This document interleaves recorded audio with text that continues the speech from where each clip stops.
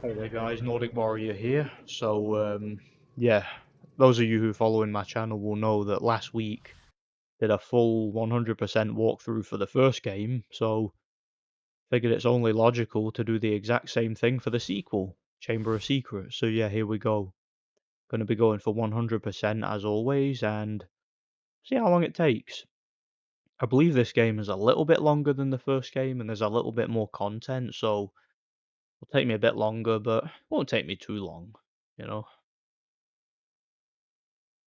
Yeah, we get a storybook intro, just like the first game. Get used to that, by the way, because there's a lot of them here. And you get a different narrator, too. Harry Potter's first year at Hogwarts School of Witchcraft and Wizardry was very eventful indeed. Certainly was. Along with his friends, Ron Weasley and Hermione Granger, Harry had managed to defeat Lord Voldemort, the greatest dark sorcerer of all time.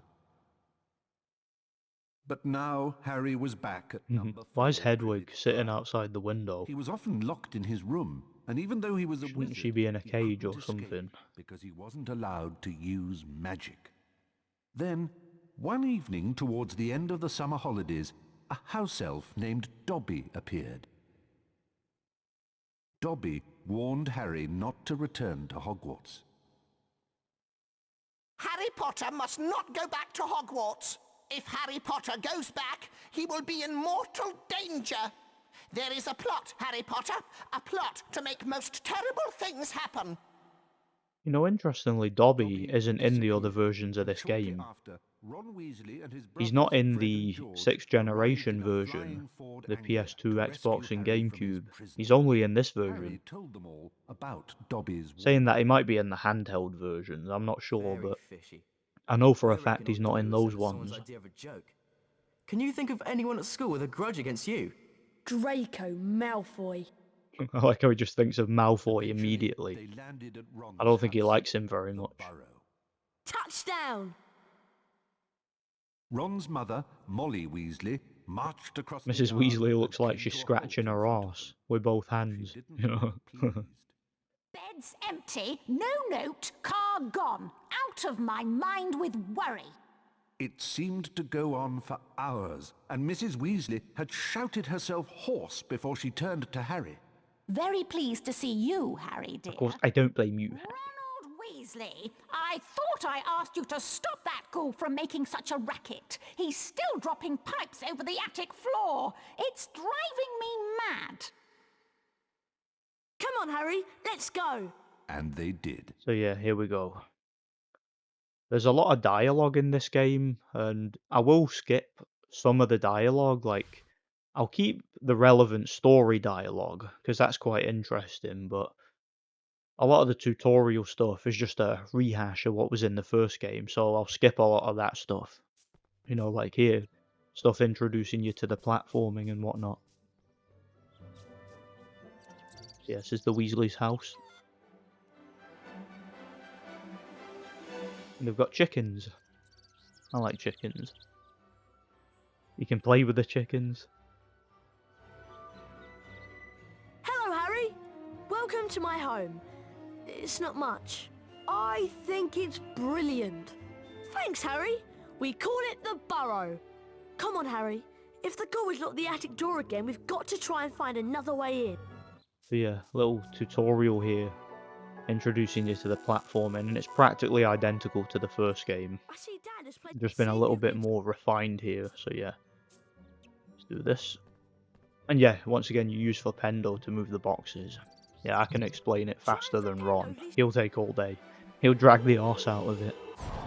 So yeah, we're gonna go up there and we're gonna kick the ghoul's arse. Gonna batter it.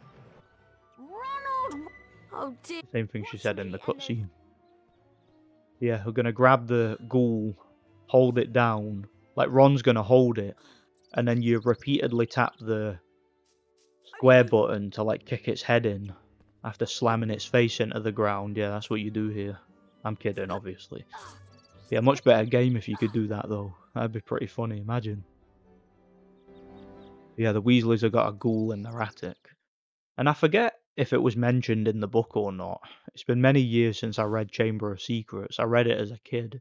But I forget whether it was mentioned whether or not they had to get rid of the ghoul, or why they couldn't get rid of the ghoul, or something.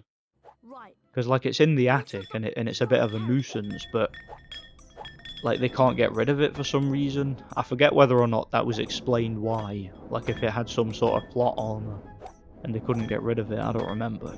But yeah, you get several mini-games like this in the game, and most of them are pretty easy, but some of the ones later on are quite challenging. And you need some pretty precise reflexes. This game, for the most part, is more challenging than the first game, I find. But the first game had like one section that was way harder than anything in this, and that was the Gringotts section. But aside from that, the first game was easier. This game, they added a lot more challenge. Like, it's more consistent, the difficulty in this game, I'd say. But it's not necessarily difficult. I've 100%ed it on more than one occasion, so I'll be able to do it, you know, pretty easily. Because I know what I'm doing on experience. Yeah, but yeah, they're not all as easy as that one. That's much quieter. Now I need you boys to de-gnome the garden for me. Go find Mr. Weasley. He's by the shed messing about with non-magical junk. I don't want to know about Mr. Weasley's junk, magical or non-magical. What kind of family is this? I wonder who that portrait is. Is it like one of the Weasley's ancestors, or is it one of the older kids like Bill or Charlie? I don't know. I wonder. See, these are the questions. But yeah, we're gonna go see Mr. Weasley and play with his junk, I guess. Right. Let's go find Chickens. Dad. I want to play with the chickens. I'd rather do that. I like the way the chicken walks. It's funny. It's funny. You know, I like how the gate is the exact same sound effect as what it is in the castle when you're opening a door. So, like, it sounds like you're in a big, like, dusty castle and not in the middle of a farm, you know? Dad leaves his junk everywhere. It drives Mum mad. I bet it Try does. smashing these Bet barrels it with a does. fully charged knockback. Oh yeah, he's telling you about how you break these open with Flipendo, you know. So yeah, as you can see, this game has beans, just like the first game. Now they serve a slightly different function in this game, and I'll explain what those functions are later on as we play through this. Nice casting, Harry. Come on, let's go and find Dad. Suffice it to say, to 100% the game, you only need about 500, which is easy to get. Oh yeah, Ron, don't hold the gate open for me, just slam it in my face. That was nice of him, wasn't it? Yeah, he's very rude, Ron is. He hasn't changed much since the first game, you know. Still an asshole, he always was. Hey, look. Ginny's over by the Puffs game patch. It's Jenny. Why don't you go and chat to her? She's been a bit shy lately. I wonder why. Harry's future wife, let's go see her. What's happening, Jenny? Now, Ron's really in a rush, isn't he? And a Puffskein. Those Puffskeins in the first game too. Gonna feed at the berry bushes. Hello, Harry. Pleased to meet you. I'm Ginny. I'm just looking after a pass game, making sure that Fred and George don't use it as a bludger when they play Quidditch. Fred and George are sickos. Someone should use their heads when they're playing Quidditch. Beans can be used to buy famous witches and wizards cards from Fred and George. Yeah, that's her explaining the function of the beans, or one of them anyway. So yeah, you collect the beans, you can buy collectibles from Fred and George. That's one of the functions. Alright, move it. Move it, Puffskein. Feed you some berry bush. Comfort eating after what Fred and George put you through, those sickos. Those ginger twats. I'm gonna kick their asses. I will avenge you. I promise you, Puffskein, I will avenge you. Yeah, the berry bushes look a lot more appetizing in this one. And yeah, they still defecate beans. I was talking about that in my walkthrough for the first one, how pretty much every animal in Hogwarts defecates beans. Like, they just crap beans. And Fred and George eat them. Because they're sick in the head, you know? It's Not the most disturbing thing I've heard about Fred and George, though. I'll tell you that. Give me that. Well done, Harry. Here's a Yeah, you get a card for that. Felix Summerby. Felix Summerby. That's our first card. Let's find Ron, Harry. You know, We've Ginny got to doesn't see sound. Dad, I think. She doesn't sound pretty nervous, like Ron was saying. All right, come and eat these. Yeah, I wonder what Harry's thinking after meeting Ginny. He's thinking, or he's thinking of saying, "Hey, Ginny, in about 6 years' time, I'm gonna bang you." And then she's like, "But Harry, I'm only 11. That's not appropriate." And he's like, "Oh yeah, well, you won't be saying that in Half-Blood Prince. You'll be gagging for it." You know, I shouldn't have said that. That sounded wrong. I shouldn't have said that. I should not have said that. Oh well, who cares? But yeah, that's what Harry's thinking. That's his future wife. While he fattens this thing up to milk it for beans, you know. Can be kind of tedious waiting for him to finish all them, but it's got to be done, ain't it, if you want all the beans. If you don't care about like getting all the beans, you don't care about 100%, just bloody leave it. I forget if he gets smaller if you shoot him. I know some of the ones in the first game did. I forget if that one does. Notice he's bigger than Harry now. He's eating that many beans that he's outgrown him. You know, those things would be kind of cute to have as a pet. But like once they start getting bigger than you, it's like I've made a mistake here. I should have just gotten a dog. That would have been easier, you know. Right, come on, hurry up. There's only 2 left. Right, one more. Let's go. Yeah, nearly got 20 beans already. Doing alright, aren't we? Alright, see you later, Puffskein. And see you later, Jenny. Gonna go see Mr. Weasley. Hello, Harry. I'm Arthur Weasley. I was wondering if you'd help me de-gnome the garden. It's just through the gate, but you'll need the de-gnoming gloves to grab the gnomes. Unfortunately, I seem to have lost them under all this junk. Use your Sick of hearing about your junk. Oh yeah. Same as the first game, Wingardium Leviosa, blah blah blah. It's not letting me skip. Alright, there we are, now it is. I need to lift the junk higher if I want to break it. There's more chickens. Yeah, you can break this part of the game. Like, basically, you can, if you, like, sort of spam Wingardium Leviosa and just keep putting the thing down without breaking it.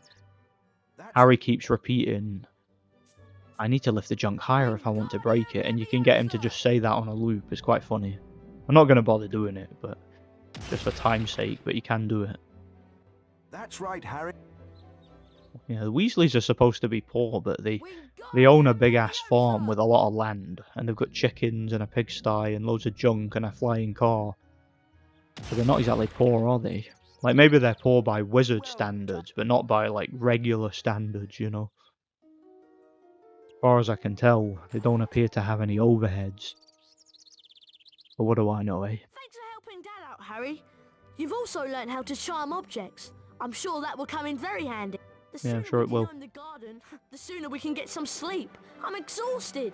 Yeah, that's true. Ron's been up all night because he flew to Surrey or wherever the Dursleys live to save Harry. So yeah, he's not had any breakfast. He's not had any sleep and he's not had any breakfast. And it was nice of the Weasleys to invite Harry round just to make him do their chores, you know. That was very nice of them indeed. Yeah, I think this is the bit where you get to de-gnome the garden. Yeah, you get like a little mini game here. Again, it's self-explanatory once you watch me do it. You basically, this is a cruel sport. You basically like pick up the gnome, spin it around, and throw it as hard as you can at an inanimate object, probably giving it brain damage or something.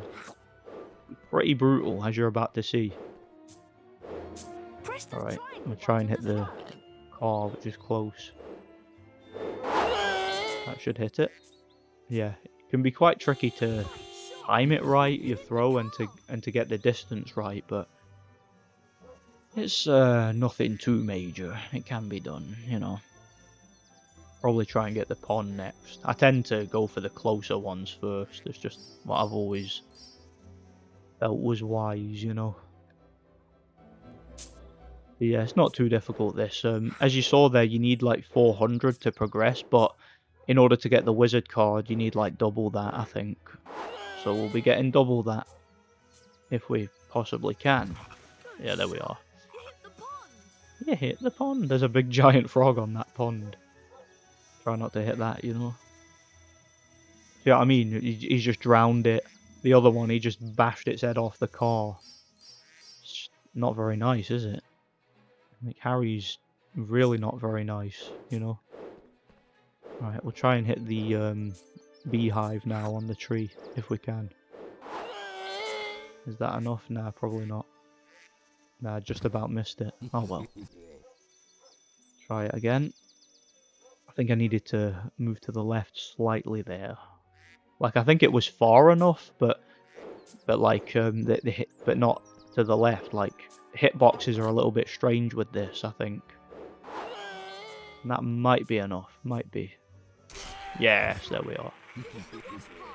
Yeah, you get the most amount of points for hitting that, the wasp hive. And we might even have enough for the card already, you know. But we've still got one more, so we'll definitely have enough after that. And we'll try and hit the whatchamacallit, the phone box. See if we can hit that. Oh crap. Oh well. We've got enough points anyway, so it doesn't matter. Got more than enough. Surely we've got more than enough, because I think it's like double the high score you need to get the wizard card. Excellent, Harry. There we are, awesome. Yardley Platt, whoever that is. That was really good fun. Do you want to play? Nope. I got my wizard card, so there's no reason to play again. Yeah, I think you do that twice in the game. You do it at Hogwarts later, which is a slightly more challenging one, if I remember rightly. Hello there. Fancy a wizard duel? A wizard duel? A wizard Don't duel? tell Do me you've never taken part in a wizard duel. you know what? You've got to... Fred Is this safe? or George, Of course whichever it's one it safe. is. Well, mostly. I really want to kick his arse. Like, I want to avenge that Puffskein by kicking Fred's arse. I think it's Fred who's the one you duel. So yeah, I'm going to get revenge for it. This will be fun. And yeah, this introduces you to the wizard dueling mechanics. There's a lot of wizard duels in this game. And you get different arenas and whatnot. It's kind of a refined dueling system. Another one of them TVs and another one of them phone boxes.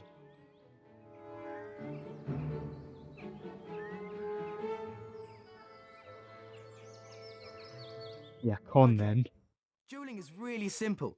All you have to do is try and hit your opponent with every time you hit your... And don't forget... I think you guys get the point. It's self-explanatory, isn't it? As I've said a million times. Young Potter's going to have to be on his guard this afternoon. Fred Weasley's a master tactician. Ow! Yeah, these are very easy if you know what you're doing. Like they're tricky if you can't like read the patterns or whatever, but I've played it that many times I can just spam Flipendo at the right moment and I pretty much always hit them, you know? Doing really well. And then they try and like walk you into it, Oh, that's lovely. and of course you charge it up for a little bit more Well damage, done, you know? Harry. You won the first round. Hey, the washing machine is behind Fred. Or George, sorry. Get ready. Arthur Weasley's automatic washing machine. The duel gets underway, with Fred getting quickly into his rhythm. Great work. That was quite slick. Oh, shifting mechanic. Triple G. Yeah, Harry's hard, man. I was talking about that in the first game. Like, on his first day in school, Harry like battered Malfoy, Crabbe and Goyle. Took on those flying books, the Gargoyle. Like, he showed how hard he was in just his first school day. Nice. Expelliarmus! Expelliarmus. Expelliarmus. Well, that was laughably easy, Well Fred. done, Harry. Let's try again. Laughably easy. But this time we'll introduce some special jinxes. Good idea, Fred. See that TV? That will release an... Oh, I nearly forgot. Oh, I nearly forgot. Yeah, you get a power up now by getting him to shoot the TV. And if you shoot that post thing, he gets a power up. Press the circle button. It's a circle thing. Or you press circle, sorry, and you use the other the power up.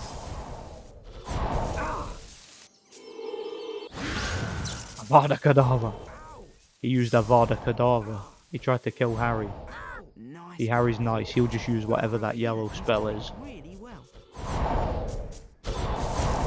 Come on, Fred, shoot my TV. You're getting that same yellow one for some reason. Well done, Harry. You won the first round. Won every round. It's not so difficult. Get ready. Duel. Yeah, Fred can't be a very good duelist if he's losing to a second year who's never duelled in his life, you know?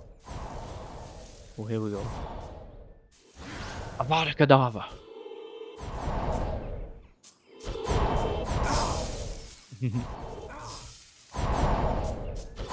Yellow one again. Lovely work from Potter. Weasley's got his Lovely cut work out from now. Potter. I like how he's commentating as if it's like on TV or something. Got That's him. terrific stuff.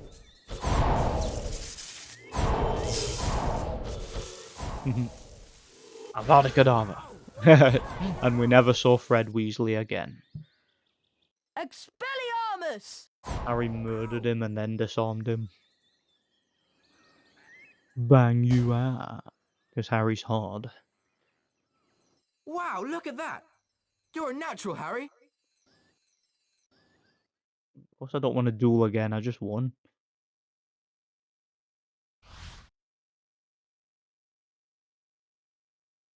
Yeah, we're nearly done with the introductory levels now. We get a bit in the burrow where you basically explore We the need to bloody find Ginny. She's woods wandered and off that. somewhere, and the whole family is waiting so we can go to Diagon Alley and get our Diagon supplies. Alley. We better split up and find her. Oh, by the way, watch out for some of Dad's junk. If you come I'm across sick of hearing about find Dad's it getting a junk, little low on honestly. health. Yeah, again, chocolate frogs, give your health back, blah blah blah. You know the deal by now, don't you? Okay, so again, we'll further see just how much land the Weasleys own. They've got all sorts, you know. And they've got chocolate frogs lying about too. Yeah, the Weasleys, I think they're secretly minted. There we are. Yeah, I've just been that way, haven't I? See, the Weasleys, they own that much land that you can actually get lost in it.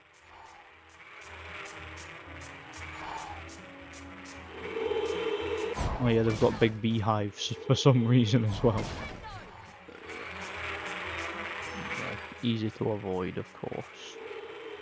And if you want all the beans or chocolate frogs, you can break them, you know.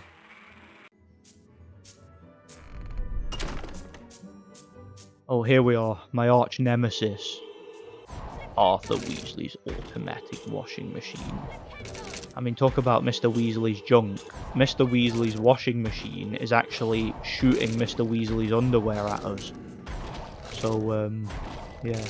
We're getting well acquainted with Mr. Weasley's junk in more ways than one, you know? Wingardium Leviosa! Yeah, the lock-on system is pretty useful, just like it was in the first game. Now, you can actually reuse that washing machine. You can bring it up here to get them beans. You can see up there. That's weird, I don't remember them beans being purple before. Maybe they were. I forget if they're like a different colour each playthrough. I mean, I doubt that very much, you know, but who knows. Leviosa! You can bring it back up and use it to get up there. Which I think is quite clever, actually.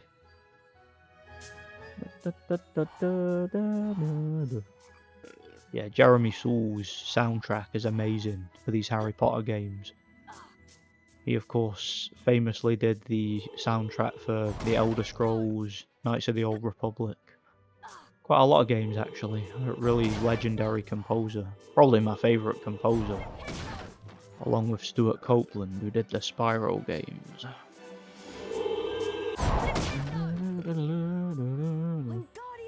It makes these games legendary for that alone. I mean, in spite of their flaws, Jeremy Soule's soundtrack makes them awesome, you know. Yeah, I've no idea why that unlocks a gate, but apparently it does. That's the logic of this game, you know. Where we explore the Weasleys' like vast estate, despite the fact they're supposed to be poor, you know. I actually tried to cast for Pendo there at that bloody lawnmower. It automatically grabbed the rock with Leviosa. Right, where did that thing go? There it is. Oh yeah, that rock gave us a bunch of beans too. They just fall from the sky, I guess. At least these ones didn't come out anything's arse, like most of them do, you know. Let's get out of here. Is it this way? Or is that the way I came from?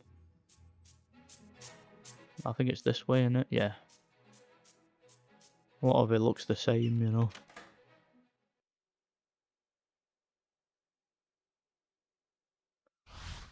Yeah, I'm actually glad for the autosave, because, like I said, I think I mentioned earlier anyway, the game could crash. So it's good to have the autosave, just in case, you know.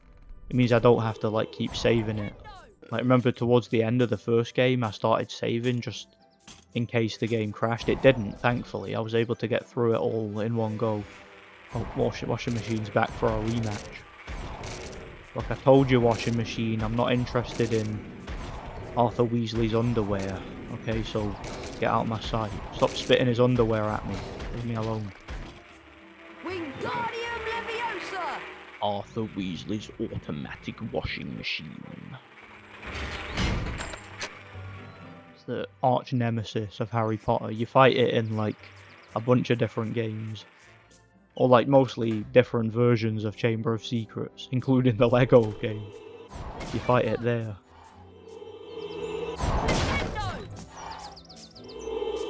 And yeah, it's Harry's true arch nemesis. Flipendo, Flipendo. So I always remember in the first game, Harry would go, Flipendo!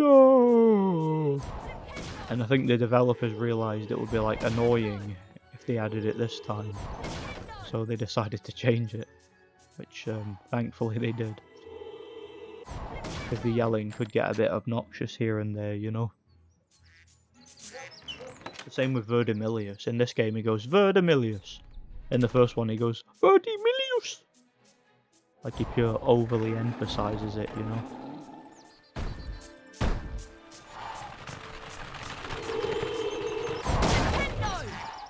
Open all these bloody barrels. Nintendo.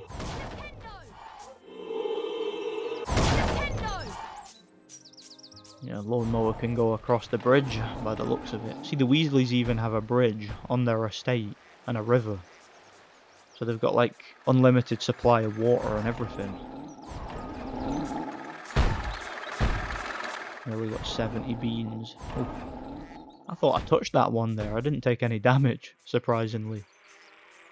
I guess the hitbox was relatively forgiving there, you know. Hey, what are you doing? Target the rock. There we go.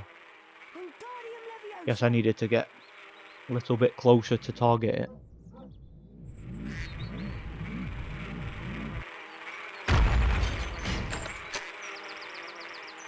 We unlock the gate.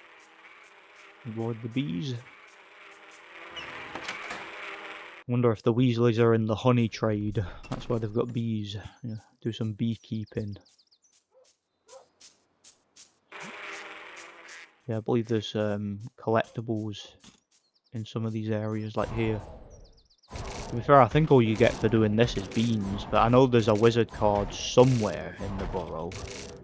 In like this area, roundabouts.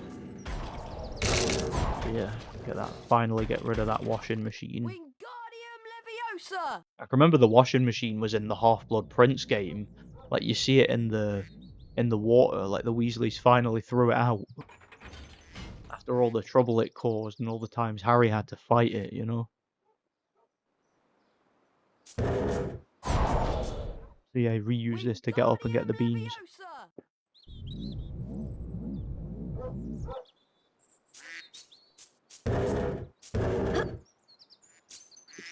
Wingardium Leviosa. Yeah, when I did my walkthrough for the first game, like you guys might remember, I was a bit agitated because I was in quite a lot of pain because of my foot. Torn Achilles tendon. It's actually recovered quite well now since I recorded that, so yeah, shouldn't be an issue. I shouldn't be in pain while I'm recording this one.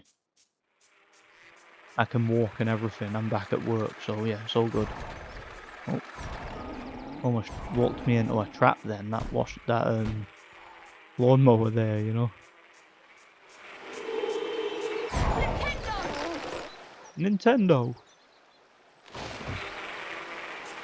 Across the bridge.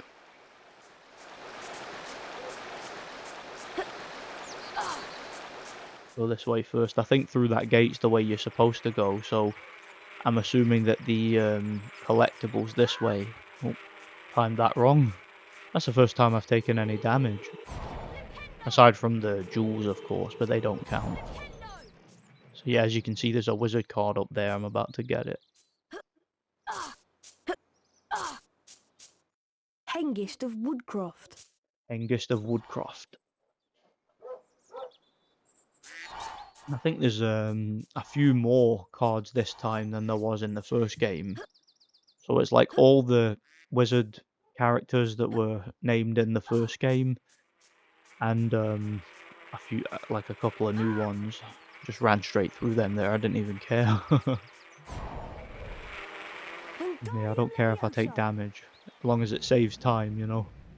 It's better for doing a full playthrough like this, I think, to get through it as swiftly as possible, you know.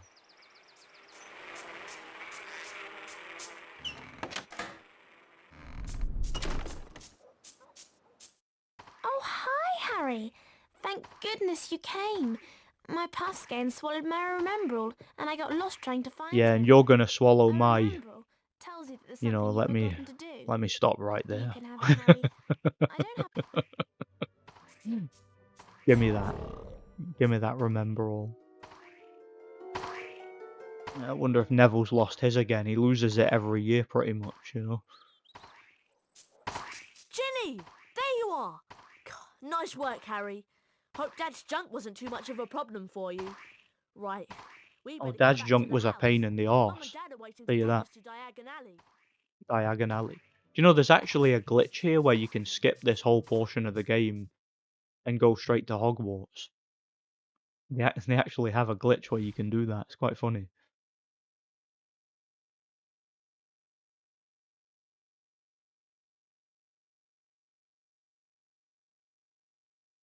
As you've never travelled by flue powder before, you need to know a few things. When you're in the fireplace, say where you're going. And keep your elbows tucked in. Where's Mr. and Mrs. Weasley? They're not here. Are you sure this is safe? Piece of cake! Diagon Alley! Diagon Alley. Go over the top. Oh, you get a slide section. A couple of these in the game. Yeah, I don't know why there's a time limit here, but you know, there is. Yeah, it's like a pet hate of mine, time limits in games, especially when there's like no contextual reason for there to be a time limit. Like, did they say to Harry, oh yeah, by the way, when you're doing the flue powder, you've got to do it very, very quickly, otherwise you'll die or something. I don't know. That music was used for the flying in the PS2 version, I believe. That's nice music track. See what I mean? There's like bits of fire floating about, so it's not safe at all, Ron. You lying twat. You lying ginger twat. How dare you? But yeah, it's easy enough. Another storybook time. Get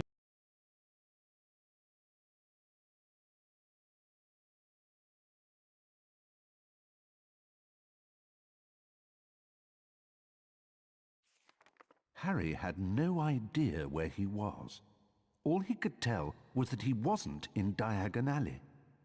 Evil-looking masks stared down from the wall, and rusty, spiked instruments hung from the ceiling. The sooner I get out of here, the better. Harry heard a noise from the door nearby, and two blurry shapes appeared on the other side of the glass. Harry looked quickly around and spotted a large black cabinet. He shot inside it and pulled the doors closed, leaving a small crack to peer through. Seconds later, a bell clanged, and Draco Malfoy stepped into the shop. The man who was with Draco could only be his father, Lucius Malfoy. Touch nothing, Draco. Mr. Malfoy was trying to sell the shopkeeper certain dark magical items that he didn't want the Ministry of Magic to find out about. Harry went to Flourish and Blots to buy his books. While he was in there, Gilderoy Lockhart, Hogwarts' new Defense Against the Dark Arts teacher, was signing his latest book. Nice big smile, Harry. Together you and I were at the front page. Harry looks like he's posing in that photo, doesn't he? Harry met up with Ron Like he's and smouldering Weasley. or something. Lucius and Draco Malfoy were also there. Famous Harry Potter. Can't even go into a bookshop without making the front page. Ginny, who was very fond of Harry, defended him. Leave him alone. He didn't want all that. Lucius Malfoy insulted the scruffy Lucius state of the Malfoy second-hand bitch books slapped Ginny Ginny had bought. and told her to shut up. I suppose those books are the best your father can give you. Lucius plucked a copy of A Beginner's Guide to Transformation from Ginny's Savage. cauldron, examined it briefly, and then replaced it. No one at that time realized how much of an effect this gesture from Lucius Malfoy would have on their lives, and they all left the shop none the wiser. It's the least I They can found do the to car help in the Charing poor and Cross needy. Road, and after making it invisible, That's what he says in the flew it PS2 into the version. sky over I think London. he says it in the They book saw too, the if I remember Hogwarts rightly. Express But I'm sure he far says it below on the and PS2 followed it version. for some time.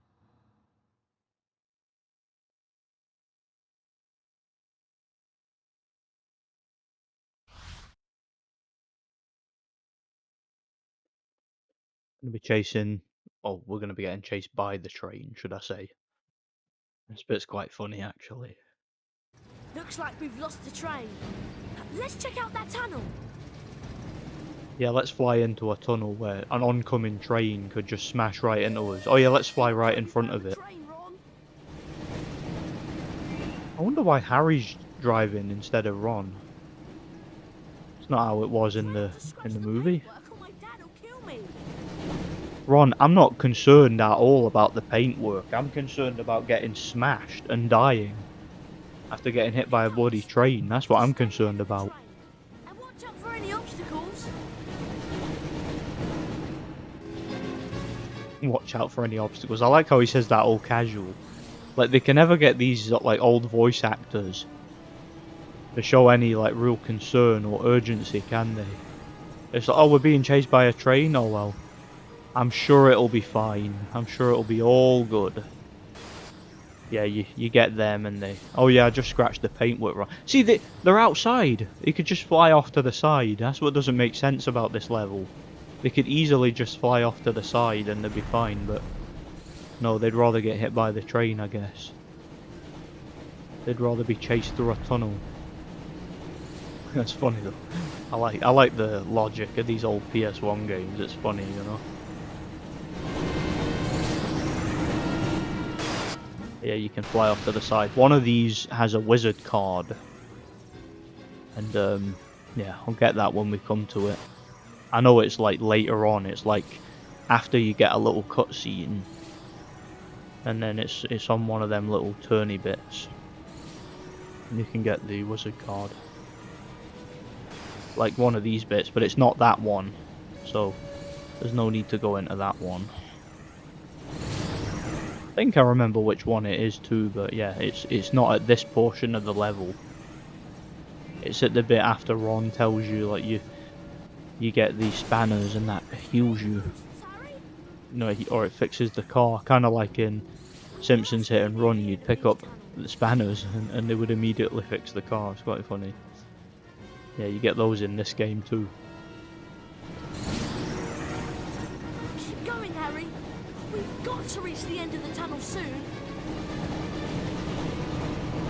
We reached the end of the tunnel ages ago, Ron, but we didn't fly to the side for some reason, even though we were clearly outside. I don't know why, you know.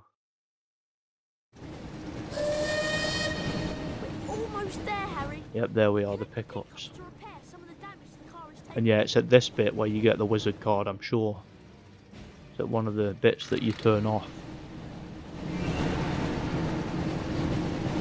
Which again makes you wonder, when they turn off to those little bits, they could stay there and avoid the train, or again, we're outside again, we could just fly off to the side, would be fine, but you know, Harry and Ron are not known for their intellect, are they? They're kind of dumb. Yeah, they've got no aptitude for being wizards, I tell you that. But somehow they are, you know.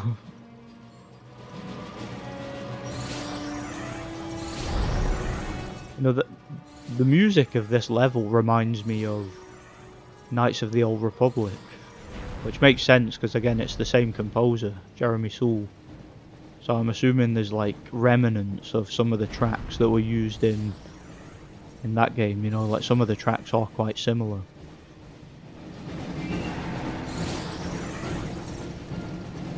Like it sounds like some of the battle music in Knights of the Old Republic. It's actually very similar. I'm just looking out for that turn off so I can get the bloody wizard card, you know.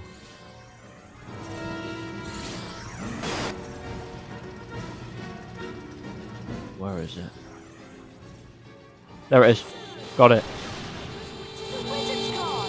Hey, why is the horn going? No, do you know what? I think I know why that is. It's my controller, like the bloody button was... Yeah, the square button, like sometimes when I press it, it sticks. It's like, because again, this is a very old controller, like sometimes it drifts, the analog stick and whatnot, and sometimes the square button or the X button sticks too, and it does that, so it's annoying, you know. But you get another storybook now. No, in fact, no, not now. Now you get a boss battle. That's right, yeah. I think you get a boss battle with the Whomping Willow. Almost forgot about that. Yeah, all in good time. Phew, that was really close.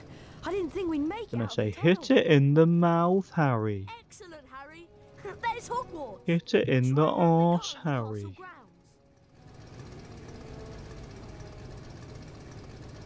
There's something wrong with the car. I don't have control anymore.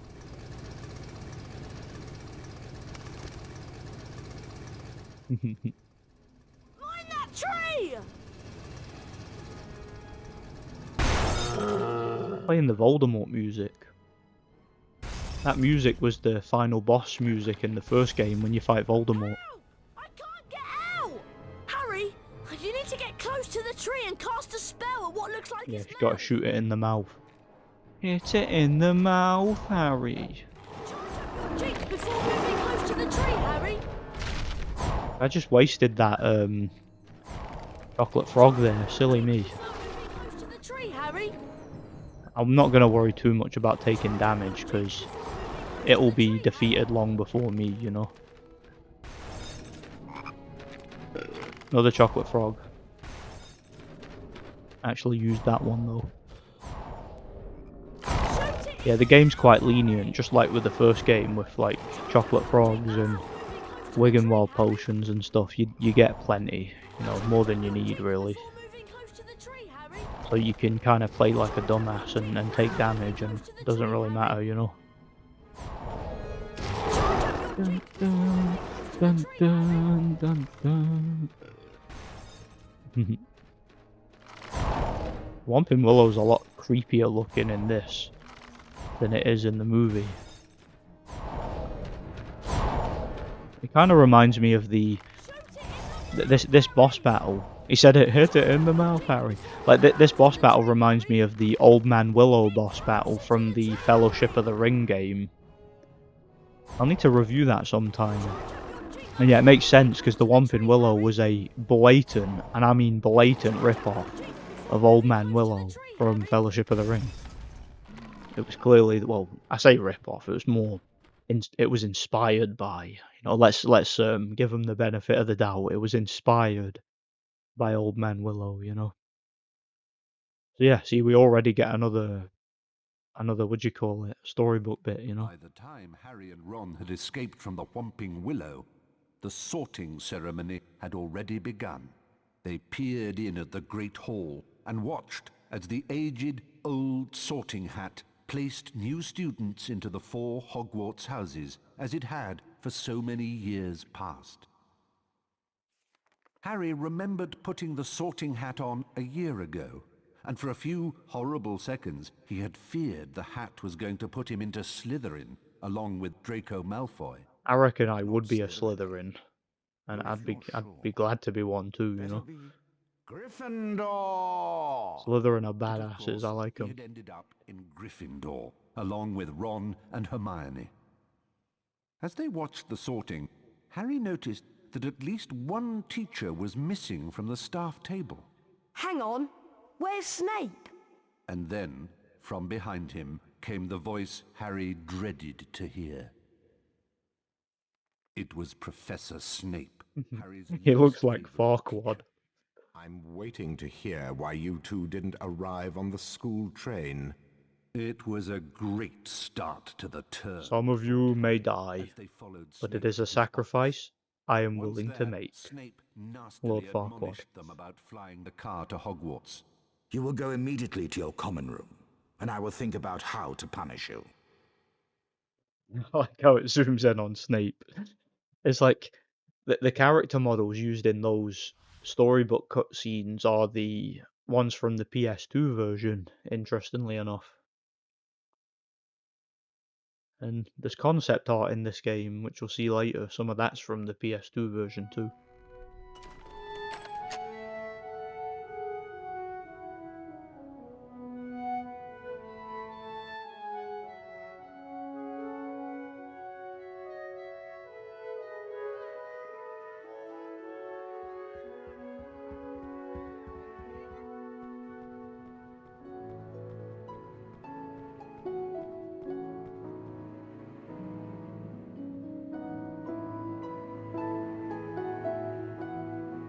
Can you believe our luck?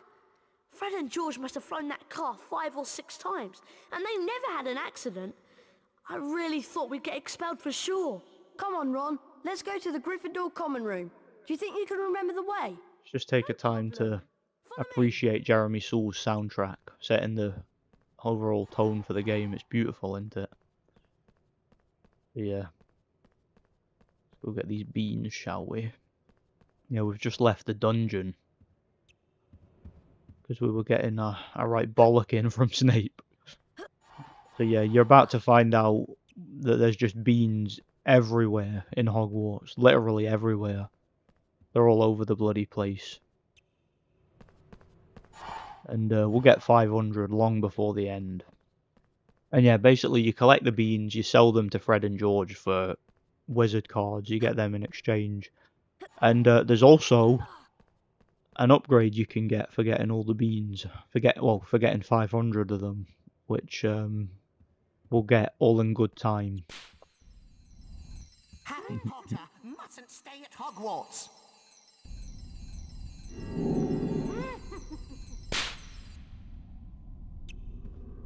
Now, I believe that's the only time you actually see Dobby outside of the cutscenes in this game. Because, like, you see him in the storybook cutscenes, but that's the only time, or I think that's the only time that you see him outside of that. I like that the beans have got a shadow. It's really you! I'm Colin Creevy. I'm in Gryffindor too. Would it be alright if I took your picture? No, get out my way. About how you survived when you know who tried to kill you. And you really do have that lightning scar on your forehead. It's brilliant here, isn't it? It's brilliant here, isn't it? I think he says that a few times in the game if you keep talking to him. Colin Creevy. There's the broom cupboard that you couldn't open in the first game. Right into the Whomping Willow. People be talking about that one for years. Now you can open it in this game. And I'm not going to tell you what's in there. We'll find out. Get 500 beans and it opens. And you'll see. Well, before that, Ron, I'm going in here. Because I feel like it, alright?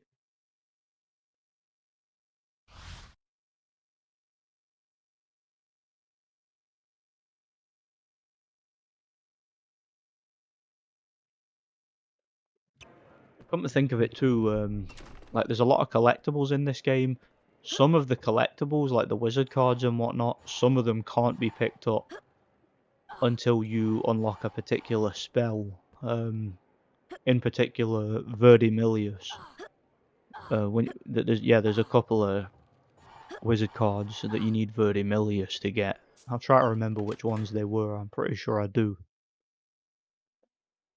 And we'll get the ones that we can get kind of en route as we play through the game. It'll all come back to me as I play through it. And it shouldn't take me too long to get them all, you know. Gonna be going to find Hermione soon.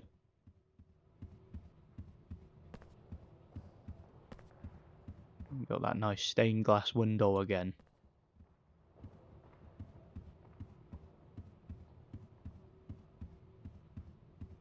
Yeah, that was nice of Ron to wait for us, wasn't it? Go get some beans. That one looks like a banana. Yes, Colin's there again. I don't know how he got there. I mean, he was well behind us. He must have found a secret passage or something. And yeah, he snaps photos of you. I can imagine that would be quite obnoxious if you had to spend a lot of time with him, you know. Yeah, as you can see, another bookcase. Which holds a secret, no doubt. And quite a few of them in this game, just like the last game, you know.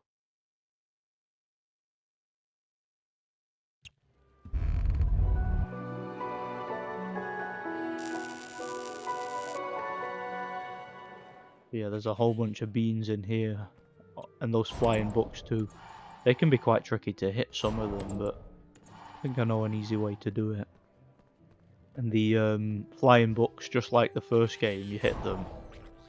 Yeah, and you get house points, yeah, as you can see. There's another one in there, yeah, there we are. Got them both first try there. Usually struggle to hit them. No, I've got them.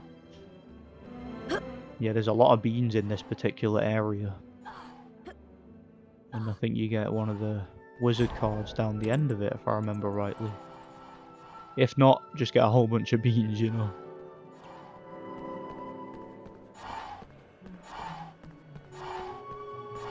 I seem to remember some of the beans respawning in this bit. Well, not respawning, but like more of them appearing after you get the card or something. So yeah, we're in one of the courtyards of Hogwarts. The game's definitely a lot bigger here than it was in the first game. They've expanded the castle quite a bit. Extended it, you know. Hogwarts had a bit of a renovation between years 1 and 2, you know. Harry's got more space to play and explore. Yeah, there's the card, as you can see. Here we go. Bertie Bott. Bertie Bott. It makes sense. There's loads of beans in this area. I remember Bertie Bott in the first game was the hardest one to get. It was a pain in the ass, where you had to get all the sickles in Hogwarts, what do you call it? Gringotts, the mine. The minecart. The minecart. See what I mean? The beans have reappeared. Well, more of them have spawned in because of Bertie Bott. The minecart. The minecart. And the directional buttons and the minecart. Right, here we go. Yeah, thankfully we don't have to deal with the minecart in this game. Thank God for that, you know. That was a nightmare in the first game. Go and watch my playthrough of the first game if you want to know what I'm talking about. Talking about the minecart. Yeah, the minecart from left and right using the directional buttons. And press the cross button to lock the minecart. You get the picture. The minecart. Oh yeah, Lockhart's office. Look, there's Lockhart's office. I'm surprised he can get his big head through the door. Yeah, that bookcase you can go in, but there's no point. That's definitely one of the ones that you need the spell for, the Verdimillious spell. So ain't gonna be doing that one just yet. I think both of the ones you need Verdimillious for are in this area here, like this part of the castle. Pretty sure that's the case. Like there's one there, I think you need Verdimillious for that one, if I remember rightly. Password? Pig Snout? Caput Draconis? I'm sorry, but that is not the password. Oh no, we don't know the password for the fat lady's portrait. Now we won't be able to get in. Ron, you wait here to see if another Gryffindor passes by. I'll find Hermione. She'll know the password. Yeah, it's funny how he just knows off by heart Hermione's going to be in the library, because that's where she always is. Library's through there, but I'm going to go get a wizard card first, because there's one down here. Oh yeah, I can do with them chocolate frogs as well, actually. Yeah, there's like I said, a wizard card through here. Through there. I mean, I could have got that later, but whatever, I'll just get it now. Get it out of the way, done it. Means I can just run past it after I get Hermione, you know. Also another secret area in the library with a wizard card in it, so I'll be able to get that too, you know.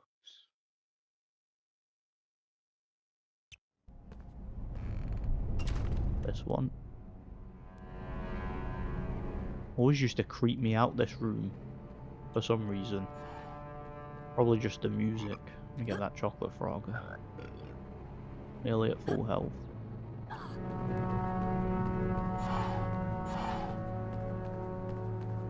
Yeah, I'm just grabbing the beans first, and I can go up and get these things.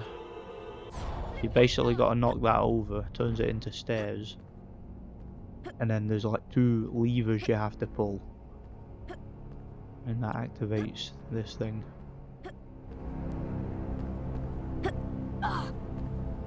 we are. Oh yeah, fight the rat.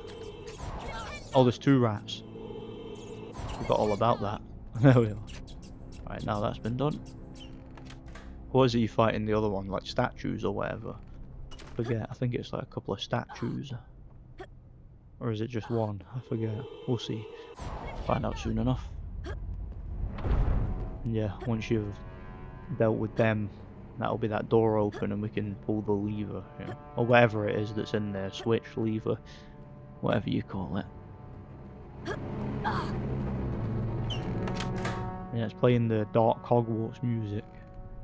It's the creepy music. It was also in the first game. Oh yeah, it's two statues. What am I doing? Target the other one. That other one runs at you. Oh wait, they both run at you? Oh wow, so good. Now that one's not got a head. Alright, I don't mind if you hit me there. That one doesn't have a shield. For some reason. But he does have a big ass bludger, so he's still a threat. Oh well, he's done. And yeah, you get house points for defeating certain enemies too, thankfully. All that just for a wizard card, eh? The things we do for 100% completion. And yeah, like I was saying before, what am I doing? I don't even need that now. By all means, if you don't care about 100%, you don't need to do all this stuff. You can just play through it for the story, you know. I just tend to go for 100% because I'm a bit of a completionist, you know? Which is what I like to do. Probably because I'm OCD, you know? I mean that unironically, by the way. I am literally OCD. A lot of gamers are, probably, you know? Oh, like he's just waiting there. Harry Potter, your time has come. Come on then. Yeah, come on then. Bang. I'm Ronnie Pickering! No, let me not start that again. Bang. Got him. I wonder who that portrait is. It looks like Quirrell with a turban. Kind of like Quirrell, innit? Right, here we go. Got it. Gaspard Shingleton. Gaspard Shingleton, whoever that is.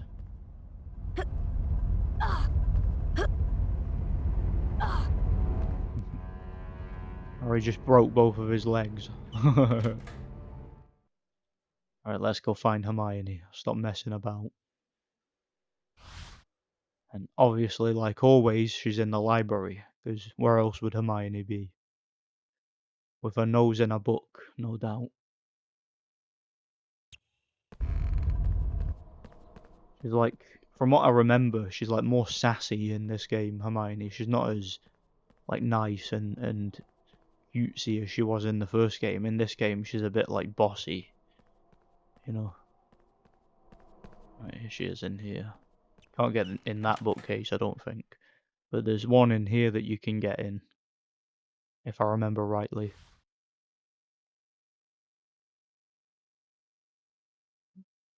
And as you could see earlier, we've got like almost half the beans. Well, no, in fact, we've got more than half the beans we need to 100% the game. Hello there, young Harry What's happening, Nick? Yes, what a fine day.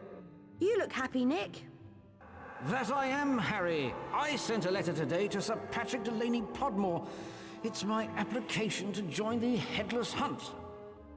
In fact, as I was telling your friend Hermione Granger, joining the Headless Hunt has been a dream of mine for some time. Is Hermione here? Of course. Be careful, though. There are some rather mischievous books. Yeah, I know. You told me that in the first game. I think you did anyway. Right, see you later, Nick. I've got collectibles to find. As well as Hermione. I kinda want some jelly beans now. Every time I play this game, it always makes me want to eat jelly beans. Because of all the beans, like... Right, that bookcase there, I'm sure you can go in.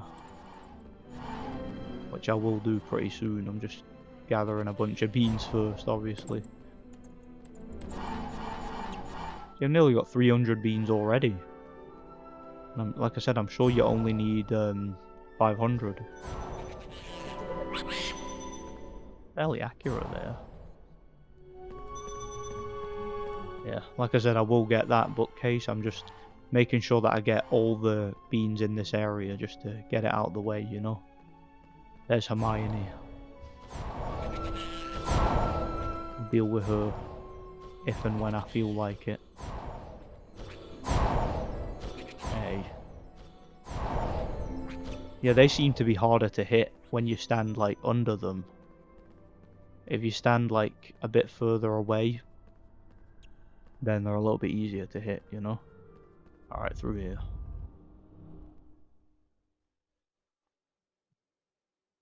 Yeah, a lot more beans in here too, I believe.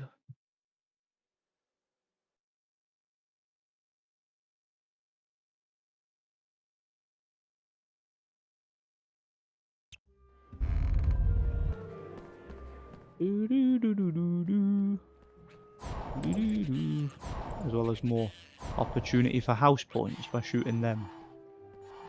It's a lot easier to get house points in this game too than it was in the first game. And like I think in this game you can actually lose the house cup. In the first game it was pretty much impossible because it was just flat out rigged for Gryffindor. Like, didn't matter how many you got in the cutscene, it would be like... And Dumbledore decided that Gryffindor would get all the points because reasons, you know? But like in this game it's like You actually gotta earn the house cup. You gotta genuinely win it. You know, you don't get no favours. You know, it's not like, oh, 1,000,000 points to Gryffindor because Neville managed to tie his own shoelace. Or something like that. Or, you know, Ron was able to control his bowels in the street for more than 5 minutes. No, in this one you ain't getting no affirmative action. In this one you gotta actually win it, you know. Alright, that seems to be all these beans. Now we can go through the second portrait. Is that a book I just... No, it was just a glitch. Alright. Through the next portrait and then get the other stuff. Not portrait, sorry, a bookcase. Here we are, there it is.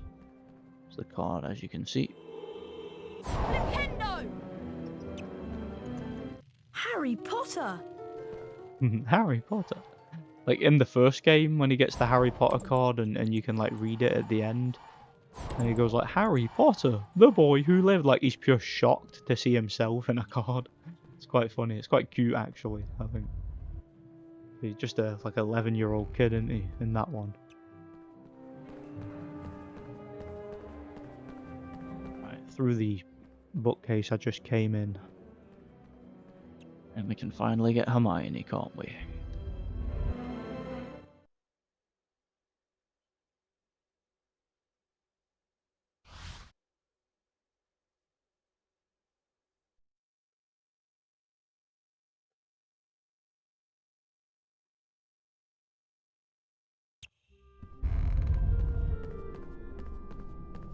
So we've got 7 cards. Right, there she is. Move it, Hermione. We want in the common room. Move your arse. Hey. Harry, I can't believe that you and Ron are so irresponsible. You could have been killed, or worse, expelled. The password for the fat lady is Wattlebird. Of course you would have known this if you had managed to get to school on time. So cheeky in this. Don't forget to keep checking your report card. Acting like a teacher. Like, why is Hermione giving Harry into trouble? Like she's a teacher with some sort of authority. Yeah, she's very sassy, like holding her hands on her hips and everything while she talks. Crazy.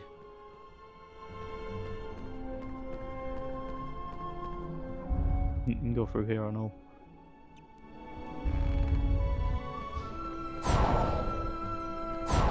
Those books. Yeah, the game seems very inconsistent with how easy they are to hit. Some of them you can hit them immediately. Others, the hitboxes don't seem to be very lenient with them, you know? Probably be easier to hit it from up on top of the thing, but whatever, I just got it, so... Doesn't really matter, does it? Quite low on health. Could do with a Wiggenwild potion, although I don't think you get one of those until later. Get plenty of chocolate frogs though, as I said before, you know. Yeah, it won't be long until we can get into that broom cupboard. Because we've got plenty of beans, you know.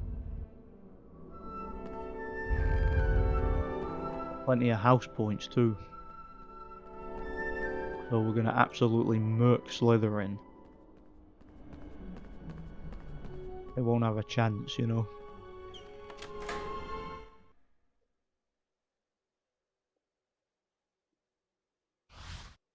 Yeah, once we help Ron through the bloody common room, then we can go to our first lesson, I believe, which should be fun.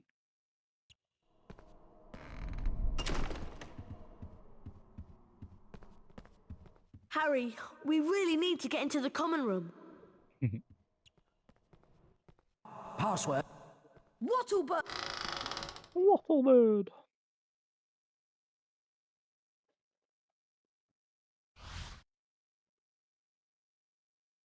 And careful not to talk to Fred and George at this part yet, because they'll take your beans off you.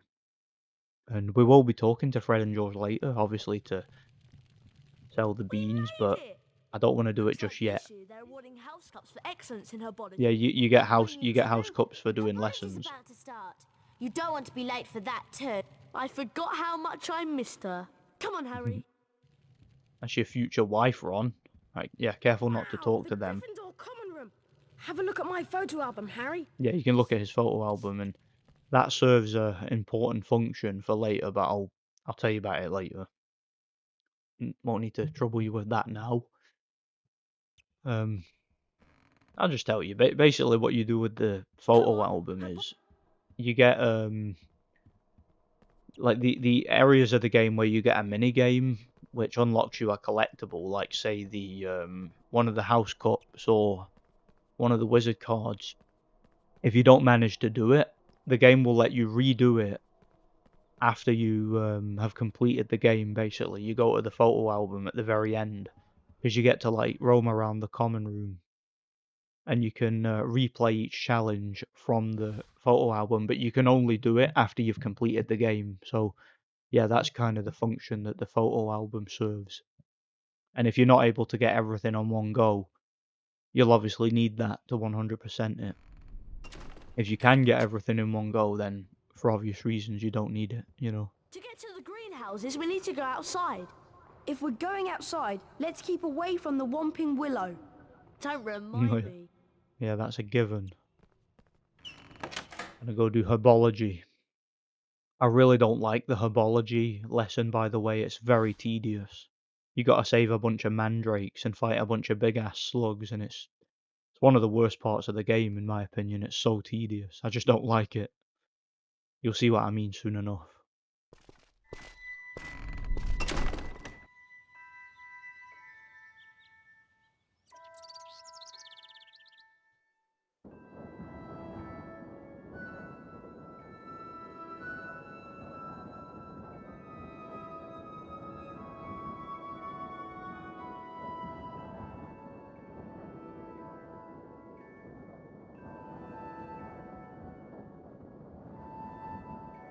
So beautiful. So atmospheric. Herbology's this way. I just shot her on for no reason. So yeah, these are the grounds. Get to explore it, just like the first game. It's Herbology next. Come on. Is that supposed to be Seamus Finnegan doing like the worst Irish accent I've ever heard? Don't you dare talk about my mother.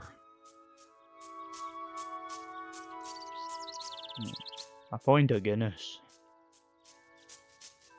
Yeah, I'm one to talk, ain't I?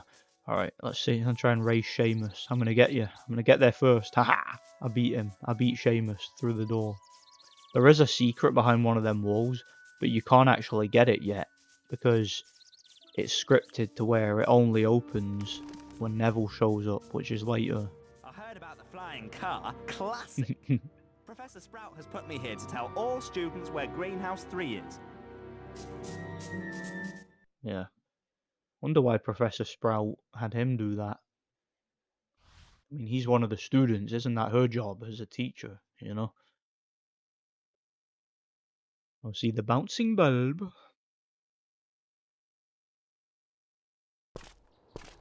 Phew! We made it. This is the door to the Herbology classroom.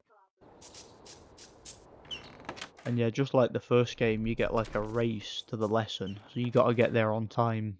Otherwise, you lose house points. And also, you get a cup, one of them house cups or whatever you call it, for getting there, not just on time, but getting there early, like beating the record or whatever.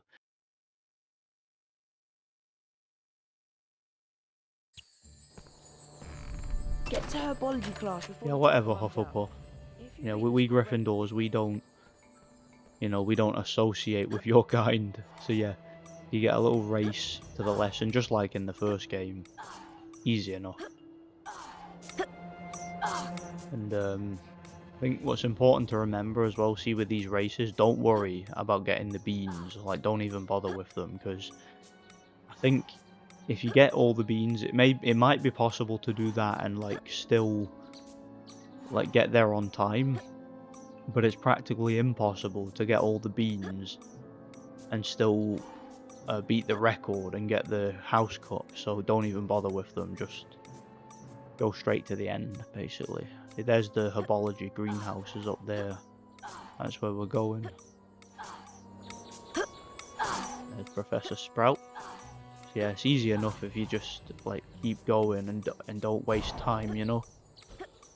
Going on with my controller there, starting to mess up a bit. Alright, there we are. It was starting to drift again there.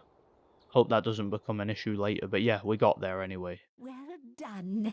Here is the hub. Yep, see, we got the cup, the race cup.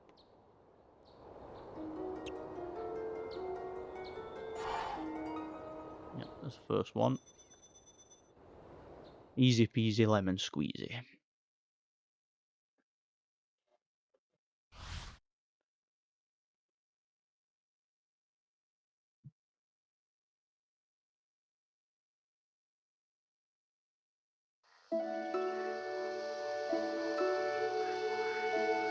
Venomous Tentacular again. I'm Professor Sprout. Welcome to Herbology. Please be careful of the venomous tentacular. It's teething. An A, B, or C grade can be achieved in this class. Watch my. Oh yeah, these are the button mini games, just like the first game. Perfect. Perfect. Well, they're a little bit trickier here. Perfect. Perfect. I'll be a little bit more precise with them, you know. Easy enough, I'll be able to do it.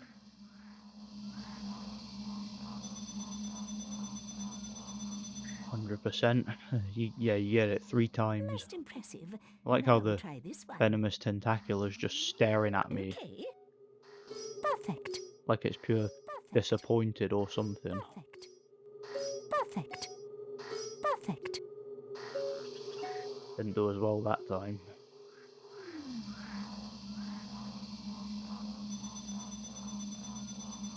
Mm, 87. Not too bad. Bravo. Perfect. Perfect. Perfect. Perfect.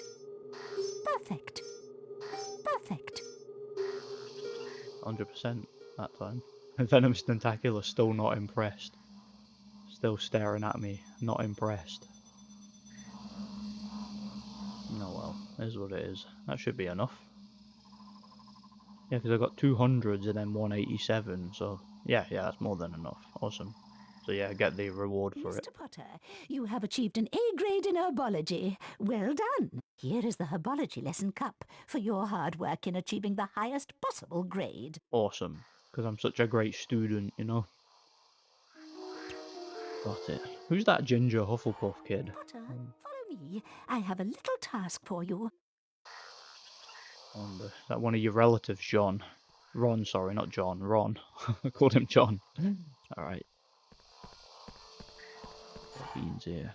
Yeah, I don't like this level, by the way. Don't like it one bit, actually.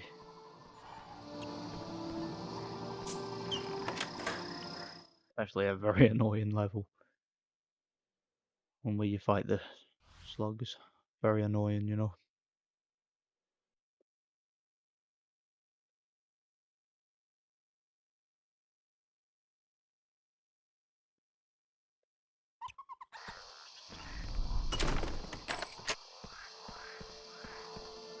Welcome to Greenhouse 3. This is a mandrake. Its cry is very dangerous, which is why you're wearing earmuffs. I need you to collect at least 3 mandrakes from this greenhouse. Of course, the more mandrakes you collect, the more house points for Gryffindor. Yeah, there's 5 mandrakes. Yeah, Harry's wearing earmuffs. Yeah, there's 5 mandrakes. You have to get 3, but if you're able to get 5, you get more house points, like she said, you know. Go kick their asses. Harry, wait! What? Speak up, Hermione! Speak up, Hermione! Look! That mandrake's being attacked by those giant slugs! Keep the slugs away from the mandrake using your Incendio Duo spell. Once the slugs are out of the way, use Wingardium Leviosa to pull them out. Good luck, Harry! Good luck, Harry. Yeah, as if you're doing it, Harry, not me. Yeah, of course. Of course. Incendio! One thing to remember about Incendio, I don't believe that charging it up makes a difference. Basically, like, you can charge it up like you can with Flipendo, but no point, because it does the same amount of damage. Basically, the exact same amount of hits from Incendio affects the slugs, regardless of whether you charged it up or not. So yeah, by all means, like, only charge it a little bit, you know, because it's virtually inconsequential. Hey, some footprints. A bouncing bulb and some puffskein. No, what do you call them? Pufferpods.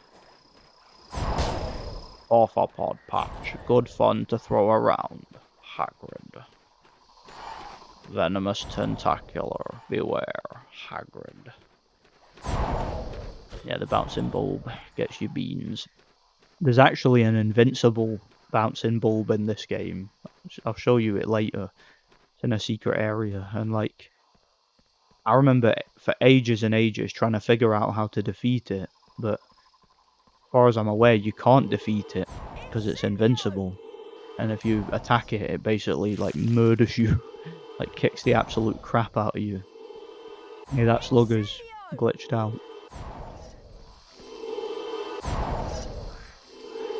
And yeah, like I said, it's the same amount of hits with the Incendio to take out the slugs. Like, charging it up makes virtually no difference, so don't even bother with it. You're just wasting your time, you know. And yeah, the mandrakes only have a certain amount of hits they can take. They actually turn red, I think. Seem to remember them turning red if they take too many hits, you know. Wingardium Leviosa! Yeah, it's relatively easy. It's just tedious. For some reason, I've always found this part of the game boring, you know. It's just because there's that many of them, I think, you know. Sure, you get a Wiggenwild potion at one point, which is useful.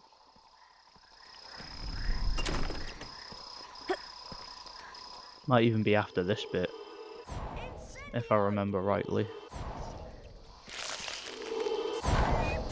Oh.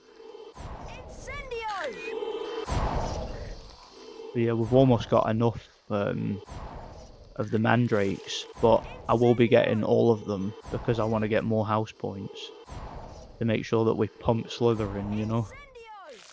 Because we have to do it without Dumbledore's help this time, so yeah, it's all good. Wingardium Leviosa! The mandrakes look kind of creepy in this game, more so than they did in the movie. I remember in the game Haunting Ground, you guys might remember I reviewed that a couple of years ago. There's mandrakes in that game, and you use them in a particular puzzle section. Hey, get away from my chocolate frog. I need that. Incendio! Yeah, good that defeating them gets you house points as well, you know. Bouncing bulb. The bouncing bulb.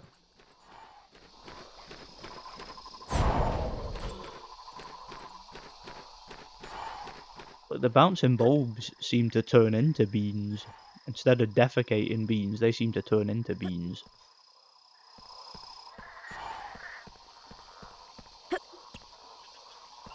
It's some size of greenhouse, isn't it? Massive. Hogwarts must have a lot of bloody plants, I tell you. Oh, hey. Get back here.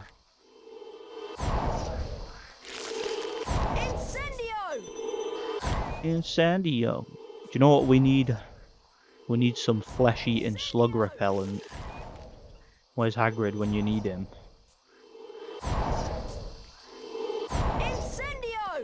Incendio!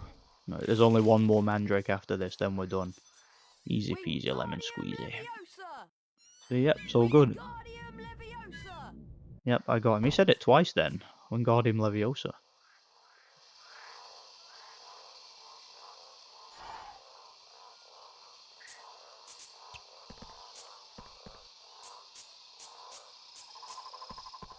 Leviosa, not Leviosa. Wait, is that the way I came from it, isn't it? Confusing myself. This way. To get the final mandrake. in the whatchamacallit environment, whatever this room's called. Ah, Wiggenweld potion, awesome. It reminds me, I've not taken a swig of my iron brew much during this playthrough.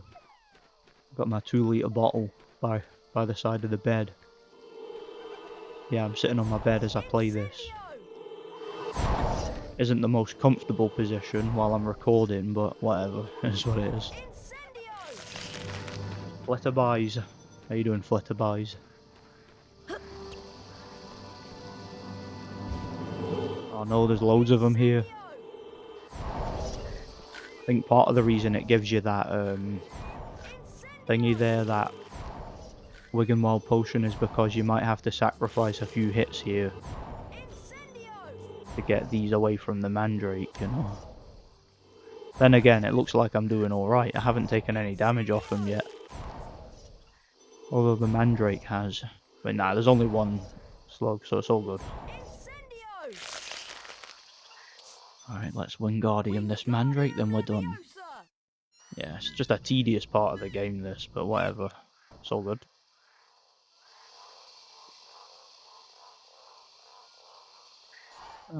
Do you know, that was easier than I remember it being. I always remember struggling, but I did that bit without taking any damage. So, yeah, a lot easier than I remember. Suppose it's just experience, innit? You know, when you've 100%ed a game more than once, it becomes, oh, with some games anyway, it becomes like second nature to you, doesn't it?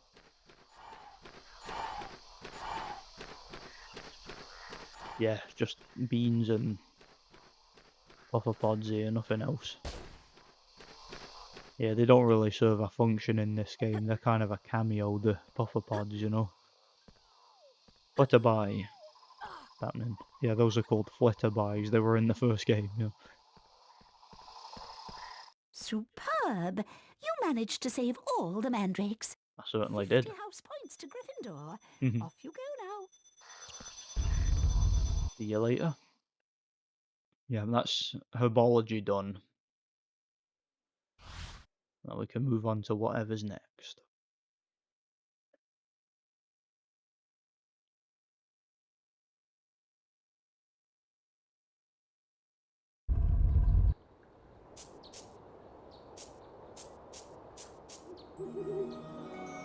No, Hedwig. Cute. Harry, it's time to practice your seeker skills.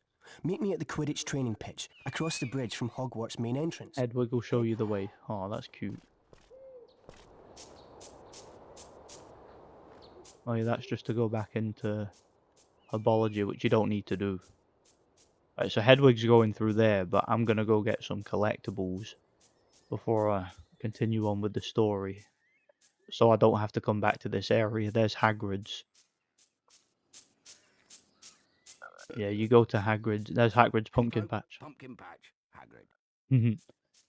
Yeah, Hagrid's pumpkin patch. You get a mini game there later. Another one of them De-gnoming mini games. That's not too far off the end of the game, actually. Yeah, you remember these snails? These were in the first game too. Returning enemies. But yeah, there's a few collectibles in this area here. Like through here and whatnot.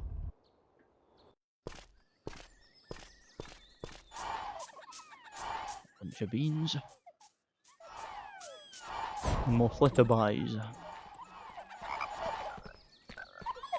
Yeah, see what I mean about you get plenty of chocolate frogs in this game. It's quite lenient, you know.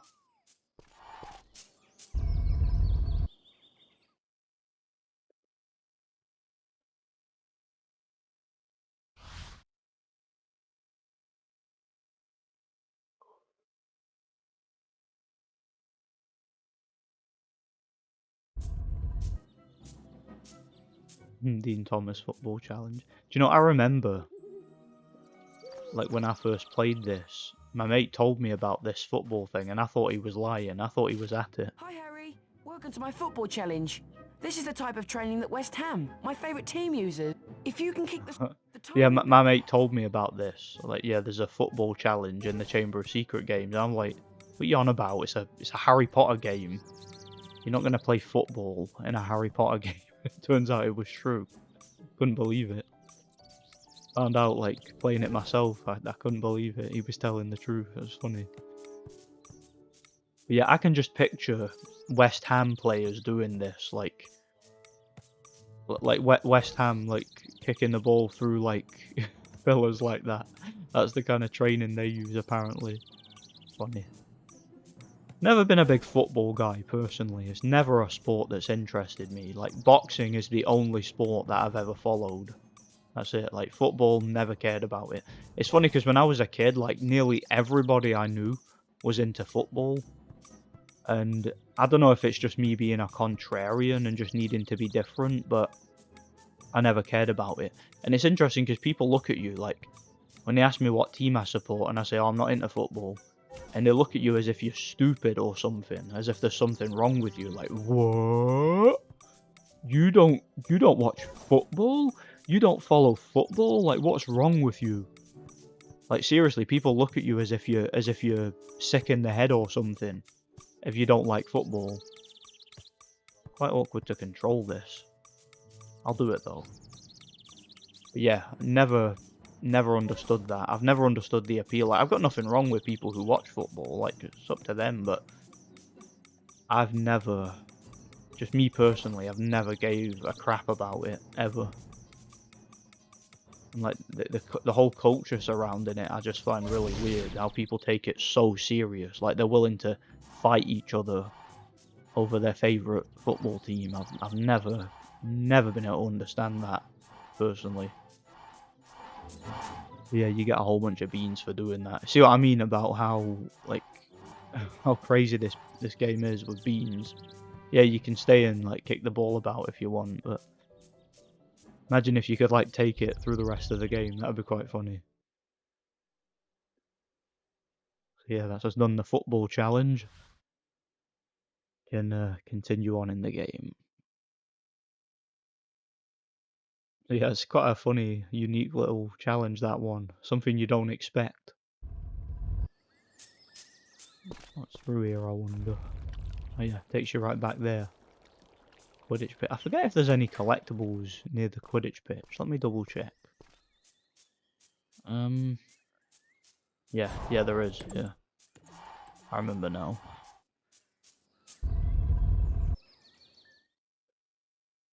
You can see what goodies are behind here. Sure, there's something very interesting. There usually is. But bear in mind, not all secrets are rewarding. Nitwit, Rubber, Oddment, Tweak. All wonderful words, don't you think?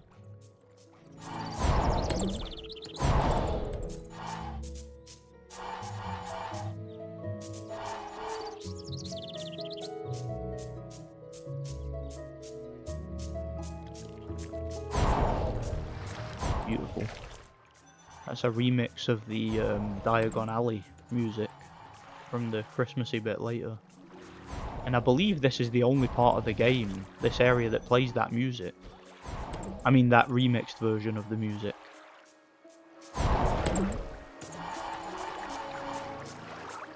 Yeah, they're running water too. Beautiful. I love the atmosphere and ambience of these old Harry Potter games. It's beautiful.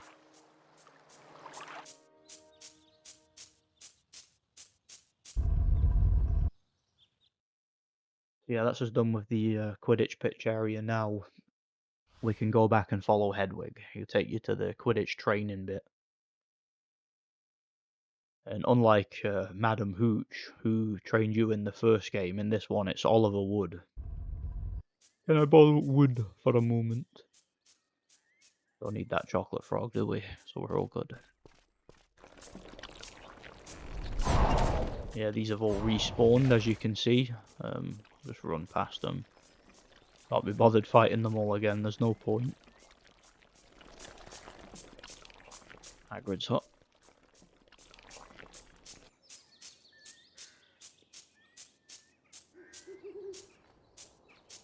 Where are you, Hedwig? There you are. There she is. See, this is where we were before. Hedwig shows you the way, which is very kind of her. Yeah, thank God for the autosave, eh? Yeah, that'll come in very handy. I know I think I've repeated this before, but like, if the game ever crashes at any point, that'll come in handy. You know? That's so cute. Here he is, Neville. Harry, I've missed Herbology, and Professor Sprout's going to be really angry. Let me guess, did you lose your remember all? What happened? I got lost, and ended up coming out this wall behind me. It must be a secret passage. Can't be that secret if you found it, Neville. You couldn't even find your own balls. Right, now, that bouncing bulb there, that's the invincible bouncing bulb. Whatever you do, do not, I repeat, do not shoot it. Because it may just be the last thing you ever do. Don't worry, I will shoot it just to show you, but I'll make sure I plan my escape first. Yeah, as far as I'm aware, there's no way to actually defeat it.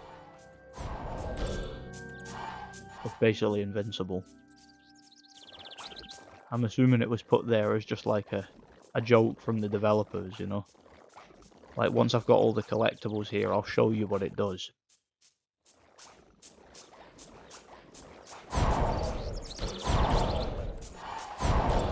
Yeah, I think the only collectibles you get here is beans, but I'll get them anyway, you know? And it's interesting, this area here doesn't open up until Neville shows up there on the way back. Because, like, if you try to get in here on the way down, the wall doesn't open. Like, you can see the wall, but you can't get through it, you know? Alright. There, see? It chases after you, and you can't defeat it. I remember, like, failing over and over again before trying to finish it off. This is quite funny, yeah. Harry, I'm still waiting for you to attend Quidditch training. Yeah, it's funny, that's scripted, that bit. Like, if you go in that secret passage there, Oliver would send you another letter. It's like, Harry, hurry your ass up. I'm tired of waiting. Move it. Get to Quidditch so we can train. And Harry's just like, nope, I want to go and explore the castle and have fun. Yeah, you get to walk all the way around the castle here. It's quite big compared to the first game, you know. There's Hedwig. Hedwig's like, I know Wood, but I told him where to go and he was too busy, you know. Hello again, Potter. I'm still trying to get into the Quidditch team. Maybe this year I'll have some luck. Could you mention me to Oliver Wood? You are the Gryffindor Seeker after all. Nope. I will not do that, because I don't want you as competition, you know? I would much rather be the only good player in Gryffindor, you know, because then I've got a good chance of getting snatched up by the England team before I leave school, and I can become a famous Quidditch player like Victor Crumb, you know? And we'll begin the training. Welcome to Quidditch training. In a Quidditch match, whichever Seeker catches the golden, which is why Seekers. This is all just the exact same stuff as the first game. There's no point listening to it. Get set. Yeah, it's just the same flying tutorial as before, essentially, you know. That's good.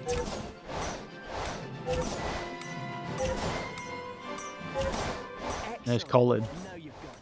So yeah, he's just showing us how to play Quidditch, that's all it is. That's good.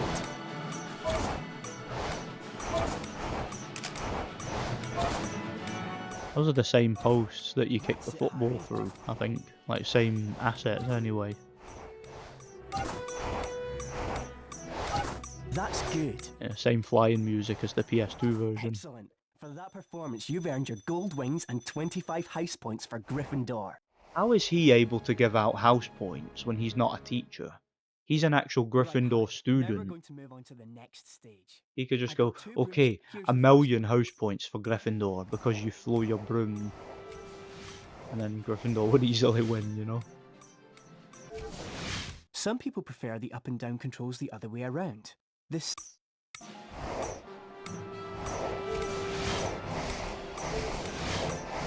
Yeah. Do you want to try them again?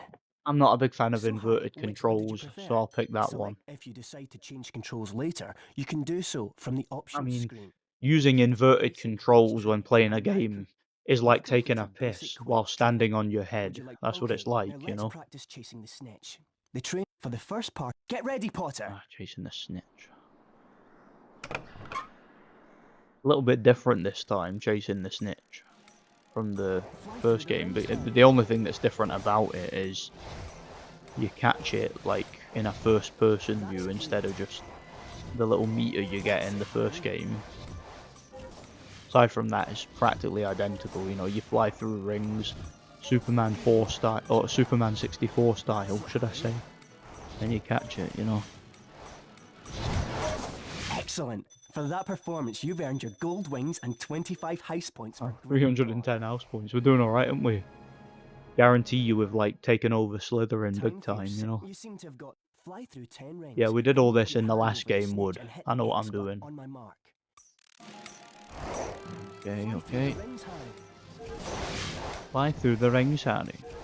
Hit it in the mouth, Harry. Good work. Hit it in the arse, Harry. That's it, Harry. I wonder what Ron's up to right now. I think you duel Ron in not too long. Pretty soon, I think.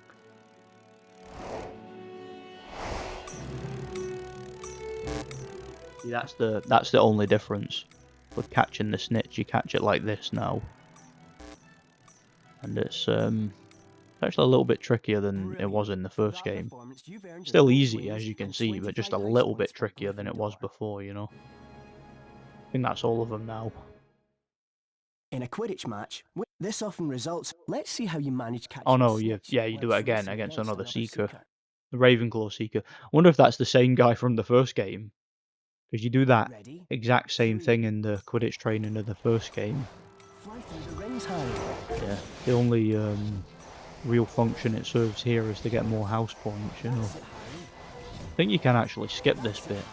Like, because earlier he gives you the option to say no if you want to keep going, but like, you might as well get the house points, you know.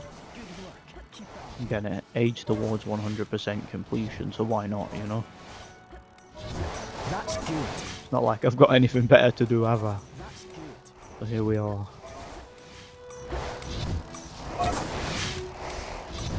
That's it, Harry. That's it, Harry, that's good. That's it, Harry. That's it, Harry. You did it, Harry. That's good, Harry. Good work. Hey, I can say that, I'm Scottish. That's good.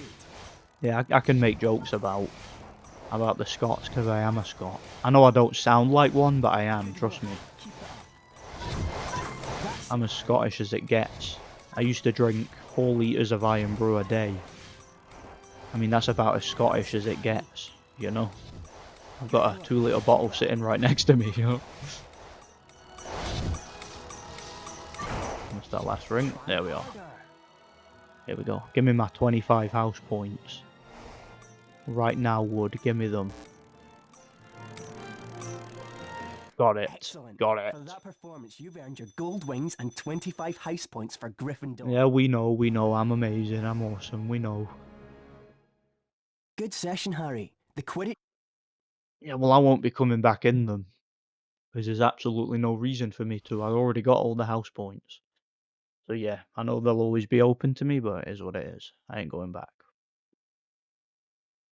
Now, Hey, Harry. yeah, that it's the Superman dueling dueling bit. practice? I don't know. Do you think it's a good idea? Yeah, why not? I've beaten Fred before, you know. That's true. How about here? If Ron's beaten This is Fred, good. Let's say the part Fred must have been remember, awful. Harry, and look, So yeah, this is just the right, exact let's same thing again as we did with Fred. It's get ready. self-explanatory, you know. Duel! Except you duel Ron. Ow! I think I remember this being even easier, you know.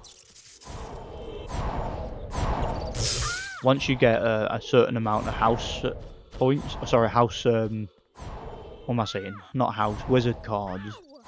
Once you get a certain amount of wizard cards, you can do the founder duels. That's what Ron was talking about there, where you take on each house's dueling champion and become, you know, Gryffindor's dueling champion and whatnot.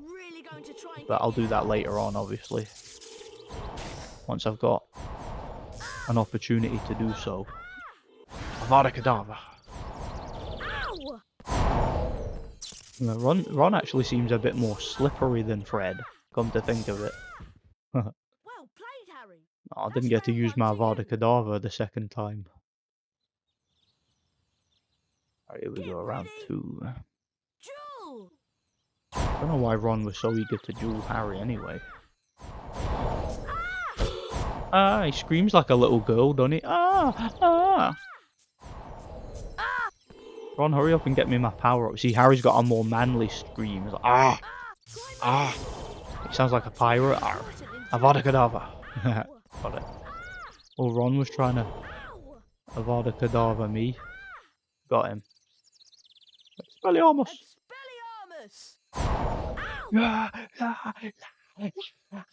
Get it up, you ginger ass, Ron. I got you. Wow, brilliant, Harry. You're really good. I reckon you could beat nearly anyone now. That's a bold statement, Ron. I beat you, and that means I can beat nearly anyone. I won't be so sure of that.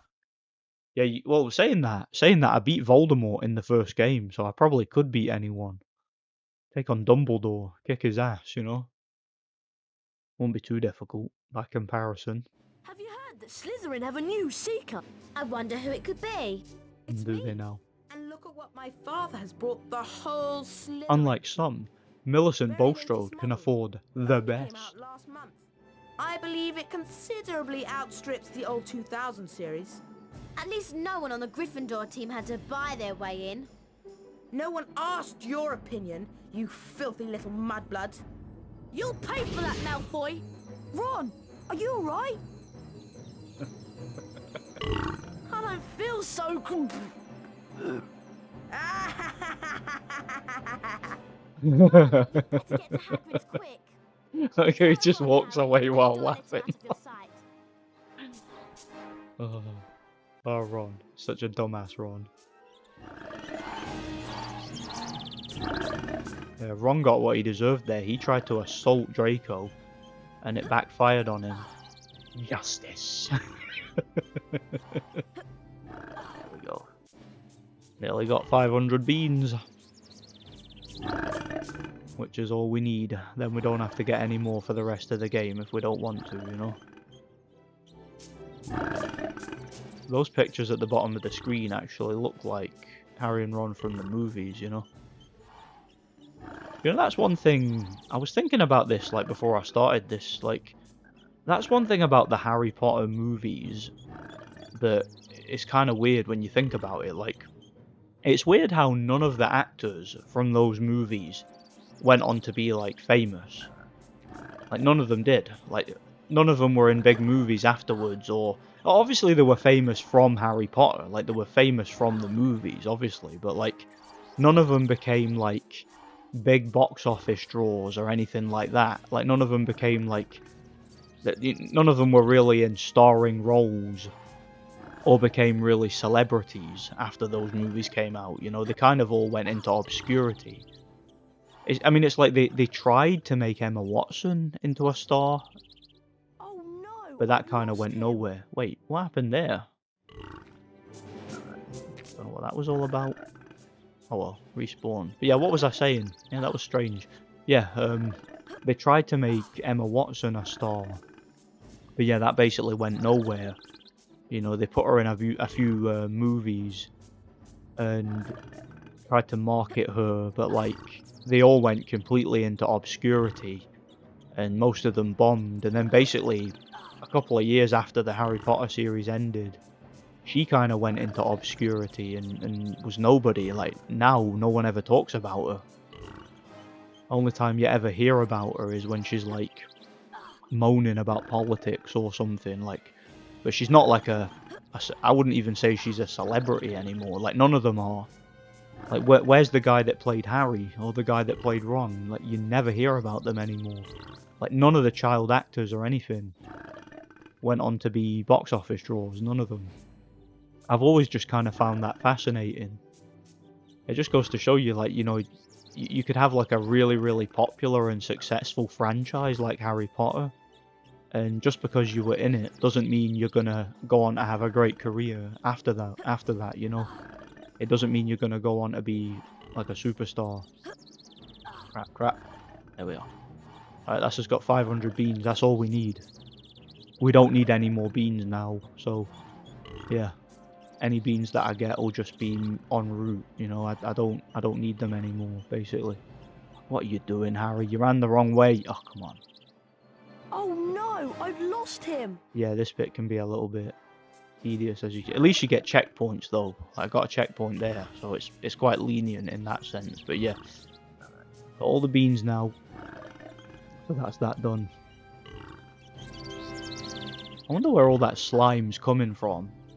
It can't be coming from Ron because it's only just appeared, hasn't it? Like it's appeared before he even got there, you know, so it can't be coming from him.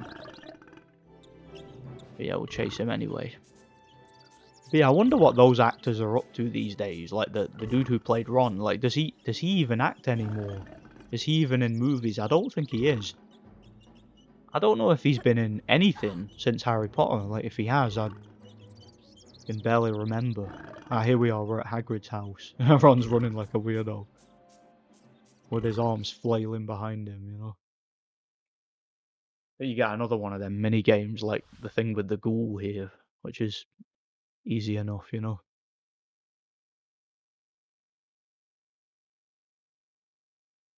Right, Harry, we gotta let these slow.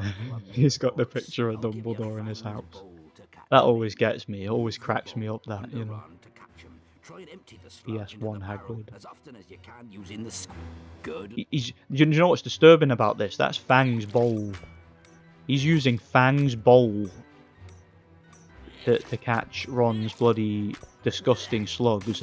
That's just absolutely vile. That's animal abuse. I hope he's gonna wash that bowl. Or better still, throw it out and buy Fang another one, you know, a clean one. So yeah, do this in like 5 installments, I guess. Why is Ron like deliberately turning his head and moving them off to the side? I don't understand that. You think he'd make it easy for us and just vomit straight into the bowl? Like, Hagrid could have just given the bowl to Ron and let him be sick in it. Would that not have made more sense, you know? Well done, Harry. That was a great effort. What do you mean it was a great effort? It was not really a necessary effort, I would say, you know? Yeah, Hagrid's not known for his intellect, is he? So what would come logical to any normal person wouldn't come logical to Hagrid, you know? Oh, I never want to see another slug as long as I live. Next time I'll get Malfoy for sure. How can he call Hermione a mudblood? Says it right in front of her. Only a word. You filthy That muggle-born. word's the most insulting thing he could think of. You filthy Mudblood is a really mudblood. unpleasant name for someone whose parents are non-magical. Dirty blood. There are some wizards who think they are better than everyone else because they're pureblood. And they are. They are better than Same to me, everyone Ron. else. Because they're Especially pure the way blood. your wand's been behaving. Yuck! I can still taste the slime. That was kind of a, I think I need to go and brush my I don't know, teeth like again. a really Gosh, pretentious look at the compliment time. there, I think. We'd better get to Professor Lockhart's defense against the dark arts class. Do we have to? Really, Harry? I don't know what you've got against Professor Lockhart. He's a fantastic teacher. Well, he seems to think so. Defense against the dark arts. I like can be found in the Lockhart, he's a upper funny castle. character. I'll show you the way, Harry. Yeah, you show me the way. To be honest, Hermione, I don't care. I'm going to get my Zap Flipendo. So yeah, not really bothered.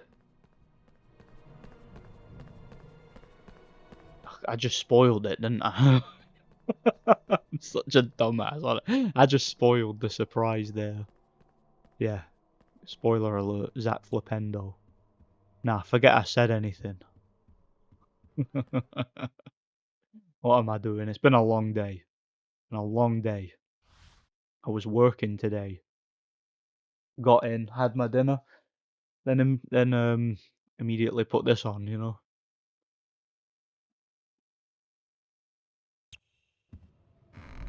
Where is it? Broom cupboard. Now you remember you couldn't get in that broom cupboard in the first game, and you can here.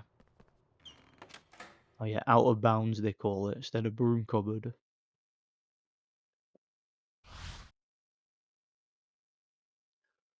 Gee, I wonder what's in here.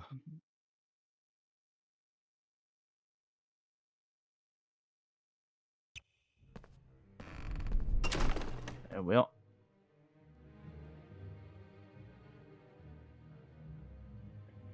Incendio!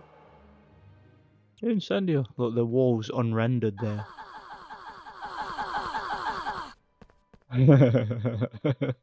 That's funny. Guess the developers just forgot to add something there, or they ran out of time. I don't know. Either way, it's funny. I like it.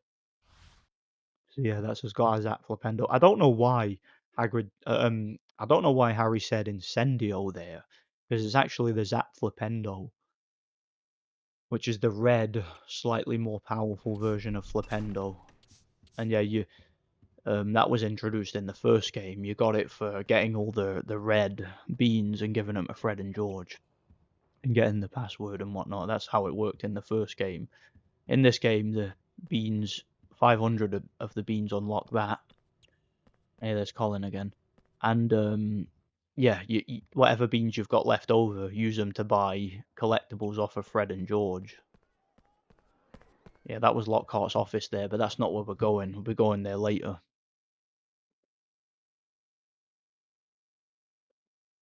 Right now, we're going to, what do you call it?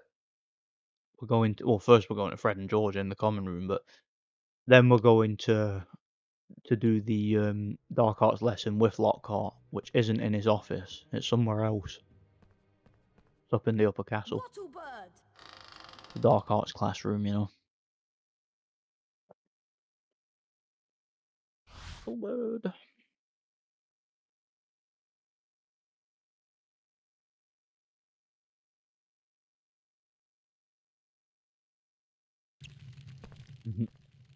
Alright, let's get those cards. Have you heard about the secret founder jewel? Behind us? Yes, I have. Yes, I know about them. Though. Yeah, you fight the Hogwarts founder champions. No one we know. That's where you to open up. Everyone knows that finding famous witches. Yeah, I know you buy famous witch and wizard cards. I know. Let me skip. We're willing to sell you 5 of them. It's a good deal. Brilliant. Brilliant. Natia Wildsmith. Brilliant. Greta Brilliant. Catchlove. Brilliant. You have 50. Chauncey Aldridge. Sorry, Harry. Brilliant. Yeah, if you get them all, they go, sorry, Harry. Foul. Brilliant. Paracelsus. That's the last one, innit? Of them. Sorry, Harry. Sorry, Harry. Right, yep, that's all of them. There we are. Yeah, don't need to come back to the common room until later when we get our final card. Yeah, you get another card in there, and obviously the founder jewels and whatnot, but that'll be later on. All in good time.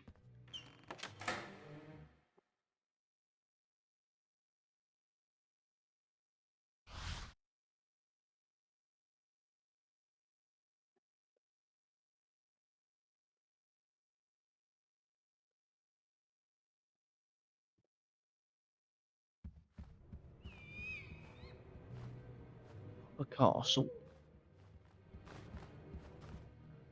Yeah, a lot more NPCs in this game than there was in the first game.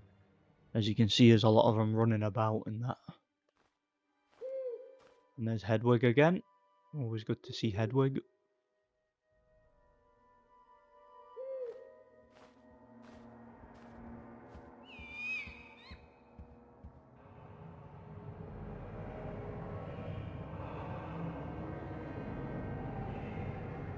What are the creepy noises there?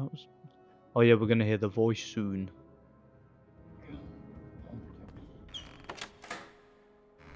Always tickles my throat when I try to do that voice, you know.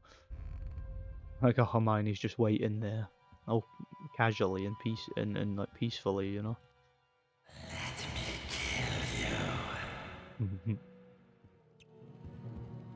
This should be a really interesting lesson. Professor Lockhart is probably the bravest wizard who's ever lived. Is that why you've marked all Lockhart's lesson with little hearts on your timetable? I have not. Are you okay, Harry? I'm fine. Come on, let's go. Yeah, Harry keeps that sort of thing to himself, as you can see. Gonna get some collectibles first. Yeah, because there's a few of them up here in the upper castle. Means I don't have to come back here later.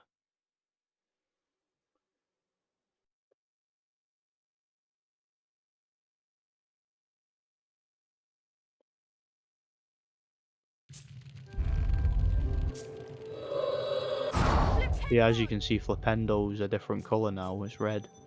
And it's slightly more powerful too. Flipendo! Flipendo! We're about to go up on the roof, by the way, which is quite an interesting area.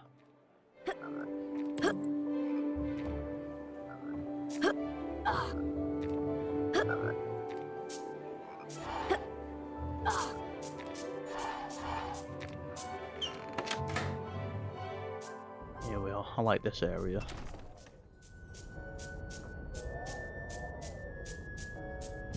I like the unique wind sound effect that you get here. It's nice. I like it. Jacinda Sykes.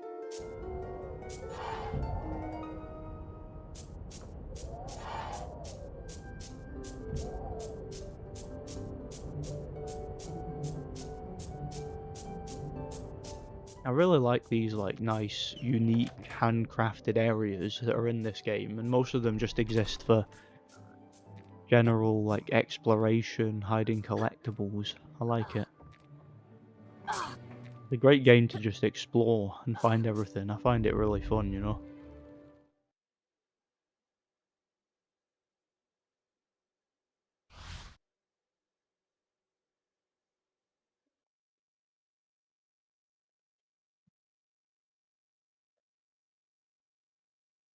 Oh yeah, the girls' bathroom is up here and all, where you see Moaning Myrtle, but that's a little bit later on that you do that. Gallery. I'm sure there's something in here as well. That looks like that Slytherin student. I think it's the one that you jewel on the founder jewels thing. Same character model anyway. I don't know if it's canonically the same student, but I'm pretty certain it's the same character model, you know.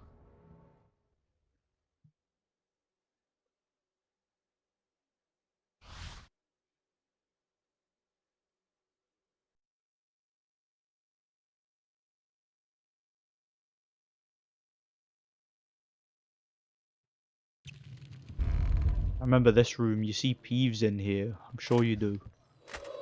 I'm sure you see Peeves in here.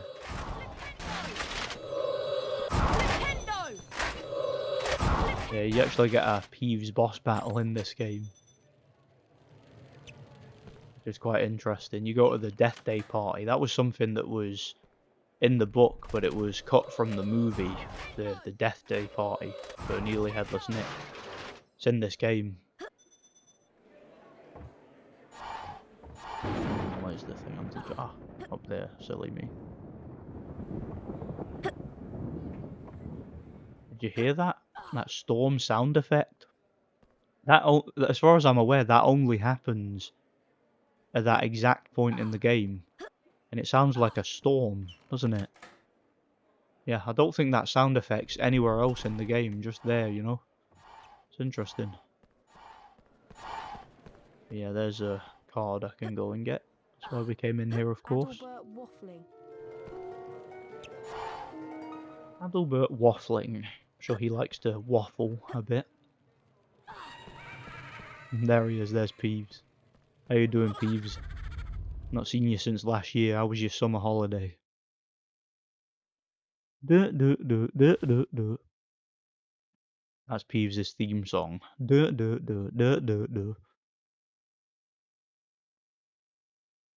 Also the theme song of the Pixies, isn't it? Cornish pixies, right? Those are the locked rooms for that. It's like one of them is the bathroom or whatever. Yeah, you go in them later. Back this way, I guess, to do our defense against the dark arts lesson with Lockhart.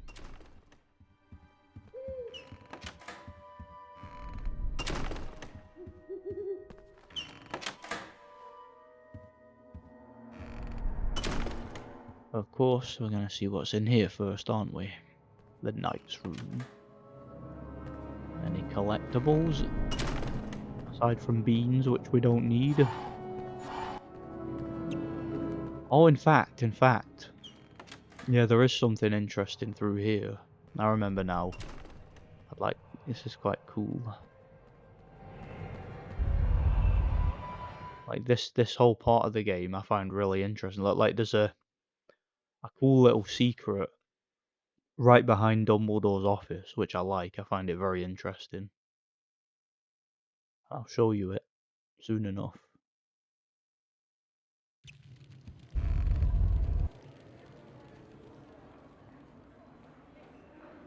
Bubbles, bubbles.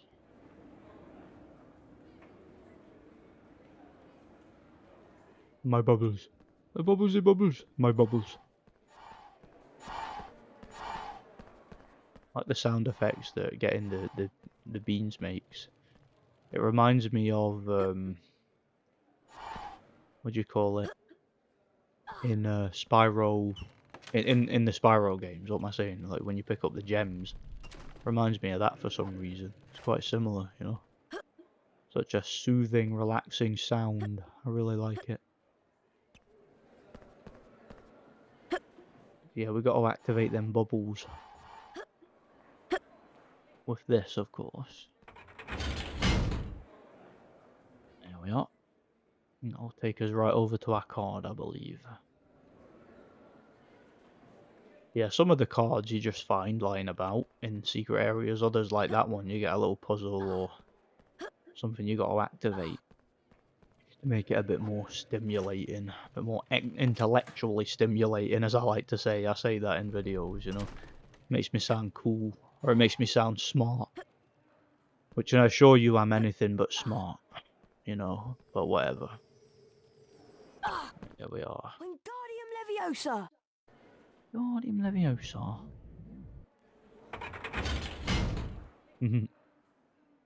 See what I mean about how there's so many more beans than you actually need in this game? Like, it's not a problem at all, you know? Cassandra Verblatsky. Cassandra Verblatsky. Got it.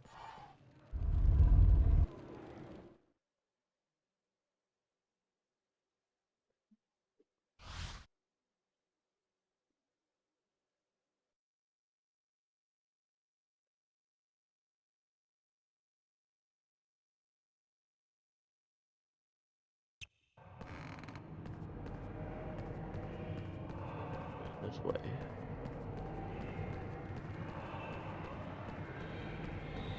Yeah, Professor Dumbledore's office. Now, you can't actually get in Dumbledore's office. Like, you only go in there in a cutscene. But that bookcase behind it, something quite interesting. See, that's Dumbledore's office in there. You never get in there, like I said, except for the cutscene. Come behind here. It's quite cool.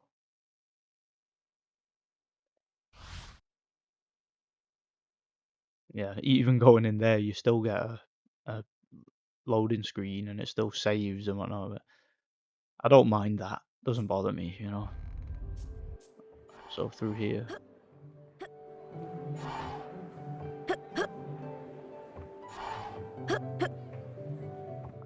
I've always found this area fascinating. Yeah, there's a book in there. Got it. See that? It's Fawkes the Phoenix painted on the wall. How cool is that? So cool.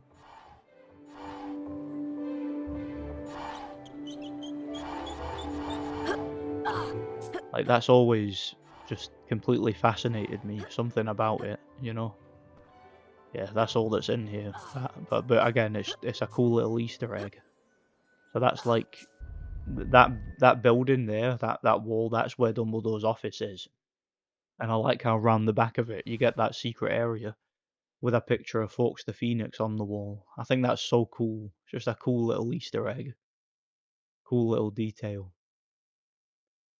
But yeah. That's just pretty much done up here. We can go to the lesson now. Can I jump over there? I'm gonna try it. Can. Jump straight down there too, but now I'll just save my health for now, you know. Alright, we're gonna go see Lockhart and do our defense against the dark arts lesson.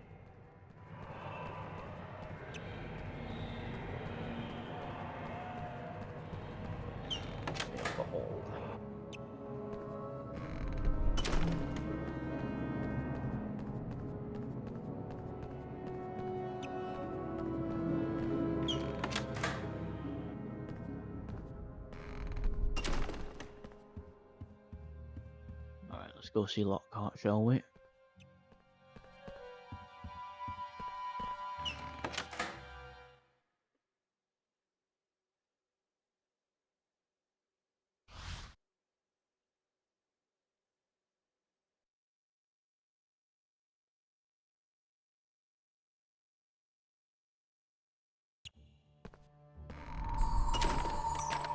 Got a second race part here. Here we go. Jump. Move at statues. I wonder, did Dobby activate every statue in the game? Because, like, he did it in the cutscene. But then again, I don't know, it's weird because in the first game there were statues that attacked you and it never revealed. Or, like, I just assume it was Voldemort. But it's like in this one, it's like Dobby activated them. Dobby's meant to be a good guy, but like he's trying to murder Harry with statues, you know? Wow, there's a lot of statues in this area. Again, don't bother getting the beans when you're in the middle of a race. Not that I need the beans right now anyway, because I've got them all, you know, so it's all good.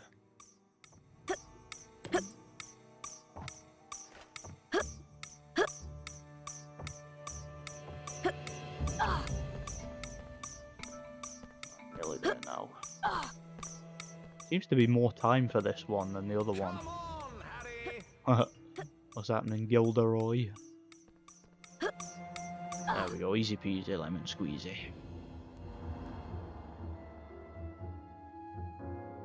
Quite excellent. Well done, Harry. I knew you'd be the first to get to my class. I don't seem to have any signed photos on me at the moment, but have this defense against the dark arts race cup instead.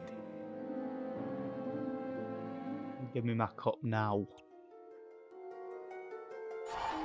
Excellent.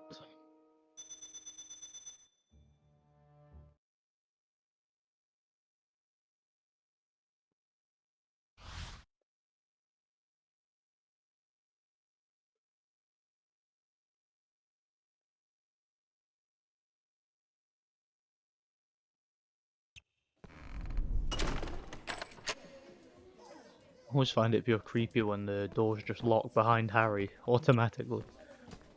Oh yeah, there's only like 5 kids in the class. Weird. Hello, class. I'm Gilderoy Lockhart, 5 times winner of Which Weekly's Most Charming Smile Award. Today, I'm going to teach you the total body bind spell, Petrificus Totalis. Watch my expensive wand as it moves and press My the expensive symbols it wand. points to. Do this 3 times, and you will learn Petrificus Totalis. Are you ready? Splendid! So yeah, this is just the exact same thing we did in the other class. What was it? Herbology, Just like me. if you remember rightly. And yeah, you get over a certain percentage 3 times and you get the cup. Same old. That's the easy one. Ready now? Splendid! Splendid! Splendid! Perfection! Missed a couple too many there. I'll have to try and get 100% on the third one. Not happy with that. One more to go. Perfection! Splendid! Hopefully it'll still be enough. We'll see. Splendid! Splendid! As long as you get an A, that's all good. You get the cut.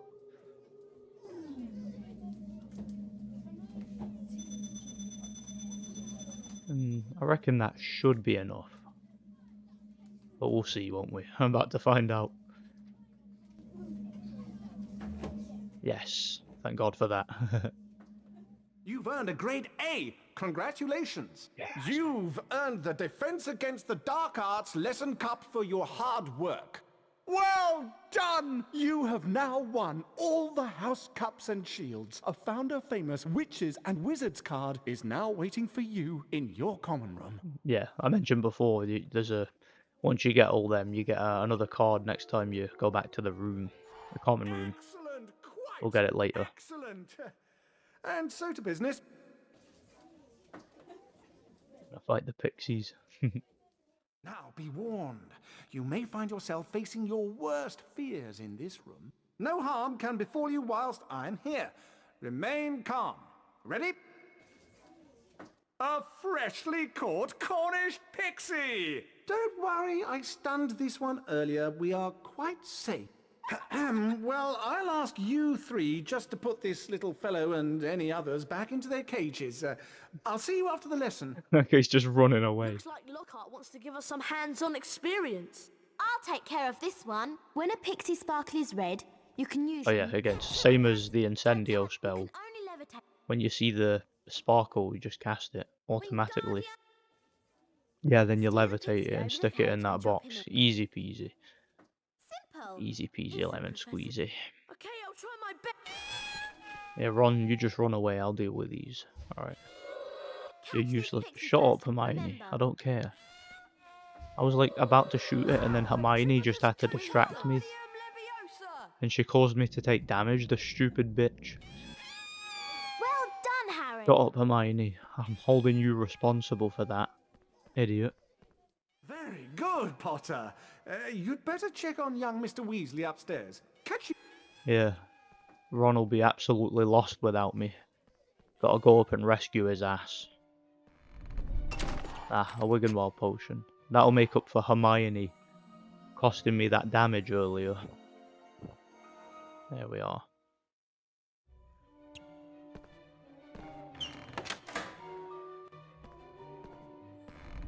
Another portrait of Lockhart. Petrificus totalis. Wingardium Leviosa. Petrificus totalis. Wingardium Leviosa. Petrificus totalis. Wingardium Leviosa.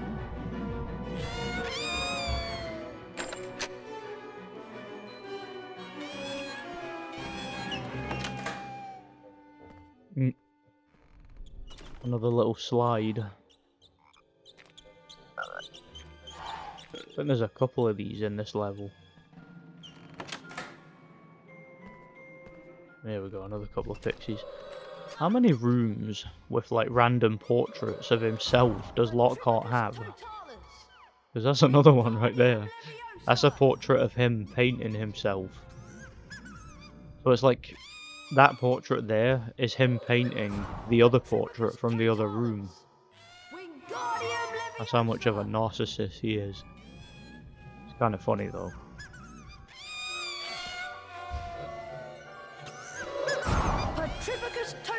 I'm still seething about that, by the way, about Hermione distracting me there and causing me to take some damage. Like, that's actually really annoying me. I don't know why. Because it doesn't matter, does it? But like, I was right about to shoot the thing, and she's like, Harry, remember to blah blah blah and blah blah blah, and I got hit. And that chocolate frog. Look, there's another one. So good. Hey. Got it. Quite difficult to control that bit there. Slidey bit. Here he is. Well done. You've all passed the test. Obviously, I could have defeated these pixies with just a few twirls of my wand. 20 points to Gryffindor for being excellent students. Yeah, sure you could. Gilderoy, sure you could. You're totally not a fraud. Isn't he wonderful? Bit of a weird noise that the pixies make, innit? Not sure how to describe it. But I don't like it, whatever it is, you know?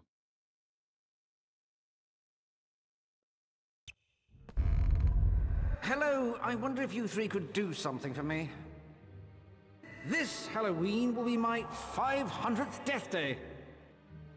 Tomorrow I'm holding a party down in one of the roomier dungeons. It will be such an honor if you, Mr. Weasley, and Miss Granger would attend.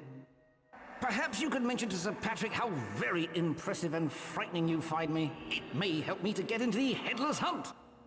I'll see you all tomorrow down in the dungeons. Cheerio. See you there, Nick. Party? There can't be many living people who can say they've been to one of those. I've never heard of a Death Day party before. Sounds dead depressing to me.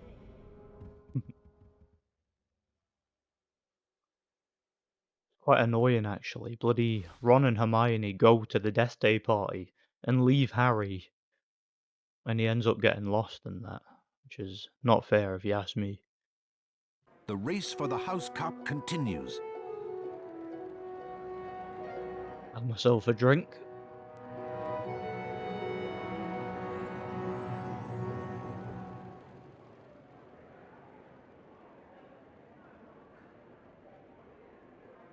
Ravenclaw.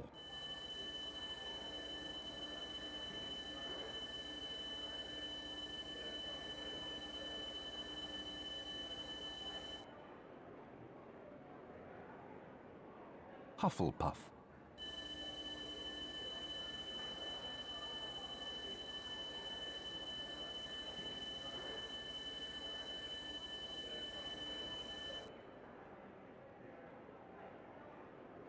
Slytherin. Well, they've got quite a few. Not enough to beat us, though, obviously.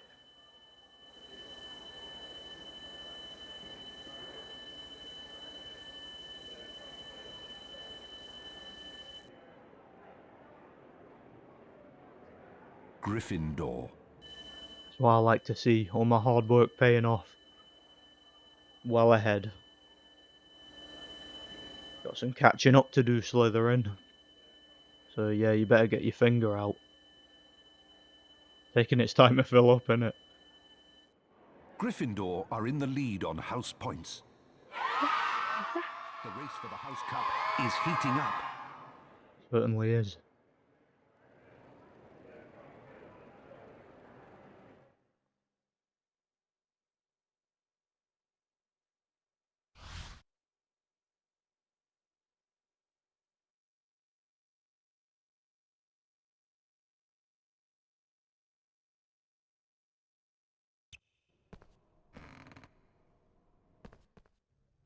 Ah, there you are, Harry. Hermione and Ron are already at my Death Day party. See what I mean? Come on, Harry, you don't want to be late. Yes, I'll... Like, I mean, how rude is that? Ron and Hermione to do that. Like, just going straight to the Death Day party. Like, no regard for Harry at all. Do you know what's actually occurred to me as well? We just learned, At my party, there's hold maggoty on. haggis, fairy green cheese, and a tombstone cake. Delicious, eh? Yum. I love haggis, by the way. Obviously not maggoty haggis, but I do like haggis. I love it, it's really nice. But what was I saying just there? Yeah, Petrificus Totalis, you learn it from Lockhart in that Dark Arts lesson. You never use that spell again at any stage of the game. That's literally, I'm pretty sure anyway, that that is literally the only time you ever use that spell. I mean, how weird is that? It's just strange, isn't it? You would think they would at least add like a mini game where you use it. Yeah, Down to the dungeons, we're gonna deal with Peeves and his shenanigans. All in good time. I have a special Death Day speech prepared. I can't wait to hear it. Yeah, I wonder why Ron and Hermione went without Harry. You think they would have waited for him or made sure he was alright or something, you know? Seems a bit rude. I really do think that this will be a Death Day to remember. This way! I think it will too. If Peeves has anything to say about it, you know. Here we go, heading into the dungeons. Yeah, you get like a boss battle against Peeves this time. It's quite funny. It's Potty Wee Potter. He can't get across. Oh, what a baby. He's all at a loss. Yeah, you're quite the poet, Peeves. So yeah, basically we need to activate a bunch of bloody switches and navigate the maze-like dungeon. The dungeon's not quite as creepy this time as it was in the first game. I think in the first game it was more creepy and atmospheric, you know. Yeah, there's a bunch of these bloody flesh-eating slugs down here and all, as you can see. Again, I really don't understand why they allow Peeves to stay in the school. Like, Peeves is a danger to the students. Like, this could have gotten Harry killed. And then there would have been a lawsuit on their hands. Then again, maybe not, because the Dursleys might not have cared, but if it happened to one of the other students, like if it happened to Draco or someone, there would be a lawsuit, you know? They'd be like, wait till my father hears about this. Or if it happened to Hermione. The dungeon is a nasty place, but you'll fit in with that ugly face. Can't find your pals, Potty. Don't cry. Oh, I'm not gonna cry, Peeves, don't worry. I'll find them. And then I'll kick your ass later. You'll see. Ah, more slugs. Ah, the Zap Flipendo defeats them in one hit, even when you don't charge it up. There, see? Awesome. Yeah, lots of house points for beating them.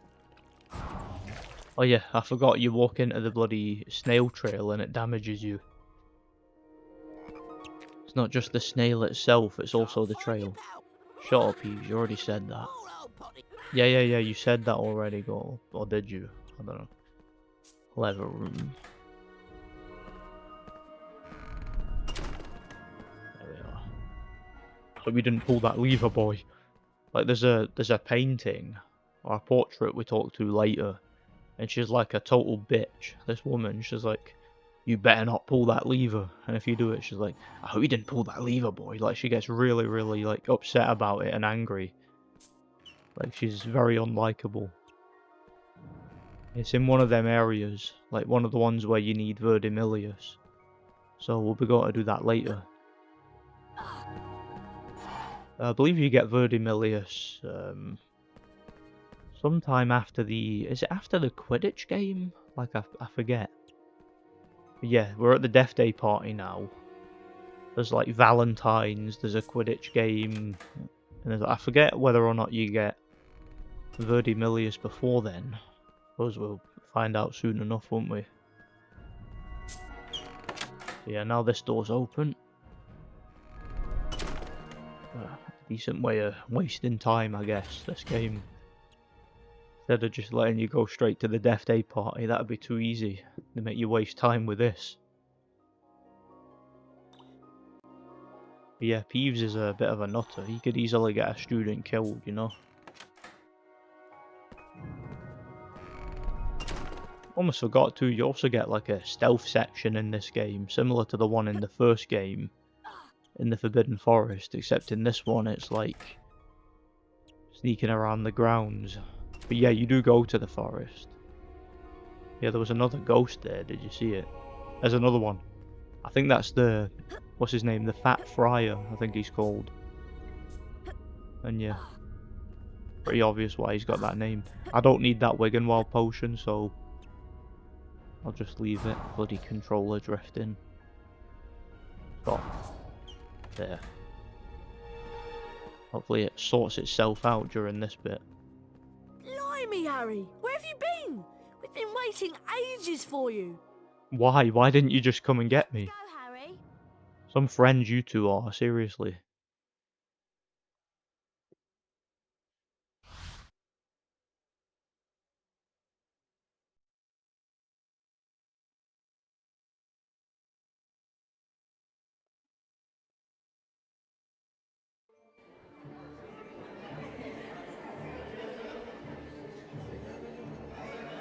It's doing it the Peeves like theme song.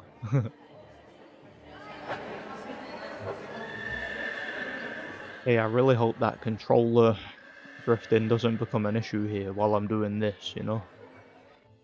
So glad you could make it, Harry. May I recommend the mouldy bread and the stinking salmon? Watch out for Peeves, Harry. He's in one of his mischievous moods. Is he ever not? Harry, Ron and Hermione are around here somewhere. Happy When is Peeves like not in a Ron has a present for you. I'll go and mischievous mood?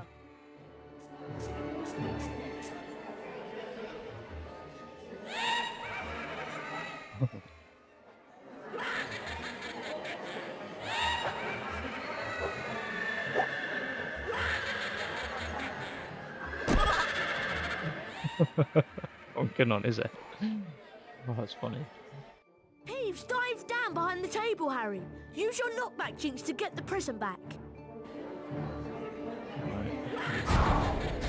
Controller seems to be working fine at the moment, so interestingly, that health bar at the bottom of the screen there, you know, Peeves' face, that's actually the actor who was cast to play Peeves in the movie, who was cut from the movie late into its development. And I'm sure I read somewhere that he didn't know he'd been cut from the movie until like the premiere or something. But yeah, that's him. Yeah, I think he was like a, what was that, British comedian or something. And yeah, he was the guy that was cast to play Peeves. And it's weird though, because none of his deleted scenes, and they did film scenes with him, but none of them are in the special features of the movie for some reason. I'm not sure why that is. You'd think they would be, because there's an extended version of the first two movies. I've got them on DVD, and I'm sure the first one there was scenes filmed with Peeves, but they're not in the special features for some reason. Oh, threw that banana like a thingy. I'm noticing there's a slight delay here. See when I press X? Yeah, there's a delay with the flipendo. It's not firing on time. That's this issue with the controller. I really should just get a new controller, shouldn't I? Like instead of complaining while I'm recording, you know. Peeves, give Ron back his present.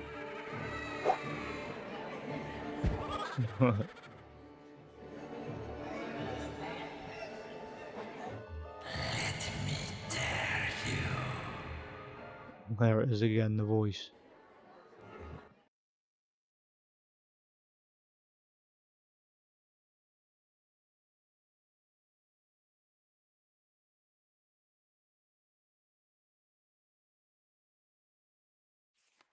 The voice was growing fainter, and Harry was sure it was moving away, moving upwards.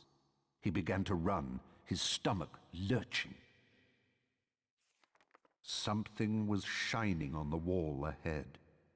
Harry approached slowly, squinting through the darkness. Mrs. Norris, Filch's cat, was hanging by her tail from a torch bracket. She was as stiff as a board, her eyes wide and staring. Foot-high words had been daubed on the wall above the petrified cat. Harry shuddered as he read them. The Chamber of Secrets has been opened. Enemies of the air, beware. Poured myself a big glass. Before Harry could leave, several people appeared in the corridor. When Filch saw Mrs. Norris, he screeched accusingly at Harry. You've murdered my cat. You've killed her. And then Draco Malfoy shouted out to everyone gathered. Enemies of the air, beware. You'll be next, mudbloods. Professor Dumbledore calmed everyone down. Like how he said that in front of all the teachers. Ron reckoned that he had an idea who the heir of Slytherin was, and both he and Harry went to meet Hermione in the library. Hermione looked all bored in that picture there. It's like, Ron, I've had enough of your crazy ideas. I like how Dumbledore just doesn't give a crap. Like, there's some sort of monster petrifying people or students around the school, and he doesn't care. I think you might Just be go right. and eat some And if sherbet he is, lemons. I know a way we can prove it. Polyjuice potion. Polly what? Polyjuice potion can transform a person into someone else, even a Slytherin. We could trick Malfoy into admitting he's the heir. To make the Polyjuice potion, we'll need several ingredients. Lacewing flies, leeches, fluxweed, knocked grass, horn of bicorn, and shredded boomslang. Okay, I'll get the knotgrass and flaxweed. Harry, you can get the leeches, lacewing flies, and Oh yeah, you shredded get the boomslang. easy stuff, Ron, and I'll get the stuff that's difficult to Later, find. we'd better get to potions class. When I found a place to prepare the Polyjuice potion, I'll send Hedwig. Yeah, of course Harry's got to get all the more complicated stuff, you know. As always, being the main character.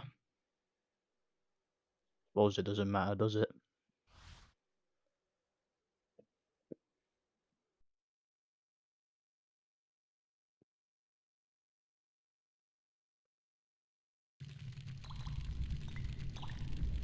Silence!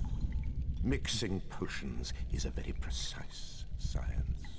I suggest that Potter, Weasley, and Longbottom listen carefully to my every word. This year, like last year, I won't allow any disobedience. Pay attention, Potter. You are going to remind us how to mix a... Yeah, we did this last year. It's the exact same thing as the first game. Just get a little quick time event to make the Polyjuice potion. Sorry, not Polyjuice, Wig and Wild potion.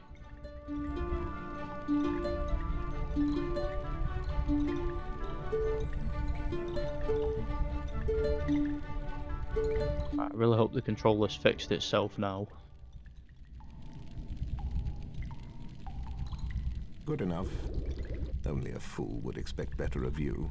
Now remember, when the cauldron is full, you can activate it to gain the Wiggenweld potion. Class dismissed. That was a short potion lesson, wasn't it? Didn't even send me to get any fireflies that time. Oh well, I'm not complaining.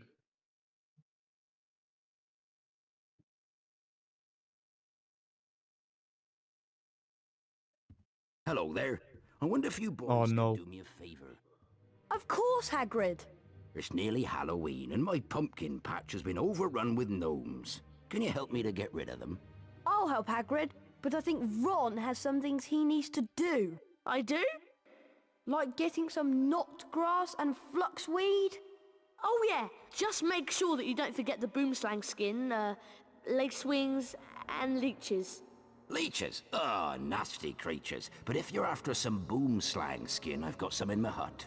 Need this stuff for homework, do you? Why has Hagrid got boomslang skin? That's right. What's he doing with it? Homework.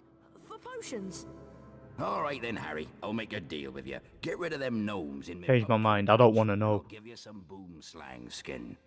Okay, Hagrid. Oh no, we got to de-gnome his pumpkin patch, haven't we? In exchange for the boomslang skin. Oh well.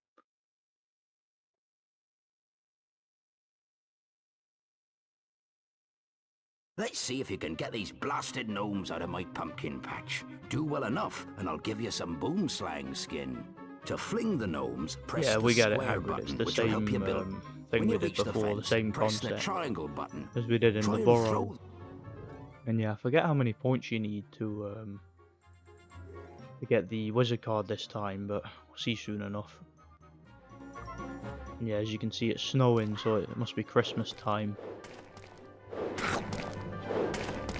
I love Christmas.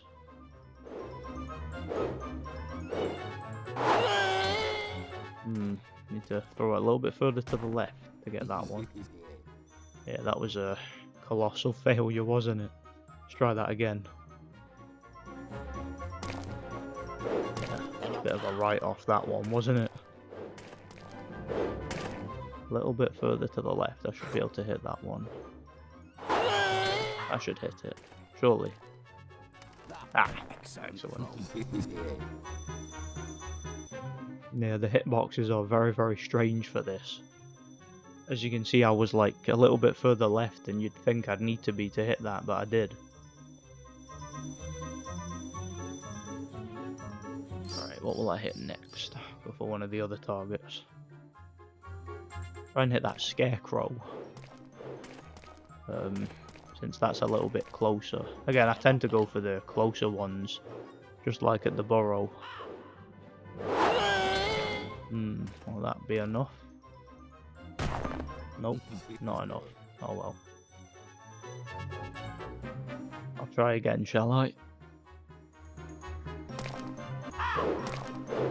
Oh no, the music's starting to bug out. It's the first time it's happened this whole playthrough. It happened a few times when I was playing the first game. 2 very old discs. Ah, there we are, caught it.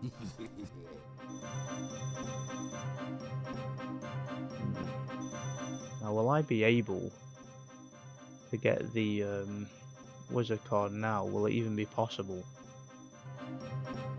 Not sure. I'll figure out soon enough. Try and hit the barrel over there. Should be able to hit that. Yeah, that should hit it. Easy enough. Now, will that be enough points?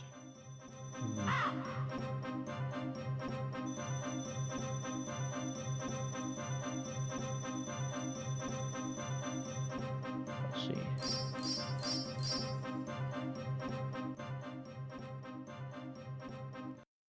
Yes, it was. Ah, that wasn't too hard. Brilliant throw, Harry. Audio's still all out of sync there. Well done, Harry. Here, have some boomslang skin. You've earned it. I certainly have. Gimme it.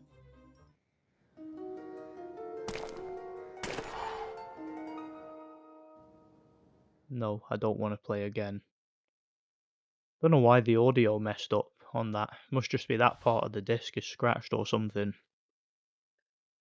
And it happened several times on my playthrough for the first game, but wasn't too bad there. Well, wasn't too bad up until this point with this one, you know. Saving me pumpkins, Harry. I hope you find a good use for that boomslang skin. Bearded stoats, look at the time. You better run off to the Quidditch pitch. Your first match against Slytherin's about to start. Almost forgot about the Quidditch game there. There you are. Come on, you'll be late for Quidditch. Did you manage to get the fluxweed and knotgrass? I got some flaxweed, but it wasn't easy. Come on, we better What get about to the Quidditch knotgrass? before it's too late. You useless ginger twat. What about that? Hey, you can leave footprints, cool. I like how the secret bit is frozen over. That's quite funny. So yeah, here. Time for Quidditch. Gonna get chased by Dobby's bludger.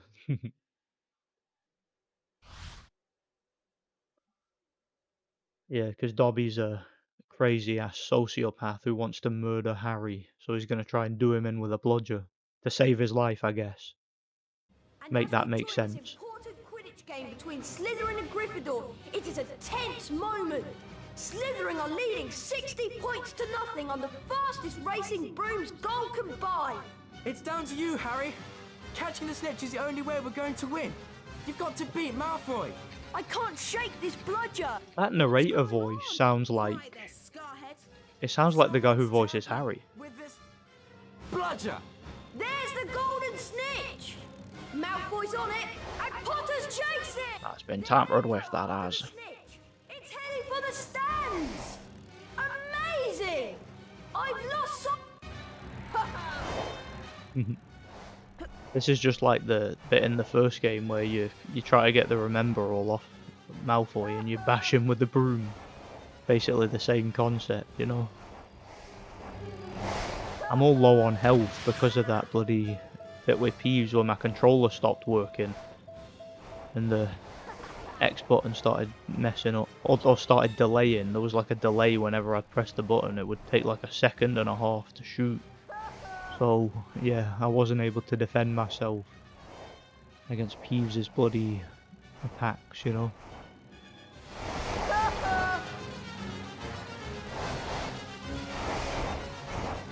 Get back here, Malfoy. I'm gonna kick your ass. I'm gonna break your new broom that your dad just bought, you know. Yeah, lovely black Nimbus 2001. Wish I had one. I've just got this crappy, antiquated Nimbus 2000. You ruined my broom! I mean, seriously, Harry is so violent. Like, he's literally just, like, damaged. Like, just out of pure jealousy. He's like, physically and deliberately damaged Draco's broom. Like, what a sore loser, seriously. Oh well. Let's get the snitch and win the Quidditch game and avoid the bludger, shall we? Don't you see Colin Creevy at one point? Or am I remembering that wrong? Like, am I tripping? I seem to remember seeing Colin Creevy in these stands. I know he was there in the movie, but I'm sure he was there in the game too. Sure I'll find out soon enough, won't I? Unless I catch the snitch too quickly, and then I won't see him. Oh well.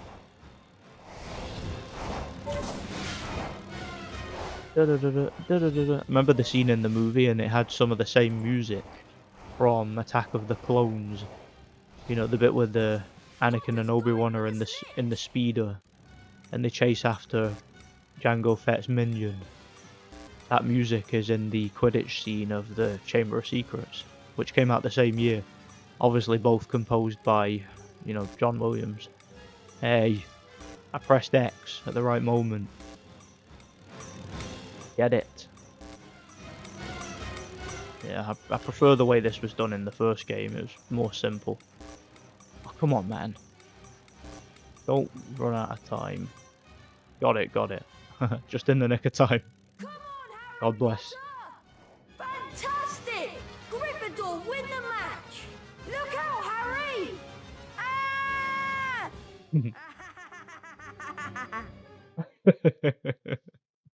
Oh, that's funny.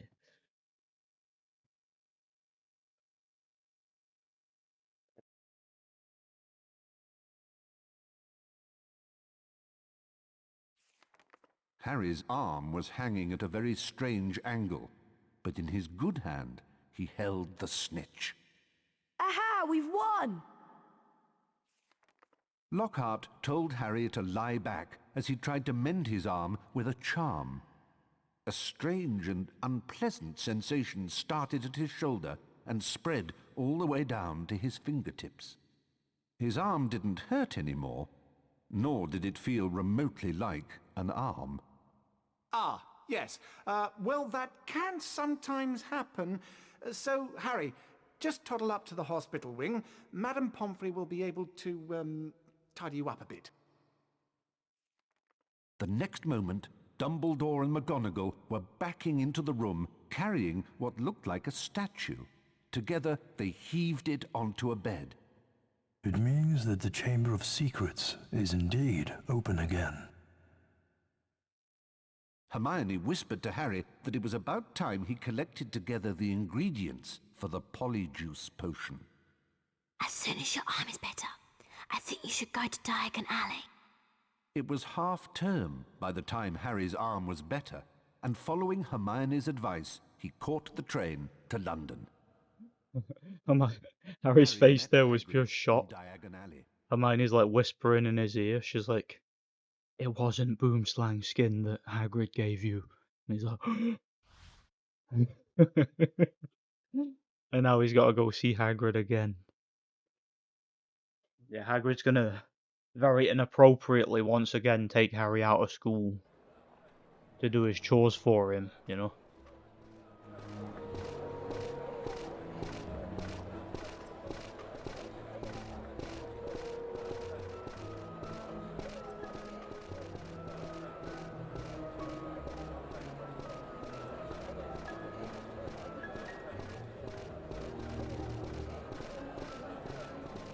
More beautiful music from Jeremy Soule. Go relaxing. Supplies, Harry. I'm going to the pub to meet some old friends. I'll meet you back here in a while. Hagrid's got to the pub to get like belligerently drunk. He's gonna get pissed while Harry does all his work. Gone on holiday. Back next year. Back next year. Due to some faulty cauldrons. That's what they said last time. Same thing. Gone bird watching in Wales.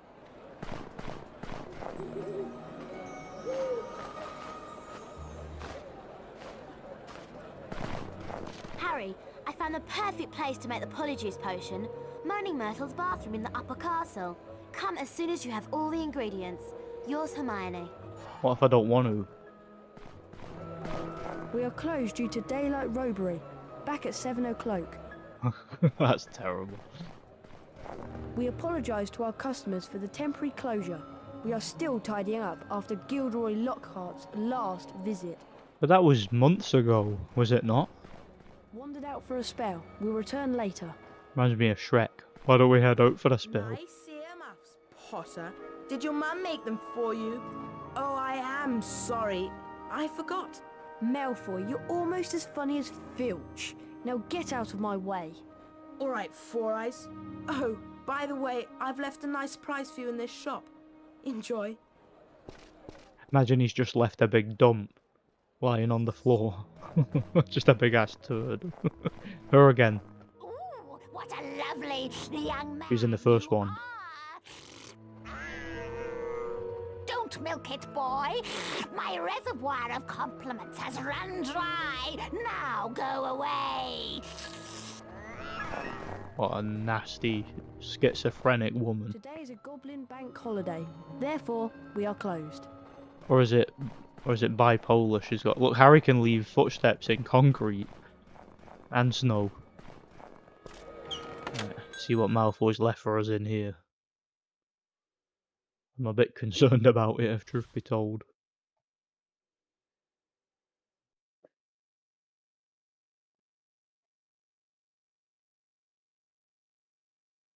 Please help me. Somebody's released a gang of pixies in my shop and they're wrecking the place. Garnish I'll give you pixies. anything you need if you can stop them before they destroy Got a Christmas tree.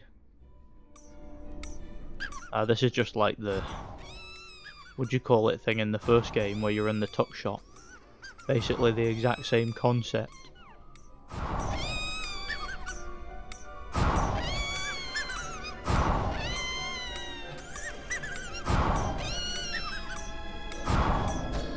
What's that one? Was that pixie wearing a hat? It looked like it was. One of them looked like it was wearing a hat. Or was I just tripping? I was probably tripping, who knows.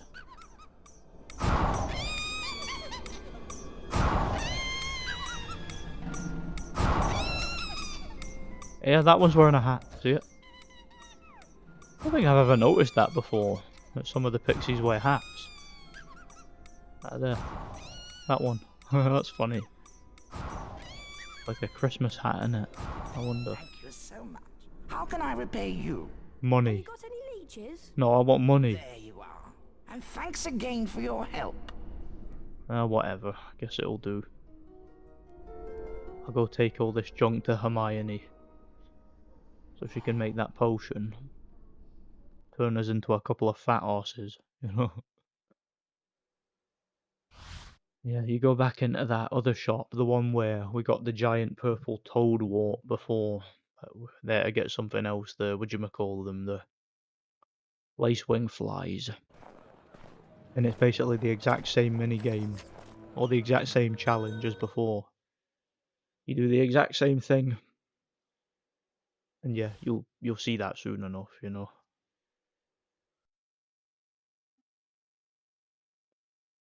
Cauldrons.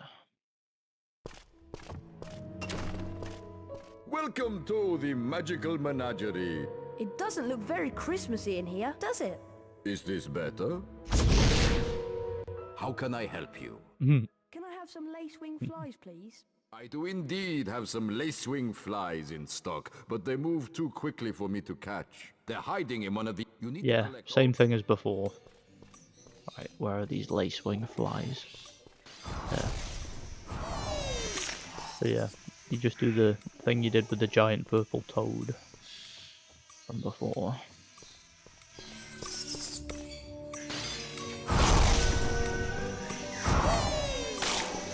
Seems a little bit easier this time though for some reason. Maybe the controls are just a little bit more refined or something like that. That could be why. Got it. Was it 5 of them you need? Yeah, 5 of them. Yeah, because there's 5 of them there, so I'm assuming it's each one of them you go for, you know? Oh crap, got the wrong one there. There, got it. Alright, one more. Heard a cat as well. Yeah, I wonder where the giant purple toad is from before.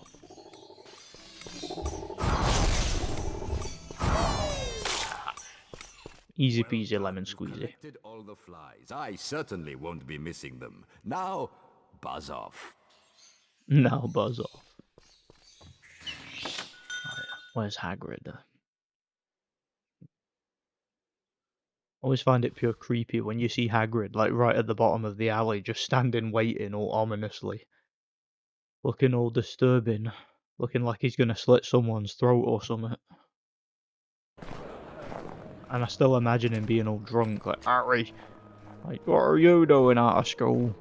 If you've got all your stuff, we'd best be getting back to Hogwarts. Yeah, we'd best. It's very inappropriate of you, Hagrid, to take Harry away from school, then go and get drunk. Too busy getting pissed to look after him. He's just a 12-year-old kid, you know?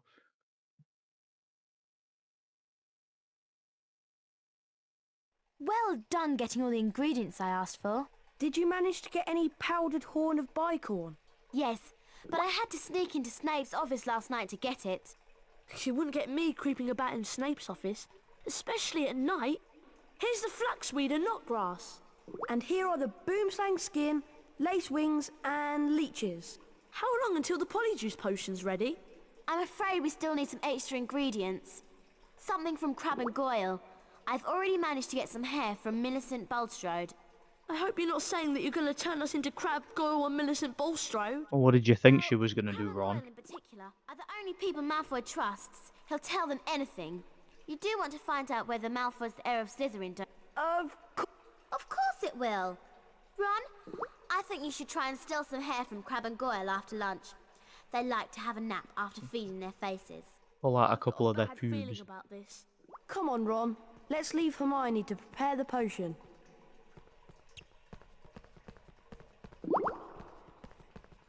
This is a girl's bathroom. You're not a girl. Get out! My life was... Based.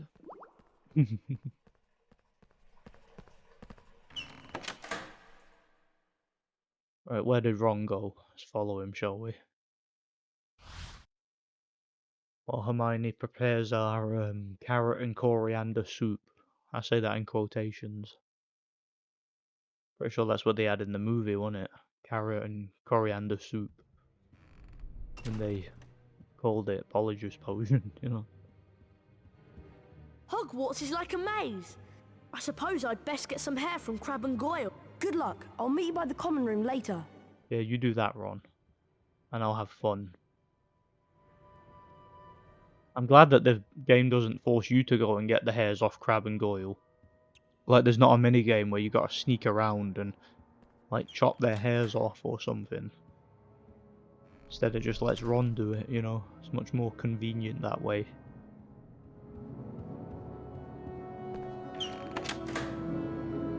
I'm quite low on health for quite a while, you know? There's Lockhart's office again. Don't need to go back in there. Ah, the voice. Always does it at that bit. Again, it always makes me itch when I try to do that, you know?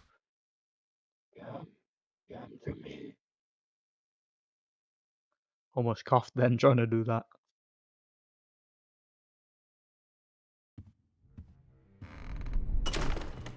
Harry, Crab, Goyle, and Malfoy are in the Great Hall. They've enrolled in the dueling club. I wonder who'll be teaching it. Let's hope it's not Lockhart. I've had enough of him for one day. Yeah, you get a boss battle against Malfoy, another wizard duel.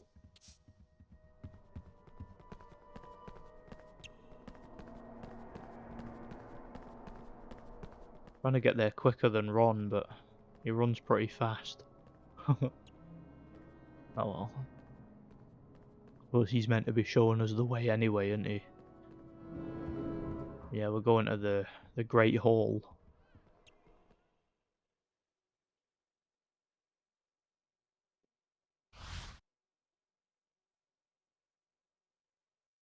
Let's go and kick Malfoy's ass, shall we? Again, I mean, I've lost count of the amount of times we kicked Malfoy's ass in these games, but I don't know. He's a glutton for punishment. He keeps coming back for more. Harry, have you heard? Malfoy's in the Great Hall, and he's challenging everybody to a duel. Yeah, and no one's beaten him yet. Why don't you go? Well, I'm about to. I'm about to whoop his ass.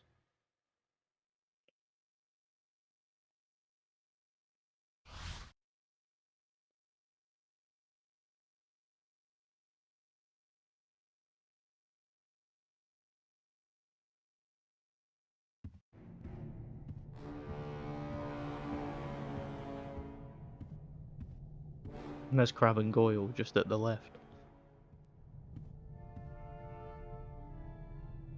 If it isn't the great Harry Potter, fancy a duel? I'm something of an expert. Go on, Harry. Yeah, well, I beat Voldemort in the first game, Candles, Potter. so I'm pretty sure I can beat you. Trust me. Yeah, we know how dueling works at this point, Malfoy. Duel! I mean, seriously, like, Harry literally defeated Voldemort in the first game. That's another thing I've noticed. See, with the wizard duels, it takes away the Zap Flipendo for some reason. I don't know why it does that, but yeah. Takes it away. Avada Kedavra. So yeah, you don't have the Zap Flipendo when you do a wizard duel. I think I even got hit once then. You're easier than Ron, Malfoy. You're embarrassing. Ron was easier to defeat in a duel than you, and Ron's not really known for being hard, is he? Blimey! I'm Ronnie Pickering! Give me that. That was funny. Just how easy that was. It was like Pacquiao versus Hatton. If you guys have ever seen that fight, that's how one-sided that was. You the winner? You've got another thing coming. Try this, Potter. Serpent Sortier. Serpent Sorting Hat. It just runs away from the big ass snake. Do you know what's weird though? This fight here with the snake, this is actually harder than the basilisk fight at the end. I'm not joking. Oh no. Oh no, no, no, no, no. Do not start. Oh man, the bloody controller. I'm gonna smash this thing to pieces, I swear. I'm feel like I'm gonna smash it to pieces. It literally started drifting. Yeah, you gotta avoid its slime. But yeah, this is actually more difficult from what I remember than the basilisk fight. Like, the basilisk fight takes longer, but it's more difficult to avoid this thing's attacks. Oh, come on, I'm gonna fail this. Oh no. Oh no, I'm gonna die. I knew it. I knew it. It's the first time I've died. Alright, let's try that again. At least you get full health. I was bound to die at some point. Yeah, see what I mean? It's quite difficult to avoid that thing's attacks. For some reason, but like when you fight the basilisk, it's easy. You can avoid its attacks easily, you know.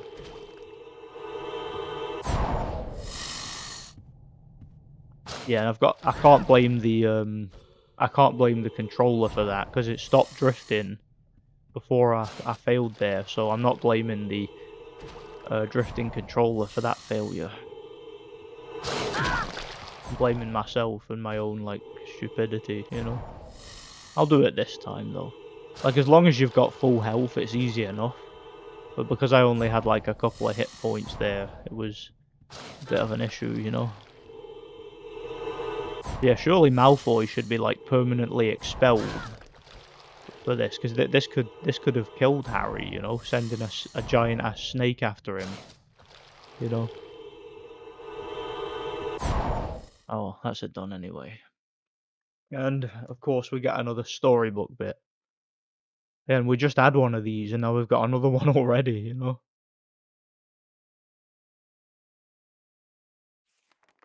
Hissing furiously, the snake slithered towards Justin Finch Fletchley. "Leave him alone!" Harry shouted. At least, that was what he thought he'd shouted. When he looked up at Justin, he was met with an angry look.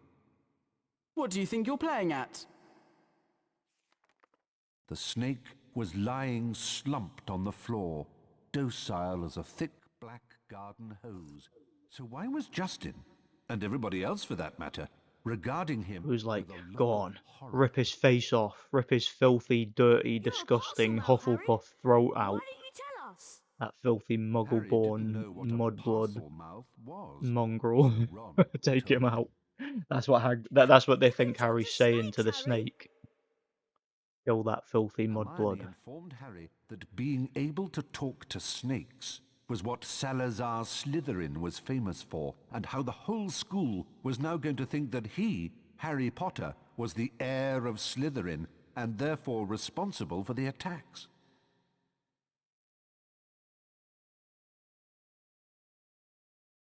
Dumbledore wasn't in his office when Harry got there.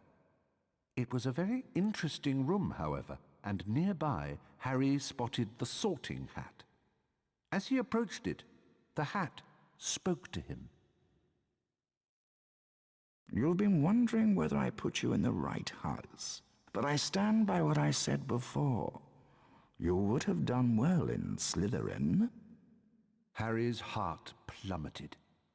He told the hat he thought it was wrong, and then a strange gagging noise behind him made him wheel around. Harry yelled in shock as the bird burst into flames, only to emerge from the fire more beautiful than it was before. Then the office door opened and Dumbledore came in. Fawkes the Phoenix is really very handsome, isn't he, Harry? Harry nodded, still shocked by the sight of the bird bursting into flames. Dumbledore explained how phoenixes were fascinating and how they can carry immensely heavy loads, and they make highly faithful pets. Dumbledore went on to say that he didn't believe Harry was the attacker plaguing Hogwarts, and he asked if Harry had anything that he wanted to tell him. Harry thought of the disembodied voice he'd heard, and his growing dread that he was connected to Salazar Slytherin. But in the end, he didn't want to say anything about them. I don't know why Harry didn't just tell him. I mean, he could have. Like, what reason did he not have to tell Dumbledore? Oh, well, Dumbledore's a psycho anyway. Probably for the best that you don't tell him. Because nothing good would come of it, you know? Now that everyone knows you're a Parselmouth, they've convinced you're the heir of Slytherin. You don't think it's me, do you? Of course not! There's no way you're the heir, Harry. Thanks. We need to finish the Polyjuice potion and prove that Malfoy's the heir of Slytherin. That way we can clear your name. Ron, did you manage to get some hair from Crabbe and Goyle? Yes, I did. But I'm telling you, it wasn't easy. I don't want to know what Ron did to get it that. wasn't right. Once Don't we even turn the want to potion, think there won't about be it. much time before we turn back. Now what? We each have some of the potion, add the hairs, and then drink it. I'm still not sure about this. Ready? Ready? As I'll ever be. 1, 2, 3.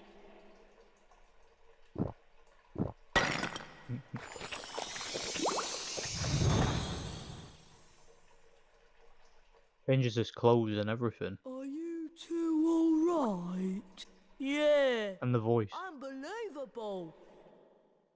Hermione, are you okay? Fine. I'm fine. Go on without me. Well, if you're sure, we'll meet you back here. Better be Gryffindor.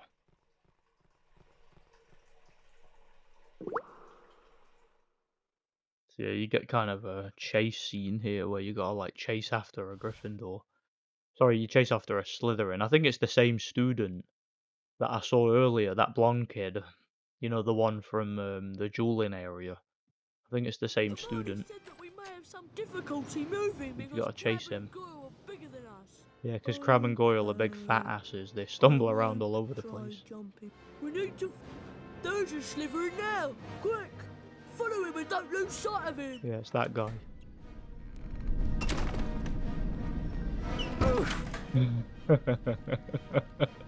Like a run just falls over immediately. Oh, that's funny. That's funny. Yeah, you run like you're on ice because Goyle is a big fat ass, and being a big fat ass means he can't run straight, I guess, you know. I need to go to the hospital wing.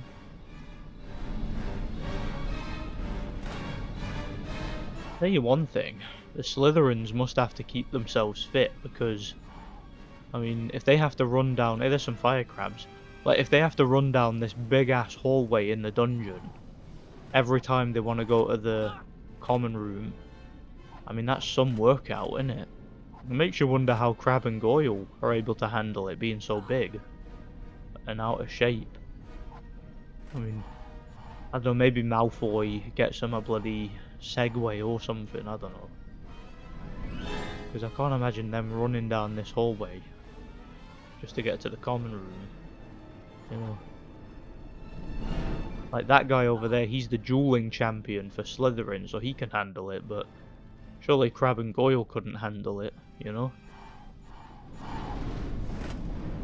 It looks like we're at the lower foundations of the castle, which is quite interesting. There's an area in the Prisoner of Azkaban game that reminds me of this, where you get the Reparo spellbook. He just clipped through me there, do you see that? Yeah, that area reminds me of this area. Like you see some of the lower foundations of the castle. It's quite cool. Quite interesting. Yeah, and the Slytherin students also have to avoid them bloody suits of armor from earlier, you know? Yeah. Dumbledore really doesn't like Slytherin, does he? Oh, there's another one.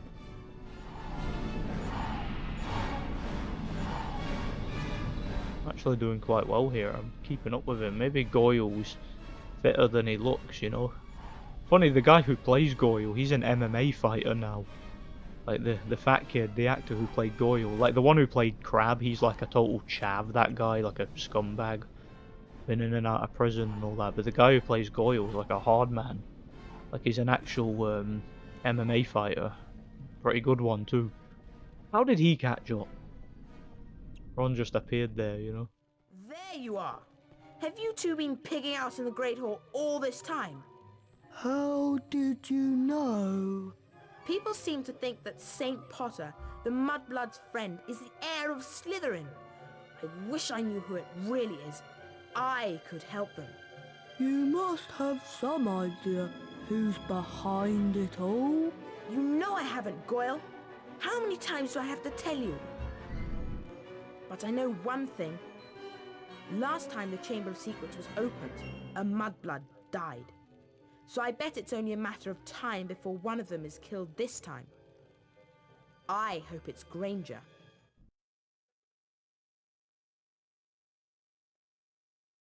Well, that wasn't very nice, Draco. I kind of hope it's Granger too, I'm kidding. Oh, here we go.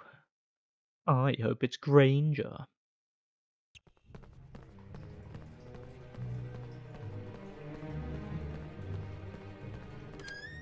Get out! This is a girl's bathroom. No boys allowed. Yeah, you said that before. I like how she's just taking a dump. They just walked in on Myrtle taking a dump. I don't blame her for being angry, you know. Objects before they hit you. Hit the flying objects before they hit you. I suppose this is kind of a boss battle too, isn't it? I shot that straight out of her hand. That was quite cool. Why is their toilet roll like firing straight out the toilet? Like she wasn't even in there. Does she have like telekinetic powers or something? Like Moaning Myrtle's a super ghost in the Harry Potter universe. A super based ghost. Gotta. Yeah, take that Myrtle, you moaning faced whinger. There we are. Always whinging and whining. Like, can you imagine spending like more than 5 minutes with Myrtle? You'd be like mortified, wouldn't you? Yeah, that was easy enough. Nearly done anyway. Moaning Myrtle.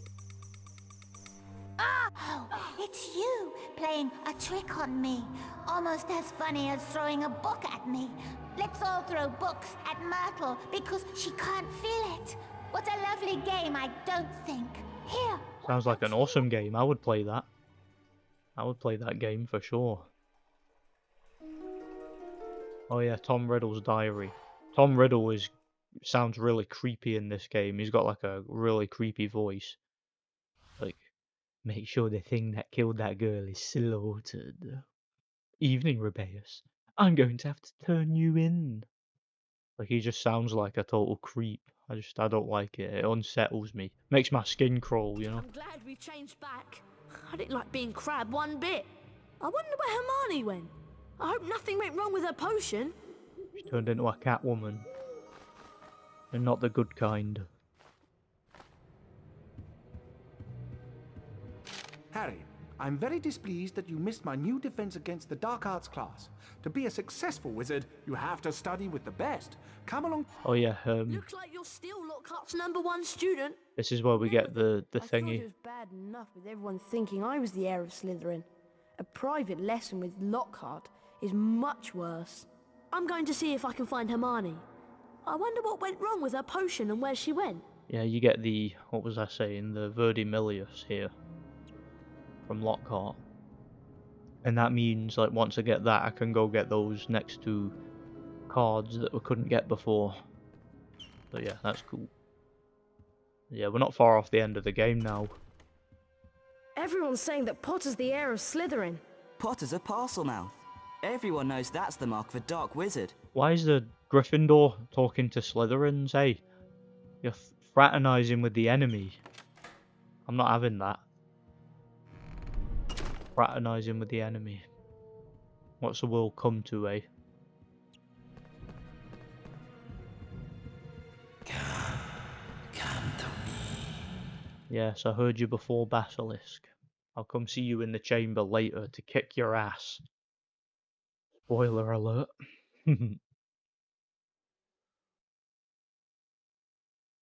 Yeah, I don't know how long I've been recording now, but it feels as if I've not been recording as long as I had for the first game. That's just how it feels, you know. What am I doing? Lockhart's thing is this way. In there. Yeah, gonna get the, like I said, the Verdimillious spell. Which will come in handy to get those last couple of collectibles. Oh yeah, and you get another one of them quick time events. Guess what, Harry? Hermione's in the hospital wing. The Polyjuice potion turned her into a cat. Seems like the hair from Millicent wasn't from her at all. I hope Madame Pomfrey doesn't ask too many questions. Anyway, I suppose I should be going to the private lesson with Lockhart. I suppose you should. On you go.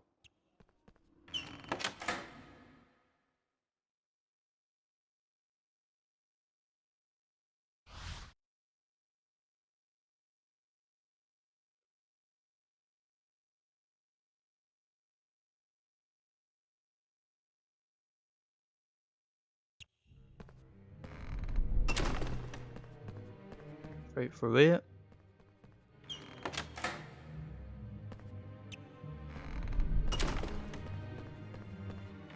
There's a couple of beans up there. You can get them later, I think. Harry, there he is. Finally made it. Terrible news about young Mr. Creevy being petrified. Not that we need the to beans, mention obviously. poor Mrs. Norris.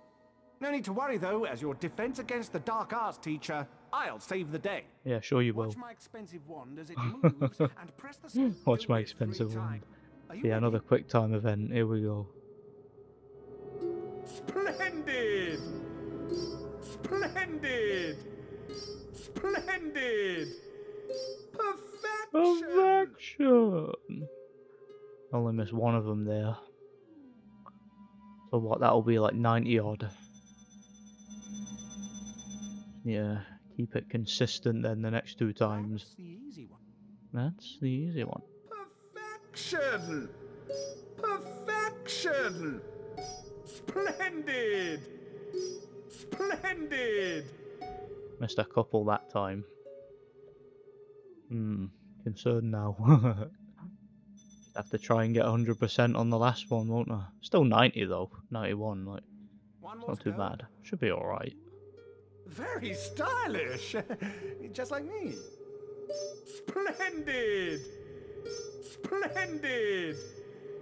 Splendid! I only missed 2, so I should do this. That should be enough, surely. Yeah, I'm about to find out, aren't I?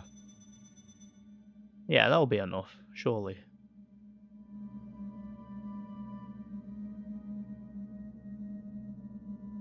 Thank God for that, there we are.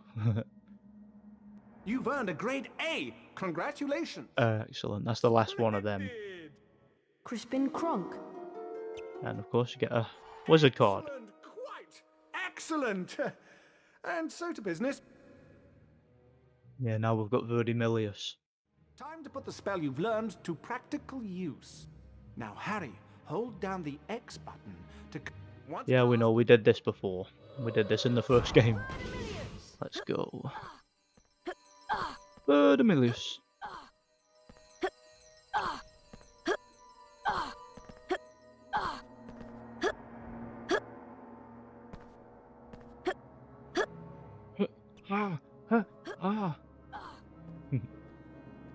Notice he says Verdimillious different this time. Didn't even say it that time, but yeah. In the first game he was like Verdimillious, in this one he's like Verdimillious. He says it like a lot more confidently and doesn't like enunciate it as much. Excellent, Harry! I knew you would do it! I'll have to watch myself in a few years' time, or you'll be stealing my job. Now, run along. Tomorrow is Valentine's Day, and I have something very special planned. Oh no, the Valentine's Day bit is creepy. Very creepy. Get these creepy ass trolls. Oh, Harry Potter, I've got a musical message to deliver to you. Wonder who Harry gets a Valentine's card from, other than Ginny, obviously. Is there any like hotties that he gets that he has as an admirer? I wonder.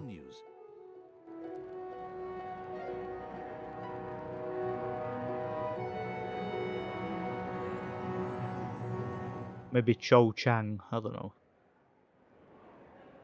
Who else likes Harry? Don't know. Ravenclaw.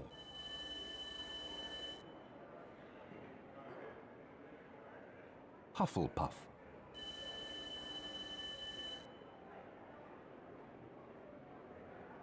Slytherin.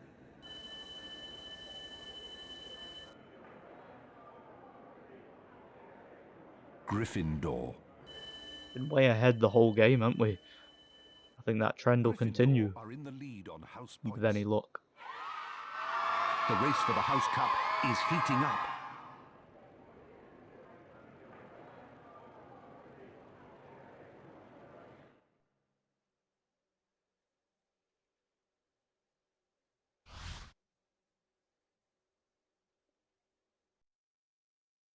Run away from the creepy Cupid things now. This is going to be funny.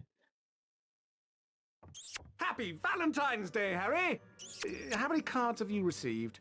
So far, I've only received 46. But the day is still young. I've arranged a little surprise for you and the rest of the students at Hogwarts. My friendly card-carrying cupids! Oh, you, Harry Potter, stay there. I've got a musical message to deliver to you. Valentine's cards. Ugh! Keep away from me! How creepy are those things? Seriously. Yeah, this is just like the troll chase in the first game. Remember where you run away from the troll? But instead you run away from cupids.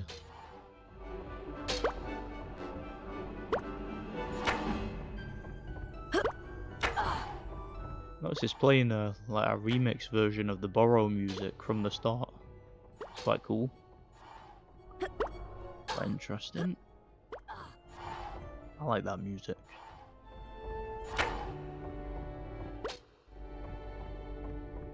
You know what, I think I prefer the troll. That's less intimidating than these things, you know? Less creepy.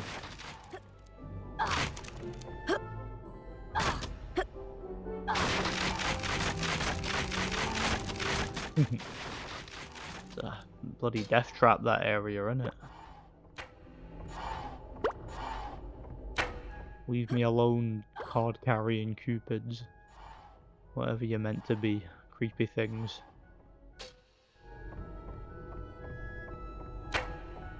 Case is longer than I remember it being.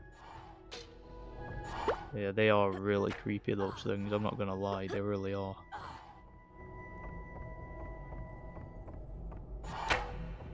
Dun dun da da da dun. It's like, we need to give you your wizard cards from Ginny. She sent you like 1,000 wizard cards. And she also has this thing she wants you to drink, and it's totally not love potion. Yeah, there's a theory that Ginny, like, poisoned Harry with love potion. Which is quite disturbing, but it makes Ginny more of an interesting character. I always thought she was kind of a boring character in the book, but like, hearing that theory makes her seem like a total psycho, and I kind of like it. Harry flicked through the blank pages of the diary. I like how it just transitions from Valentine's Day to Tom Riddle's diary. No context whatsoever, you know? The first page.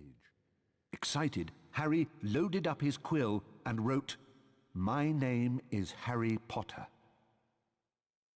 Then, at last, something happened. Oozing back out of the page came words Harry had never written. Harry nearly upset his ink bottle, and then more words appeared on the page. I know all about the Chamber of Secrets. 50 years ago, the chamber was opened and a girl was killed. I caught the person who opened the chamber all those years ago. Harry paused for a second and then wrote 2 letters. O.K. The pages of the diary began to blow as though caught in a What a grass. Tom Riddle's a grass. Open up, and Harry was pitched headfirst into the opening. Harry saw that he was standing in a corridor in Hogwarts dungeons. It all makes sense, it was Hagrid. Made by an open It all makes sense. Was a boy of about 16. Harry knew at once that this was Tom Riddle, the owner of the diary. Then Harry heard someone speaking in a low whisper. Come on, gotta get you out of here. Come on now, in the box. The voice definitely belonged to Hagrid, who, Harry now saw, was crouching down in front of a large box. Riddle suddenly stepped out from the doorway. Evening, Rubeus. It's all over. I'm going to have to turn you in. The least Hogwarts can do is make sure the thing that killed that girl is slaughtered. The young Hagrid rose up to his... Is that not just like the creepiest voice you've ever heard? It is mine. He wouldn't, he never. So creepy. And then, from out of the box, came something... Makes Hagrid seem normal. Let out a long, piercing scream, unheard by anyone. A vast, low-slung, hairy body and a tangle of black legs, a gleam of many eyes... It was Hagrid himself, in the nude. The thing scuttled away, Harry vomited the corridor and out of sight. And died of a heart attack. No! The scene whirled. The darkness became complete, and Harry landed with a crash. Later, Harry met up with Ron and Hermione. Harry's like, you guys are not going to believe this. Hagrid is a child-killing psycho. And we're like, well, yeah. What else is new? Like, you know what, Ron? You got a point there. You know.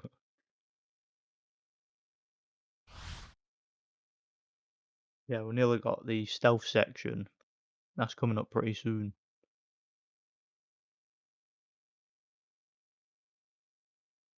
Riddle might have got the wrong person.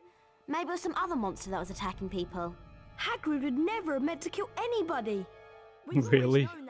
Really, Harry? Are you serious? Hagrid is a psycho, we know that. I can find information on Tom Riddle.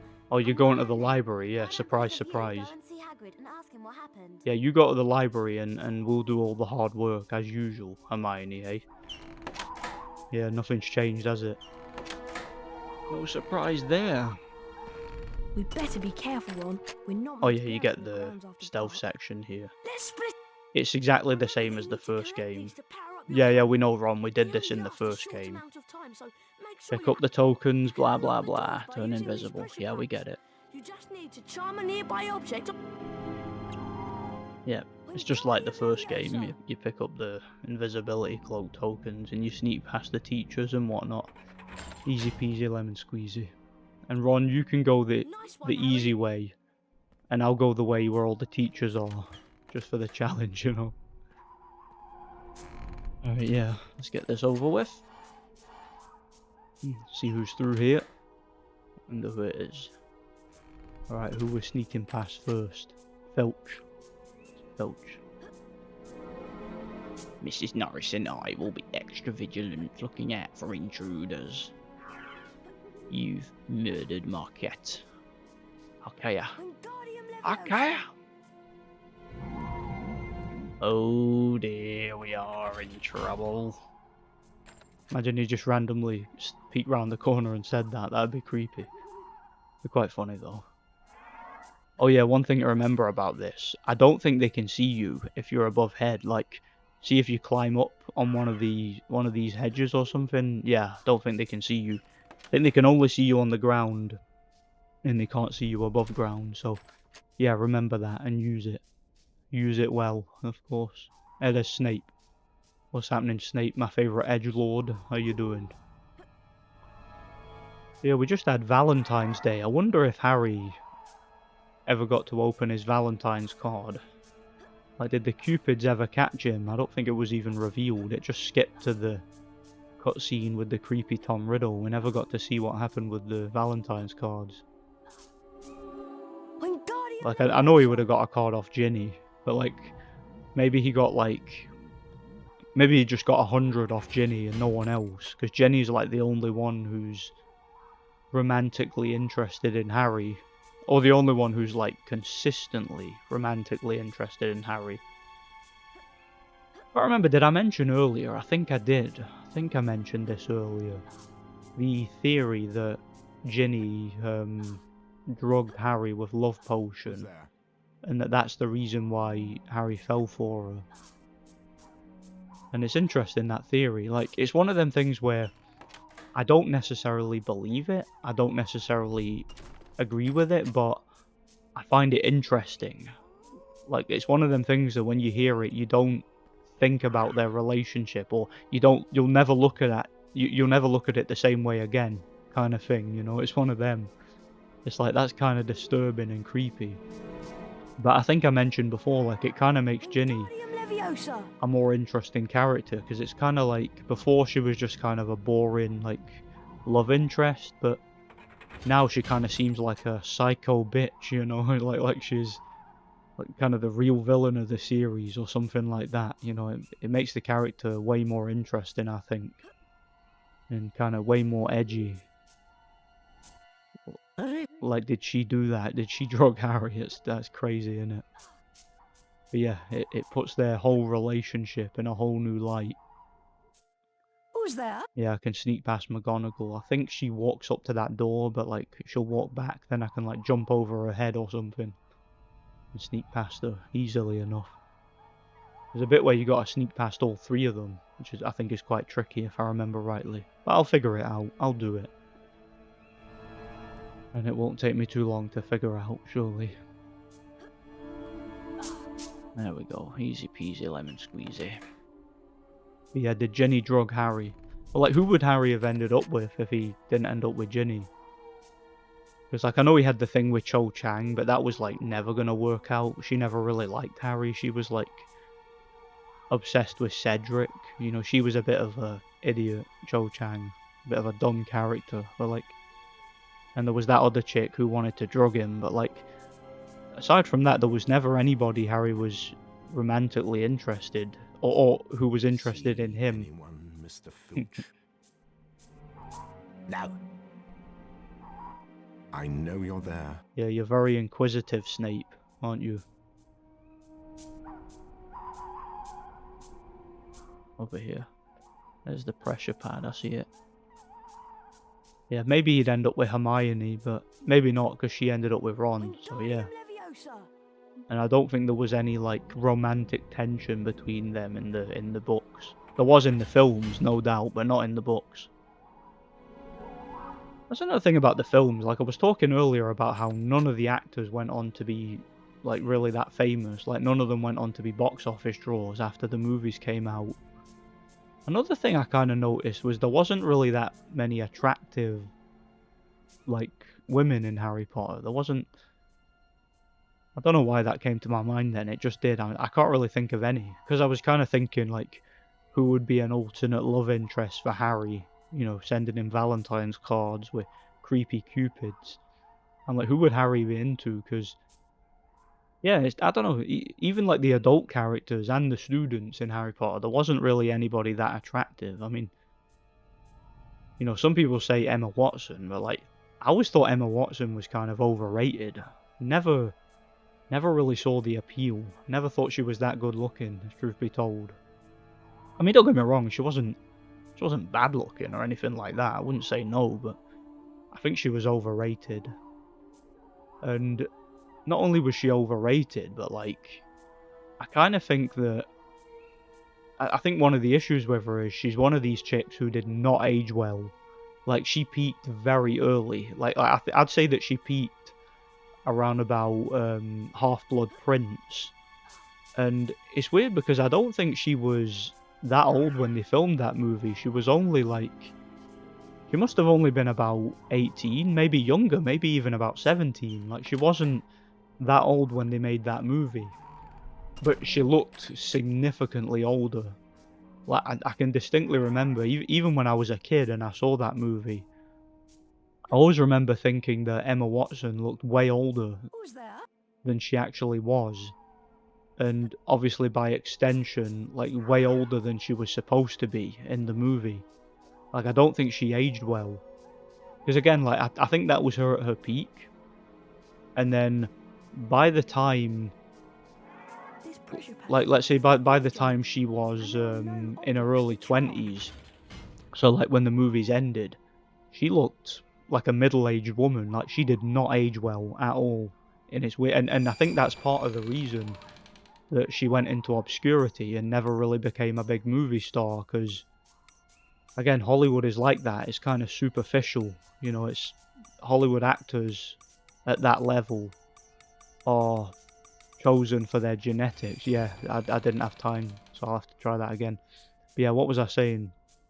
Hollywood actors at that level, they're chosen for their genetics, for how they look. And I think Emma Watson just didn't have that appeal, and that's why she went into obscurity and never became a big star and that. That, and I think that she's a very, very unlikable person too. That could have had something to do with it, you know. And she couldn't really act, you know. But like, again, it's not just her. Like, pretty much all the actors from Harry Potter, none of them went anywhere, or none of them were in anything major. Shh! Someone's talking to Hagrid. Yet again, Cornelius. Ah, Fudge, he's there. That taking Hagrid away will not help in the slightest. That must be Cornelius. Dumbledore's just like, Hagrid, why have you got a big portrait of me on your wall? You're embarrassing me in front of the minister. I'm under a lot of pressure. Got to be seen to be doing something. If it turns out it wasn't Hagrid, he'll be back and no more said. So, where am I going? Not ask about prison, man. You'll be going for a short stretch, Hagrid. It's not a punishment, more a precaution. If someone else is caught, you'll be let out with a full apology. I don't think he should be let out. I think he should stay in prison. He belongs there, you know, he deserves it. Follow the spiders. That'd lead him right. That's all I'm saying. Ron, look at all the spiders. I'm going to follow them. All right, be careful, Harry. I'll go and tell Hermione what we've heard. Yeah, Hagrid's sending Harry to his death again, as usual, you know. Gonna go to the forest and we're gonna get a boss battle. Quite a creepy one. You'll see soon enough. But yeah, what was I saying? The Harry Potter actors, yeah, none of them went anywhere after the movies. Really, quite interesting, isn't it? Yeah, like again, I can't really think of any like really attractive characters in Harry Potter, like women characters. I don't care about taking damage. I'm just trying to get through this quickly now. I think you get a Wiggenweld potion anyway pretty soon.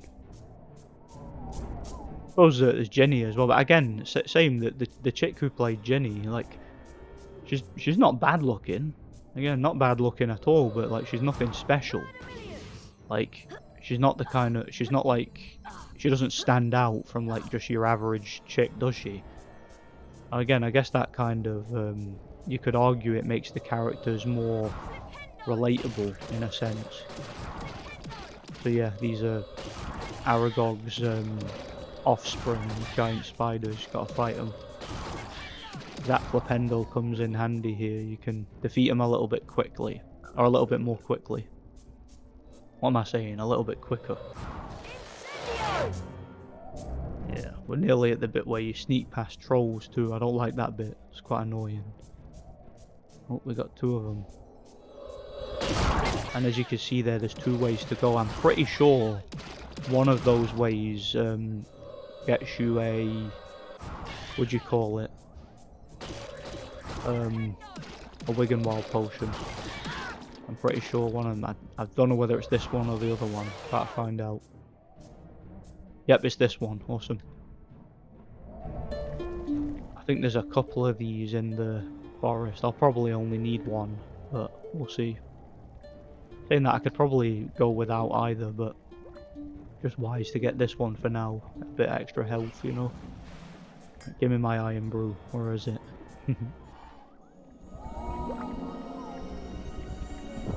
Lovely. Imagine that was Ginny's love potion. Harry's had it and he's just like, oh no, I really want to go see Ginny. Where is she? Demolish that redhead. You know what, you know. Right, here we go. Gonna kick Aragog's ass and all his filthy offspring that have infested this forest. As well as all these other vile monsters. No doubt have something to do with Hagrid, you know, he might have bred them. Stand where I point, look upon the waterfall, and you shall see the light. Yeah, that's for the Verdimillious thing. Verdimillious! Verdimillious! It used Verdimillious a lot more in this game than you did in the first game. There was only like a couple of areas where you use it in the first game, I think. In this game you use it quite a bit. But alternatively, you barely ever use, what do you call it? Petrificus Totalis. Barely ever use that. Incendio! Incendio. I think there's another one of these bridges, but there's like two of them at the same time, and I remember that being quite tricky. It's like not far from here. Ah, secret bit here, but you need to activate it with the Verdimillious there. I think this is where the wizard card is, if I remember rightly.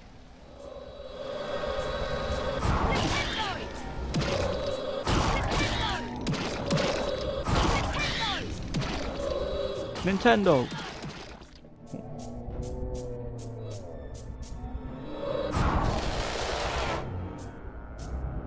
Where's that wizard card? There it is. Albus Dumbledore. And Dumbledore. I'm not going to bother with that Wiggenweld potion. I can't be bothered. I'm sure I'll find a chocolate frog at some point. It's not like there's any enemies who are a real challenge to me. Yeah, I've got my Zap Flipendo, and I can even take damage and it doesn't even bother me, you know? Because I'm that hard. Harry's that hard. He can take damage without even really caring about it. This is the tricky bit I was referring to. Seem to remember this being quite annoying. Why did he not? Did you see that? He cast Flipendo on it instead of Verdimillious. That time he cast Verdimillious, but he didn't say it. Just said nothing, you know. Alright, there we are. At least you only lose a little bit of health for falling there, and you just spawn straight back, you know. That's all good.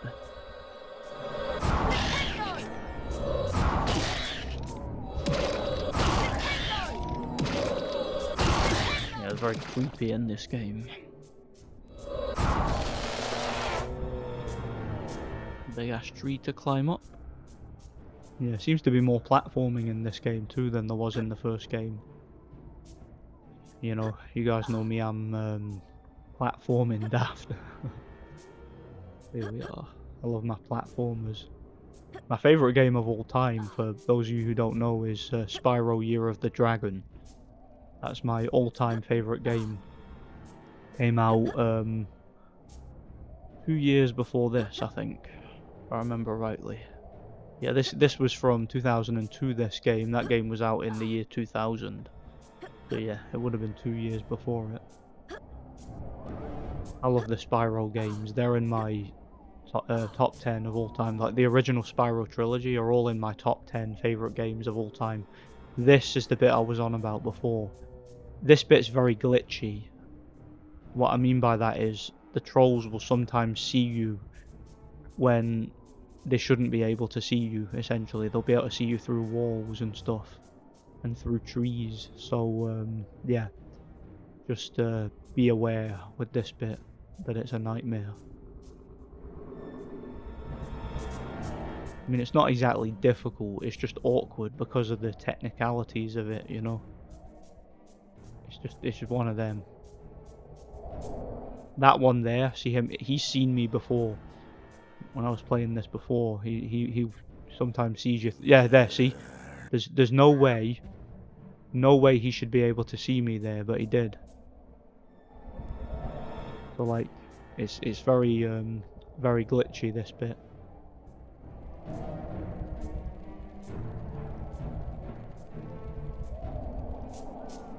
Okay.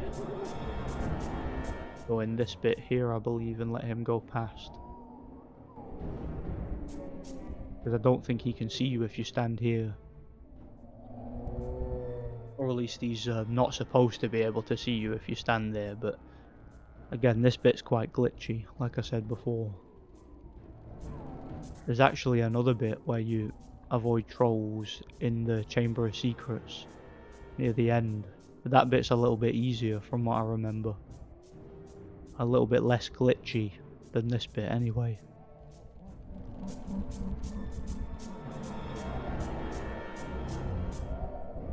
Hide in here. Pretty self-explanatory what you gotta do. You gotta anticipate their paths, hide, and yeah, sneak past them essentially. There we are. Easy peasy lemon squeezy. Not long now.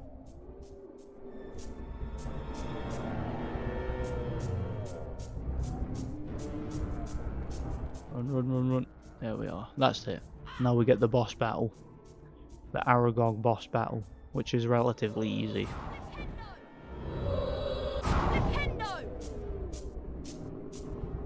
There's more bats. Yeah, we'll kick his arse. It'll be easy.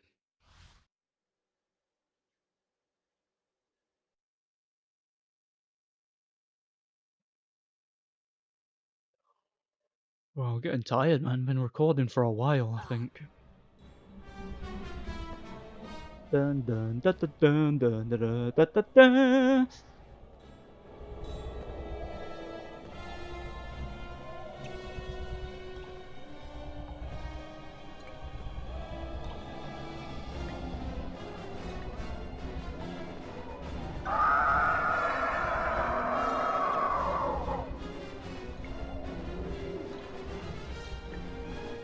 Who is it? I'm a friend of Hagrid's. Hagrid's in trouble. That's why I came. In trouble? But why has he sent you? They've taken him to Azkaban. They think he set a monster on students. I come from a distant land. A traveler gave me to Hagrid when I was an egg. He cared for me, kept me in a cupboard, and fed me. Or did he feed you Hogwarts students? Because he sent Hagrid to feed you. He sent Harry to feed you, you know. So do you know what did kill her? The thing that lives in the castle is an ancient creature we spiders fear above all others. We don't speak its name. Okay, I'll just go then. Go? I think not. Yeah, so yeah, Hagrid's sent Harry to his death. What a shame, eh? By the way, it can be quite creepy here. See if you don't defeat Aragog in a certain amount of time, like he runs at you, and it's actually really, really creepy the way he does it. Like if you take too long, like ordinarily it won't happen because you'll be able to like destroy these in good time, but like see if you do take too long to do it, it's really creepy. Like he runs right at you. The lock-on system can actually be a bit of a hindrance here because Harry will sometimes lock on to the other spiders, the minions, so don't even bother with them. Like, I wouldn't bother shooting them, just shoot these things because that's the main target is those things. Don't even worry about them. And again, if you run low on health, there's chocolate frogs that keep dropping down when you need them, so yeah, don't even worry about it, it's all good. Right. Nintendo. Sure, it sounds like he's saying Nintendo. Sounds a lot like Flipendo, doesn't it? Yeah, we are very close to the end of the game now. We'll soon be kicking the Basilisk's ass. Right, that's one of them.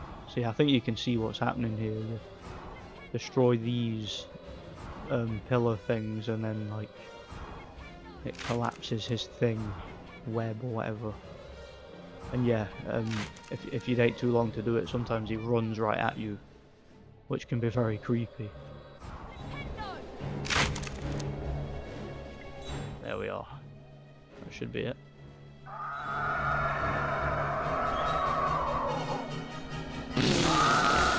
Oh, like he came off it then, like it glitched or something. And yeah, because Harry's an absolute, like, Chad, an absolute hard man, badass. He's gonna go straight in and follow Aragog. Like, he's gonna follow him into his lair. Ready to kick his ass.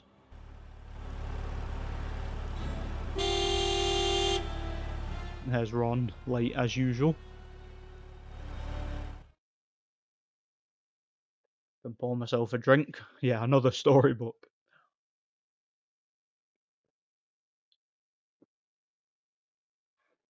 Oh, that's good. Iron Brew. This is my Wiggenwald potion. Iron Brew. And Harry dived inside. Hurry up, Ron! The door slammed shut. Like if they ever make a video game about me, Iron Brew will give them, or will give the main character which would be me, infinite Sped out health. of the hollow, branches whipping the windows Iron as Brew the will car make your health wound its way increase. cleverly through the widest gaps, following a path it obviously knew. Like in Duke Nukem, where you After drink 10 beer or soda noisy, to increase your rocky health. minutes, the trees thinned, and the car stopped so suddenly they were nearly thrown through the windscreen. They had reached the edge of the forest. Harry and Ron arrived safely back in the Gryffindor common room. What was the point of going in there? What have we found out? I'd like to know. That Hagrid never opened the Chamber of Secrets. He was innocent. I don't know about that, Harry. Like, all because he didn't open the Chamber of Secrets, that doesn't mean he was innocent. Hagrid's anything but innocent, let's be honest.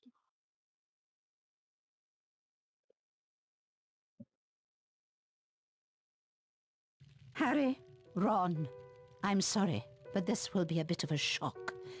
There has been another attack. Oh no.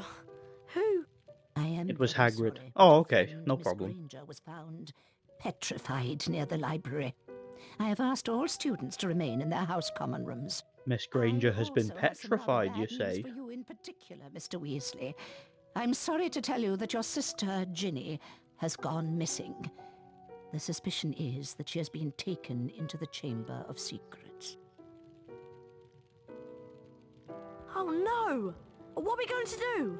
Aragog mentioned that the last time the Chamber of Secrets was opened, a girl was found dead in a bathroom. What if she never left that bathroom? What if she's still there? Moaning Myrtle! She's still Go to there. the girls' bathroom, Ron, and find Moaning Myrtle. I'm going to find Lockhart. Lockhart? Why? He's the defense against the dark arts teacher, and whatever's attacking people is definitely involved in the dark arts. Okay, I'll meet you in the girls' bathroom. Ginny will be alright, won't she, Harry? Don't worry, Ron. We'll rescue her.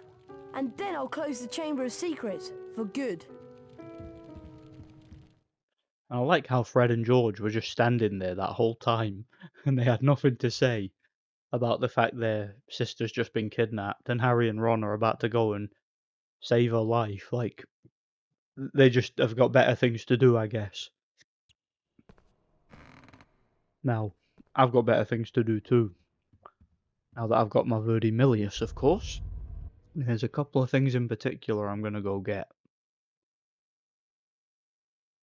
My last couple of cards. Then I've got a few founder dueling champions whose arses I need to kick. Been itching to do that the whole game. Then, and only after all that is done, that's when we can finally find the time to go and save Ginny. But priorities and all, you know. This is where that annoying bitch portrait woman is. That's her over there. You'll see what I mean in a second. She's a right stuck up cow, that woman. I don't like her, you'll see. Yeah, she's a right bitch. Don't get points for that? No, you don't? Oh well. You. I'm warning you, don't come through here. Go away.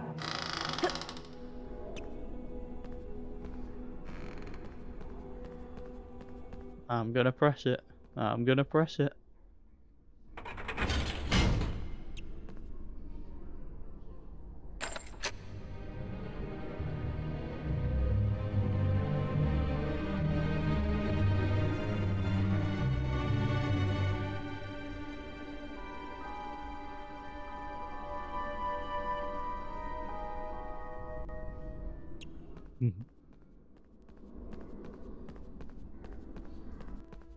I hope you haven't pulled that lever, young man. Well, guess what? I did pull on that lever. Suck on that bitch. Right, here we go. Wonder if that's Sir Cadogan up there. I think it might be. He was in the first game. Why, it's Mr. Potter. I remember you from last year. I remember you too. If you want to get to the floor above, come on through, Mr. Potter. See, that guy's nice. Like, that woman was just a total, like, stuck-up bitch. But that guy there was like, yeah, come on through, no problem. Typical, innit? Typical how the woman's like a total Jobsworth cow. Total bitch. But the guy's just like, yeah, no problem, in you come. Yeah. Oh well, it's done now, isn't it? Jump, jump, jump. Get it. Aw. Supposed to hold it, Harry. You're supposed to grab the edge. Yeah, yeah. Said that before, let me in.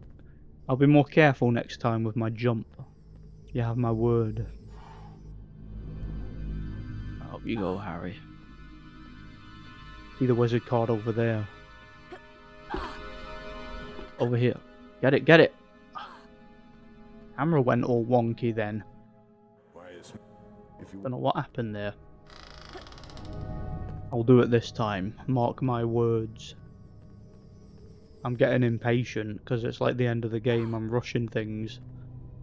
When I shouldn't be. I should be taking my bloody time.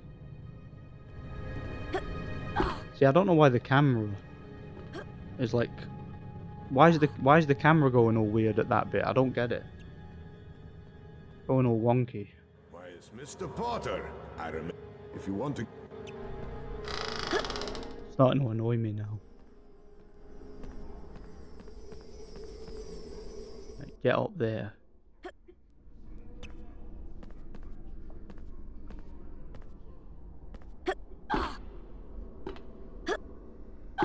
Didn't do it that time. Like, camera just worked as normal then. Yeah, I've no idea what that was all about, but thankfully it's over and done with. Thank God for that. Oh, got a couple of rats. Yeah, thankfully one hit does them with the Zap Flipendo. I'm gonna get some more points. Ah, some infinite health.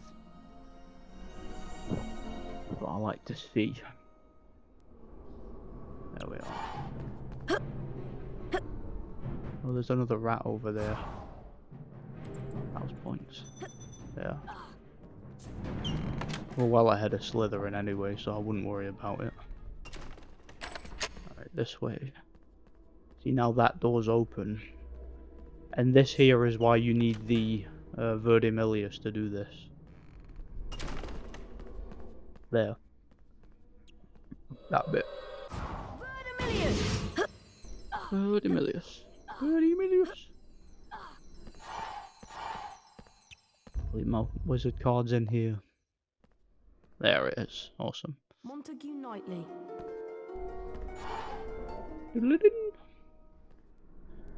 Jump straight down there, I guess. Yeah, that wasn't high enough to damage me, so yeah. That's good. Now we can go get the card that's that's at the bookcase next to Lockhart's office. Another one in there with a Verdimillious thing. And once we've done that, we can get the founder duels done, which will be very easy. And that won't take long at all. And then that's all the collectibles in the game, and all we need to do is beat the game, do the final level, and that's us at 100%. So yeah, it's been a relatively smooth playthrough this, hasn't it? You know, a couple of issues with controls and camera angles as you saw then, but all in all it's been fun. I've enjoyed it. It's been a pretty fun one. Just through here. Yeah, I believe that's the last one before we go and, you know, get the ones in the founder jewels.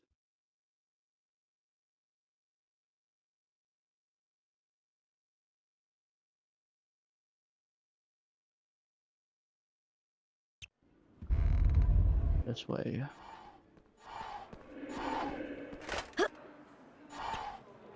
And I believe there's a few of them platforms that you need to activate around the other side of this room.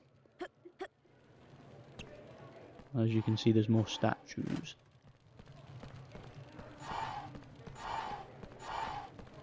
There we are. No, you don't cast Flipendo, you cast Verdimillious. There we go, that's more like it.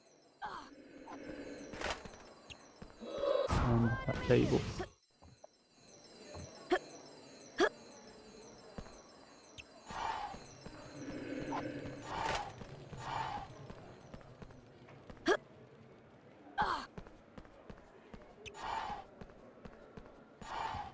a long big Daisy circle. Dodderidge. This room, innit? Daisy Dodderidge, whoever that is. So yeah, as you can see, we've got 20 cards. All the rest of them are through the common room. The last 4. We've got the one for getting all the race cups and house cups and whatnot. That's just sitting waiting for us in the common room. And I couldn't get it during that cutscene before, but you can get it when you like physically, manually go back in, which I'm about to do now. Then we'll go and kick all the Founders Champions asses and get the relevant... Wait, am I going the wrong way here? Yeah, it's this way, silly me. Technically you can go that way, I think, but quicker to just go this way. To the common room. And yeah, we'll be coming back to Lockhart's office before the end of the game. Because that's where you go to find him before going to the chamber. Yeah. That's what we'll be doing. Man, I'm really tired.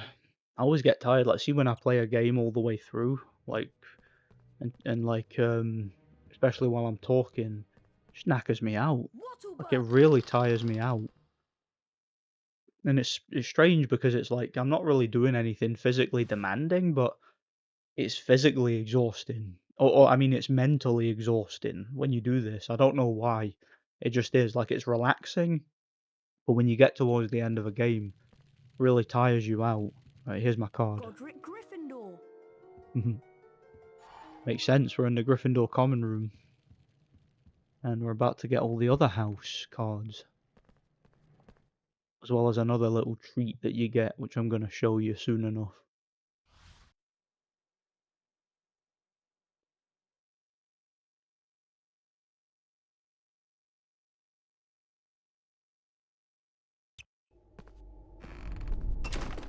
Yeah, that thing to the left there, we'll be going up there later. All in good time.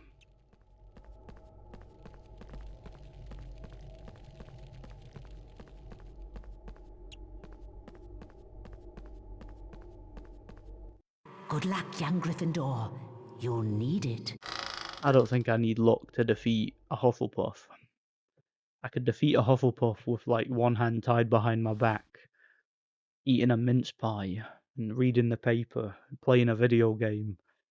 I could do all that and defeat a Hufflepuff, any Hufflepuff, at the same time, you know. So yeah, each dueling arena for the houses is in a different place. This one's on the roof, as you can see.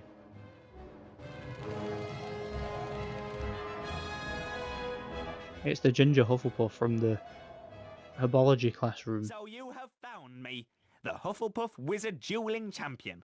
There's no way I'm going to let a Gryffindor student beat me. Come on, let's duel. What's that supposed to mean? Get ready. Duel. What do you mean you don't want to let a Gryffindor student beat you? What are you trying to say? You're a Hufflepuff. Imagine a Hufflepuff inciting, like insulting someone from another house. That's mortifying. I'm not having that. And then he's trying to curse me with Avada Kedavra. He's quite slippery, this guy. Yeah, it's quite annoying. I mentioned this earlier. Like, it's annoying that they take away your Zap Flipendo for the wizard duels. Better than that. I think they even do it in some of the boss battles, like when you fight Lockhart, which is kind of like a dual boss battle. Like, they take away your Zap Flipendo there for some reason. Not sure why. Great bow. Oh, and that's the first round to Potter. It's the first round to Potter. And it'll be the second round to Potter too. Yeah, I've not lost a single duel. The only time I died in this entire playthrough was against that bloody snake. And, you know, that was because I went into it with low health already. That was kind of the reason why, you know. But I did it easily enough after that. And I don't intend to die at any point from this point on. Not even though I just took a Avada Kedavra from point blank range. Come on, give me my power up. Ow! Ow! Ow! Potter responds. Ah. Expelliarmus. Expelliarmus! Easy peasy lemon squeezy. Now give me my wizard card. Blimey, Harry, you won. And look what you've done to my wand. Give me it. Give me the card. Helga Hufflepuff. Gee, I wonder who the card's gonna be for the Ravenclaw duel. Or for the Slytherin duel. Wonder who I'm gonna get, eh? The anticipation is killing me. Gee, I wonder.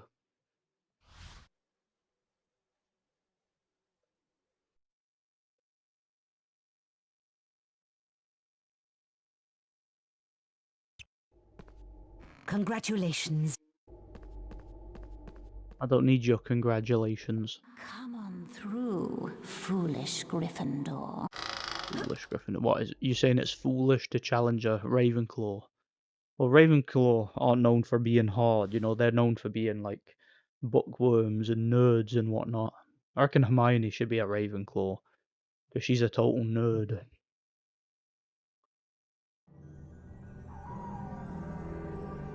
Yeah, the Ravenclaw arena's in the Dark Forest.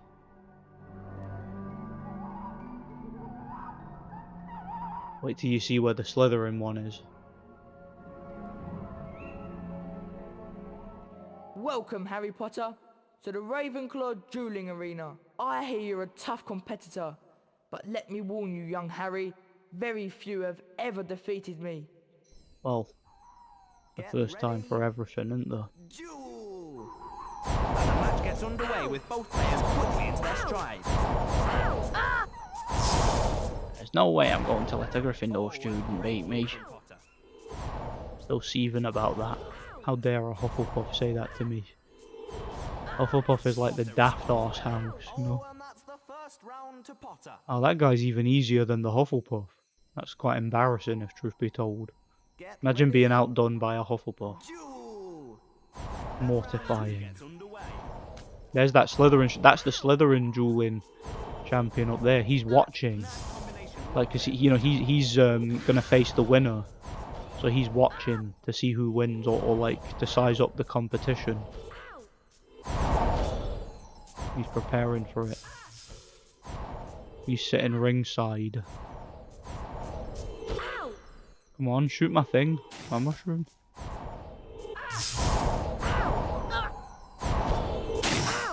That one's like a shotgun, it's pure quick.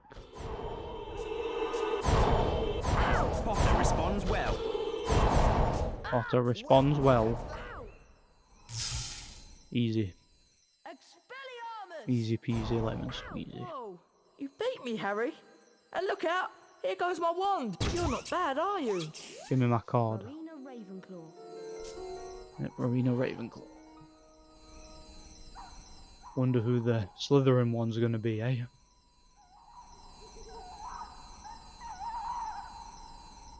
So yeah, let's get this over with. Let's kick the Slytherin champion's arse in his backyard. Yeah, Harry's a road warrior. He's like Alexander Usyk. He's going to everybody's backyard and kicking their asses. He's going to be the lineal Hogwarts champion. Well done, Harry. I'm impressed. You emerge victorious. Yes, your admiration is appreciated. Well, I expect this is the last I'll see you alive. That's a bit harsh, isn't it? Expecting him to die in a mere friendly wizard duel. Yeah, the Slytherin champion must be a bit of a psycho. So yeah, he was watching us at that Ravenclaw duel. Like I said, sizing up the competition. He wants to see who's going to be his challenger next. See, this one's in the dungeons. The Slytherin one in the dungeons, which makes sense, of course.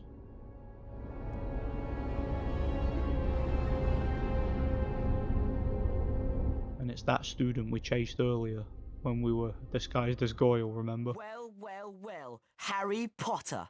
So, you've made it this far. You are courageous indeed to dare to come here.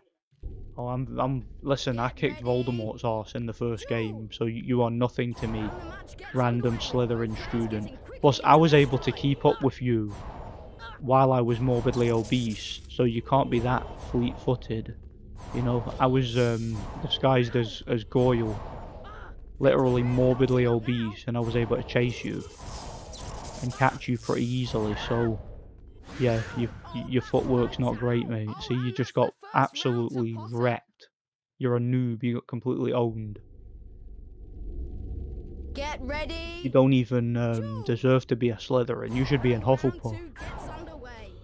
You really should. Yeah, Harry is literally, like, in this game, Harry's a total Chad. He's like I said, he's like he's like Alexander Usyk. That's what he reminds me of. He's like John Wick or something. He's just going into the lion's den and just kicking ass and taking names, taking no prisoners. Completely based. Oh, and Potter's going to have to do better. Go on, shoot one of my bloody candles, will you?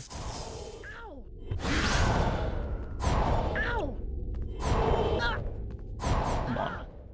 I can't see because of the candles. They've like obscured my bloody vision. I might actually lose a round here to this guy that I was just roasting before. I'm not having that. Ah, yes. I'm not losing this round. I'm not losing it. Got him. Expelliarmus! Banged him out. You beat me! Oh, the shame of it. I'll never be able to hold my head up in polite society again. I suppose I'd better give you a famous witches and wizards card. Oh well, at least he took it like a good sport. Salazar Slytherin. You hear that there? I was talking about that when I did my walkthrough for the first game. When Harry found the Salazar Slytherin card in the first game, he was just like, Salazar Slytherin, because he didn't know who he was. He was like indifferent to him. Now he knows who Salazar Slytherin is, and he's found the card. He's like, Salazar Slytherin. Like he says it pure like disgusted like, because he knows. Well, Harry Potter. Yeah, whatever. Yeah, he was all disgusted by Salazar Slytherin because he knew who he was. So yeah, that's us basically got all the collectibles and everything. And before I go and complete the game, there's one little secret. One last thing I need to show you. It's over here. And it's a nice little touch, this.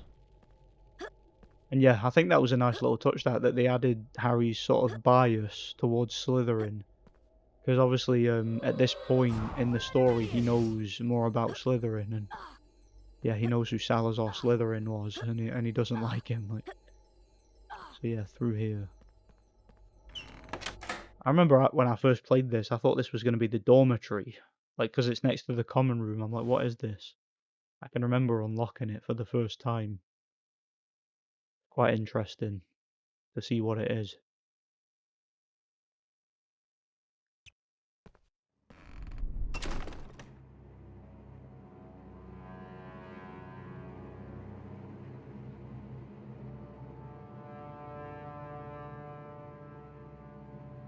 Yeah, it's like an abandoned library and there's a book there. So let's read the book and let's find out what it is. Harry Potter. Ron Weasley. Hermione Granger. So yeah, concept art. That's what it is. Draco Malfoy. It's quite cool. Albus Dumbledore. And interestingly, some of the concept art is from the Hagrid. Some of the, from the 6th generation console version, like the PS2 and whatnot, and Xbox. Lockhart. Madam Hooch. Professor McGonagall. Professor Sprout. Professor Snape. Guy Trash. They're in the PS2 version. You fight them. Guy Trash. Hagrid's Hut. Basilisk. Chamber of Secrets. Herbology Greenhouse. Aragog's Pit Lair.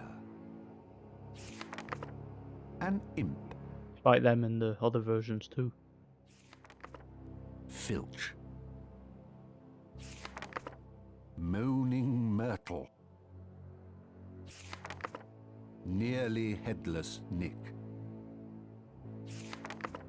Harry's bedroom at Privet Drive. Ford Anglia. Gnome. Fawkes the Phoenix.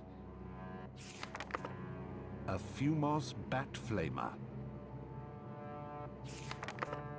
A Pufferpod. Quidditch player. Aragog's lair. Tom Riddle. A lot of them. Troll Bridge. Forbidden Forest. Arthur Weasley's automatic washing machine. And there it is, the ultimate villain, the ultimate nemesis. Told you it was the ultimate nemesis. Arthur Weasley's automatic washing machine. Yeah, we kicked his ass earlier. Speaking of kicking ass, we're about to go to the chamber and end this. To cut the head off the snake. Pun intended. Literally gonna end this. Hey, where's my Verdimillious? What's going on?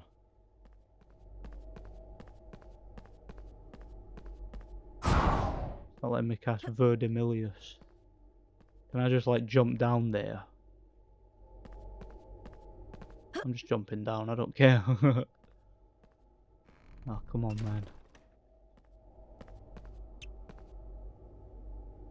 man. Do I need to stand back and do it? Yeah.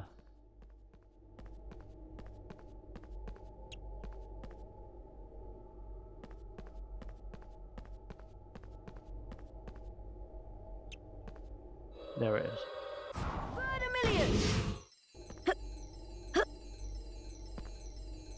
I got scared for a moment then. I thought I wasn't going to be able to continue.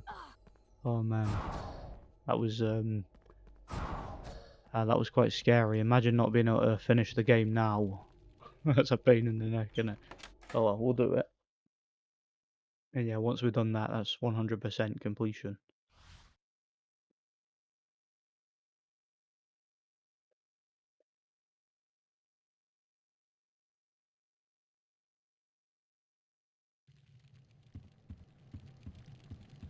Yeah, Fred and George don't seem to care that their sister's been kidnapped by a giant snake and taken into the chamber.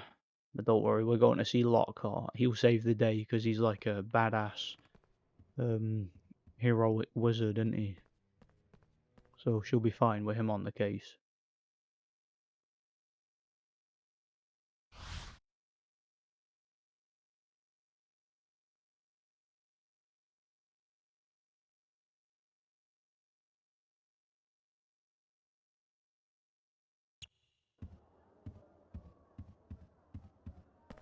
Let's go see Lockhart. No, his office is going to be locked. No pun intended.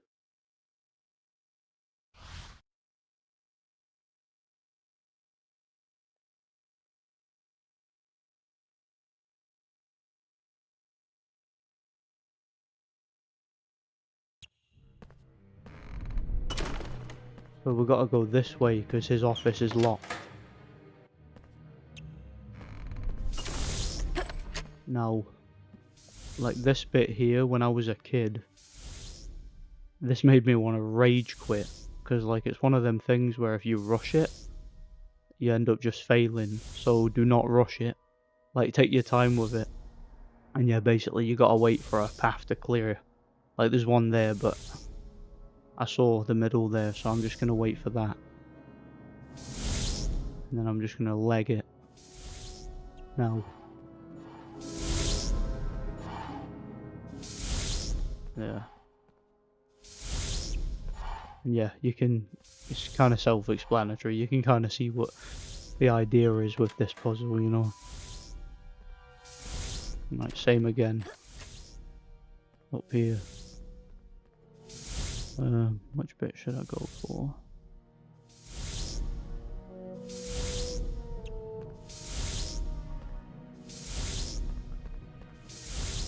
The beans indicate that I'm meant to go here. Saying that there's beans all through it, isn't there? This way.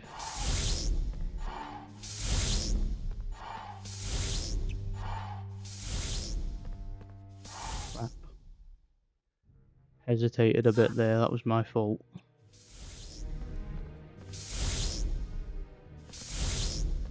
Oh.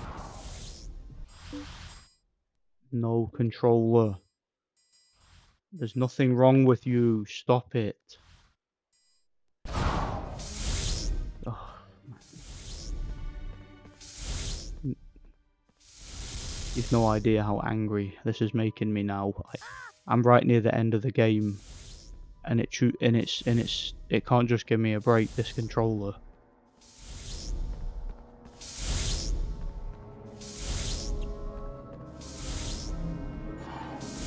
Oh, thank God for that. Alright.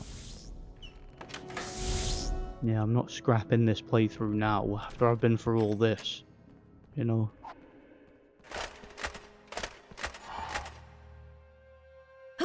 It's through there, isn't it? Yeah. There we are, here he is. What's happening, Lockhart? Mr. Potter, I'm rather busy at the moment. Professor, I have some information for you. I think Moaning Myrtle was the girl who was killed by the monster 50 years ago. She may know where the entrance to the Chamber of Secrets is. Well, okay, if you're sure. Yeah, here we go, Lockhart. Between the two of us, you know, like the two of us together, Basilisk won't stand a chance. We'll absolutely batter it.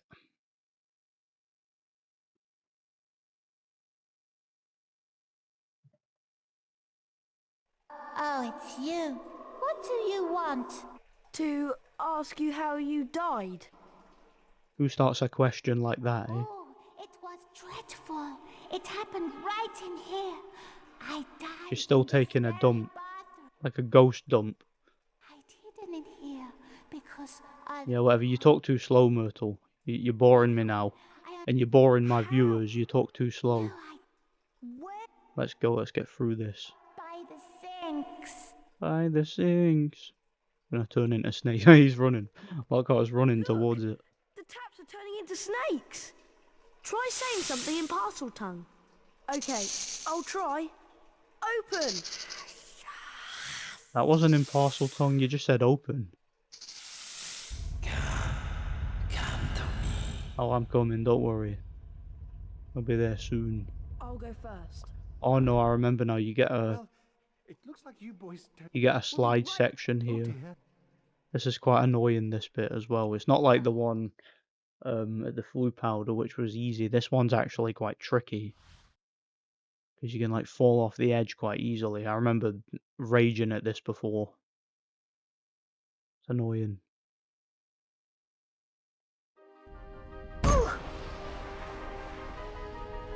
Yeah, here's the slide.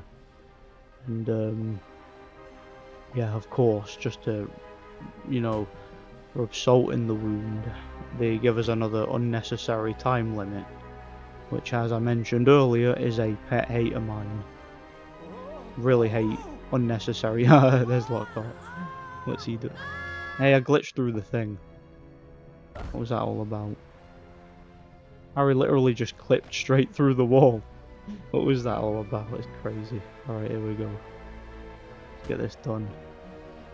Yeah, Lockhart fell right past us. I think Ron was there as well, but I didn't see him because I clipped through the wall. But yeah, I'm sure Ron was down there too. So yeah, this is just an annoying little bit of level padding that they add to the game. Just for the sake of it, because why not? Yeah, is it me or does that timer seem like it's going down really quickly?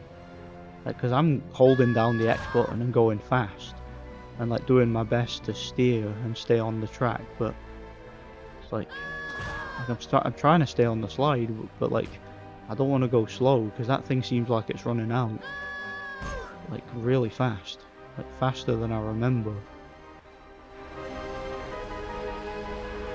Nearly there now, surely. Turn left. What's going on?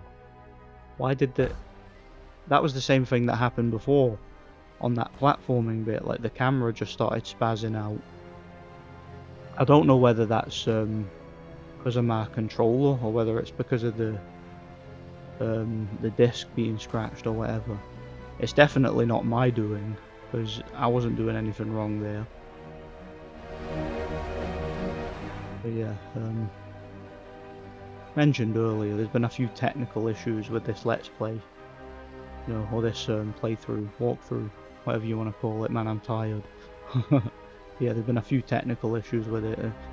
And I think next walkthrough that I do on this PlayStation, if I do decide to do another one, I definitely will be using a different controller. Because this controller is very, very dodgy. You know, the drifting and the button delays and things like that. I'm not dealing with that again.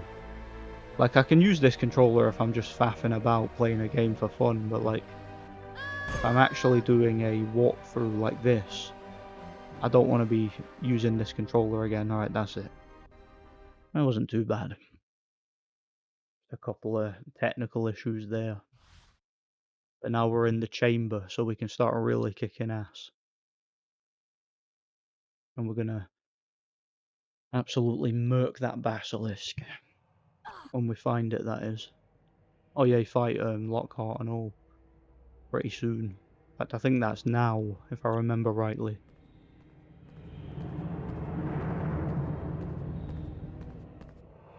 Ah, welcome, Harry! Here you are! And he sounds happy, doesn't he? Careful, Harry. I think he's lost it. Lost it? What? No, no, no, no, no. Not the great Gilderoy Lockhart. It's just that now is the time to end this little adventure. See? I shall go back to the school, tell them it was too late to save the girl, and that you both tragically lost your minds at the sight of her dead body. Oh no. I know what he's gonna do. He's gonna try and hit us with one of his memory charms. Yes, indeed. How could you possibly know that, Ron? Like, when have you ever heard about Lockhart's memory charm? When has that ever been mentioned before? Like Harry's never mentioned. See what I mean? This is a boss battle, right? But it's also a wizard duel, and I don't have my Zap Flipendo. It takes it away. You think that the game would would let you keep it during like all bosses, especially since it's not like a duel in the traditional sense. You know, this is actually like a life and death situation where Harry can like get obliviated. So you think they'd let you keep the Zap Flipendo for this, but guess not. Guess they didn't want to make it too easy, you know. I suppose it's easy enough as it is. It's not really a big deal. Oh yeah, and obviously, goes without saying, don't let the Obliviate hit you, because it will finish you in one shot. There we are.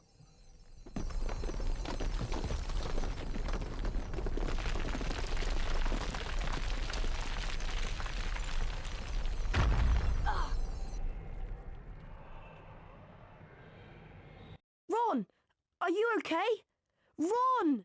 Yes, I'm through here, I'm fine! Lockhart isn't though! He got blasted by his own memory charm! What are we going to do now?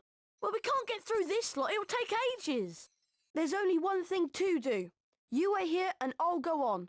Ginny's been down here for hours, and if we waste any more time, it might be too late. Okay, Harry.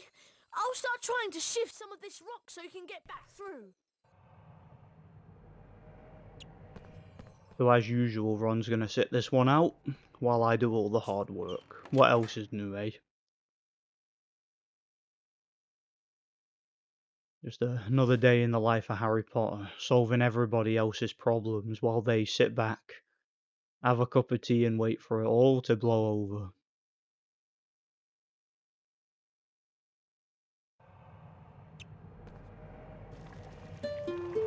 So yeah, there's a nice little conveniently placed cauldron there. We're gonna get ourselves full health with another Iron Brew. I'm sorry, Wigan Wild Potion.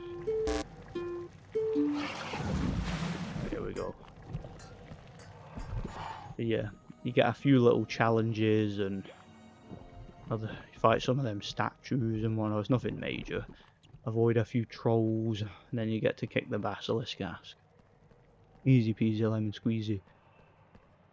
Interestingly, in the PS2 and Xbox version, you're only in the chamber for like a minute. Like, all you do is go in, and then you fight the basilisk like right away. But like, yeah, in this version you get like a massive like maze of levels. Well, I say massive, like massive compared to that version anyway. Yeah, like in this version you get several challenges and some stuff to do. So it's not as big a deal like.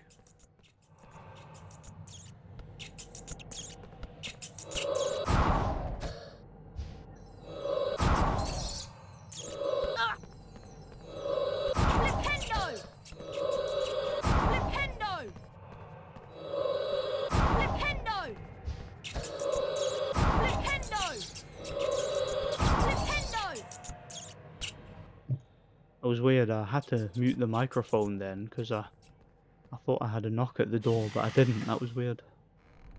Yeah, that was why I took damage there.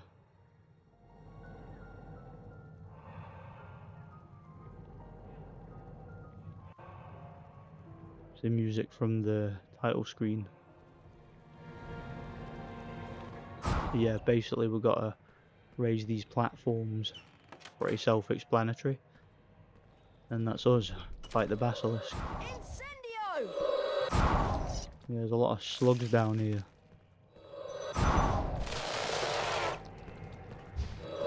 What are you doing down here?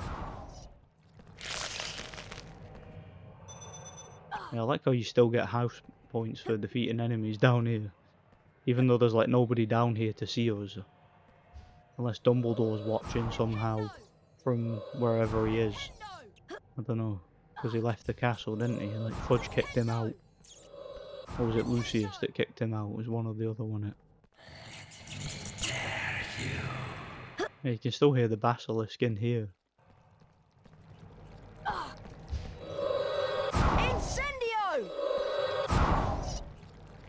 Incendio! Incendio!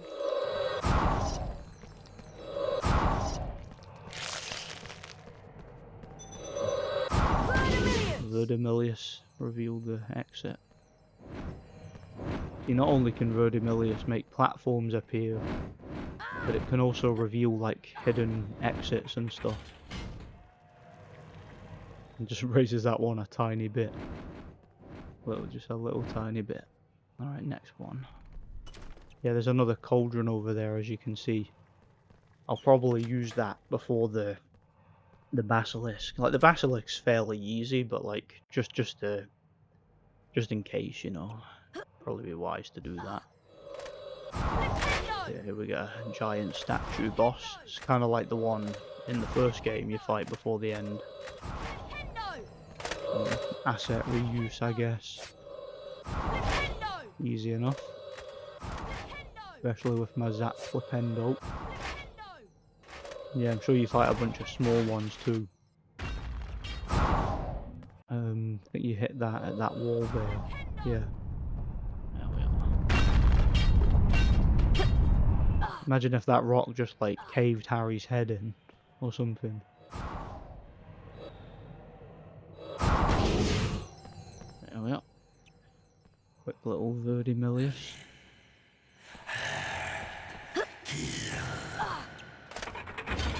That sounded like the guy in Blood and Bone where he goes, kill. You guys ever seen that movie? Great movie. Blood and Bone. Got to fight that guy down there. Fight. Stop. Why, Harry, why would you target the guy that's like nowhere near you? You target the guy that's right in front of you. Is that one down there still alive? He must be. Because it's why is it targeting him when he was nowhere near me? That's just stupid. Like it was literally targeting the guy that was like miles away. Alright, so it just doesn't want to target him, I guess. Okay, whatever.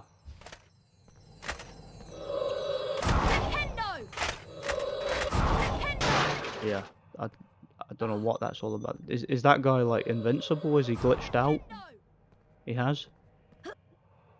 He's glitched. Oh well. He can stay glitched for all I care. Yeah, that was why it was targeting the other one, because that one there glitched, so I couldn't target him. And even when I hit him, it wasn't doing any damage. That's very unusual. I've never seen that before. Strange. Right, let's hope he doesn't glitch out, or any of the other ones for that matter. 120 points. That's on top of what we've already banked, of course, for Gryffindor, like. Alright, lock on system, please do your job this time. There we go. Smashed.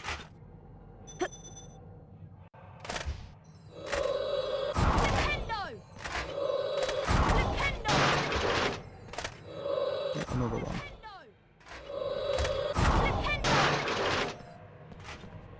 I'll be glad to see the back of them. Now I'm thinking I should probably get that Wild potion before doing the last thing, you know, just in case, because I don't want to have to repeat this. I ain't dying at this stage of the game. I've got through it pretty much in one piece up until now.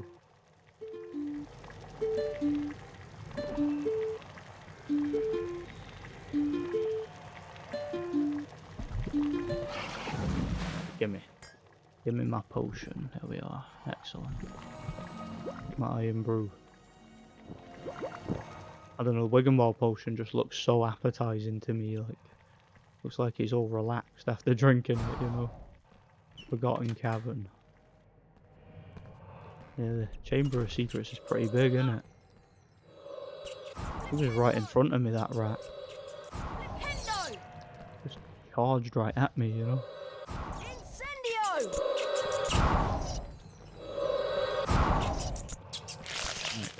Wingardium Leviosa! So I'm sure you lift one of these and like drop it, like down hard Wingardium Leviosa! onto the thing. It's got to be like the right size, you know. There we are. Right, so now we get another troll bit. I think this one's easier than the one in the forest, which was easy in its own right. Again, if you remember rightly, I only got sore once.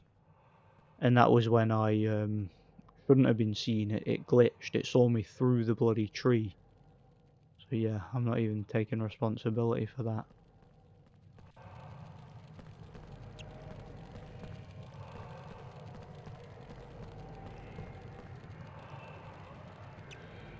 Shouldn't be able to see me here.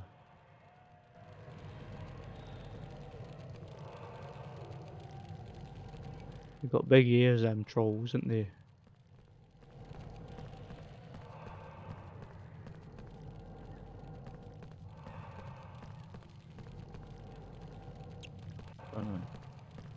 There we are, that was easy. Very easy. Easy peasy lemon squeezy, there we are. So yeah, that was the easiest one of them little challenges. Right, now let's go get that basilisk and kick its arse.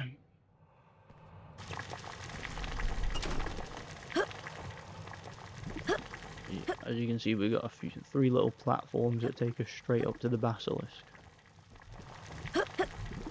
And that's all we need. I'm coming, basilisk. Wait.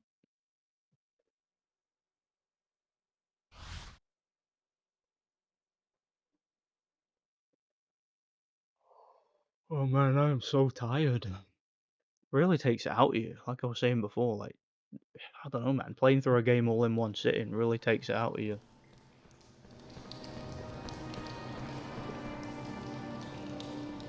Ginny! Ginny! Don't be dead! Please wake up! Nice drink. She's alive, but only just. Oh no, it's him. Ginny's been writing Creepy in the voice. diary for months, pouring out her soul. And as she did, I grew stronger, until I had enough power to start pouring a little of my soul back into her. Ginny Weasley opened the Chamber of Secrets.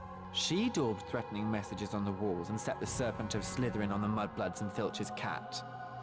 I'm afraid Ginny told me all about you, Harry. So I decided to show you my famous capture of that great oaf, Hagrid, to gain your trust. One day, I hoped to lead another in my footsteps, to finish the work of Salazar Slytherin. I knew you were on the trail of Slytherin's heir, so I led Ginny down here to... Your monologuing's boring. Filthy, non-magical father's name. Do you see it yet, Harry? I am Lord Voldemort, and now, Harry, I am going to teach you a little lesson. Speak to me, Slytherin, greatest of the Hogwarts Four! That was a boring little monologue. Alright, here we go. Let's get this over with. And Chad Harry is going to absolutely batter this big-ass snake. I mean, he kicked Voldemort's ass at age 11. Now at age 12, he's going to kick the Basilisk's ass. Cheers, Fox. Notice the Basilisk got red eyes in this game. Got yellow eyes in the movie and in the book, I think. And this it's got red eyes. Voldemort's got red eyes too. In the book and in the first movie, you know.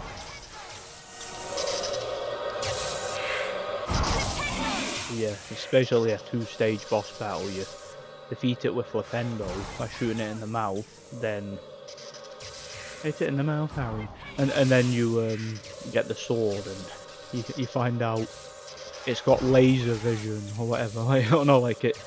I don't know. The Basilisk, it shoots lasers out of its teeth, and you gotta deflect them. It's like super powered. So yeah, the Basilisk in this game is like way more powerful than in the book or movie, because it can shoot lasers out its teeth, which is pretty badass. It's quite cool, you know. Gryffindor sword. Maybe. How does he know it's the Godric Gryffindor sword? He's never heard of it before. I like how, see, if you touch that poison that's on the ground, Harry goes like he says it all casually, he goes like, ah, poison hurts. Like something like that. Like if I accidentally walk into it, you'll hear. Yeah, this little bit here, it can be quite tedious. Because even though it's easy, it takes quite a long time to take its health down with the sword. But yeah. I remember the boss battle in the PS2 version. I think it's a little bit more tedious in that game. It takes even longer to bring its health down. Like the most interesting one I seen was the Lego game. Like the Basilisk boss fight in that one. It's like you got to build a bunch of things and trap it and all that. It's quite interesting. I'll need to play that again. In a few years since I last played the Lego games. The Harry... Oh crap. Forgot to deflect. Ah, there we are, got it. Forgot to press X then. Too busy talking. Always play worse when I'm trying to talk, as I've said a bunch of times, you know. Like I remember when when I did the playthrough for the first game, and when I got to the Gringotts section, I was like, okay, I'm gonna need to be quiet here and concentrate, because if I'm talking, I'm just gonna be messing up constantly. Because I'm not going to have the reflexes necessary to do it. And when I kept quiet, I was able to do it without too many problems, you know. But yeah, I had to really concentrate with it, you know. Kind of like that here. Yeah, it's difficult to keep the beam focused on it. Like you've got to like keep moving it left and right, basically. But it's easy enough to do, like I said. Like I'll easily do it, it's just a little bit tedious, you know. Definitely not the best boss battle, but I don't mind it. Something different, you know. Say I prefer it to the Aragog boss battle. I mean, this boss battle's a little bit more epic and cinematic, you know, and you get to use the sword, which is pretty badass. Unfortunately, this is like a children's game, so you don't get to like drive the sword through its head and like impale it, but oh well, you can't have everything you want in life, can you?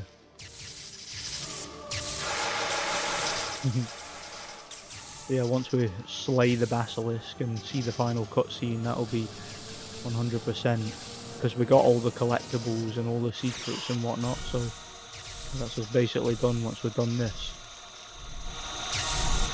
And yeah, I'm tired, man. Get a good sleep tonight, I tell you that.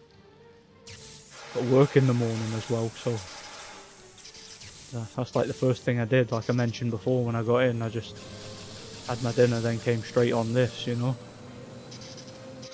And I want to get it done with now.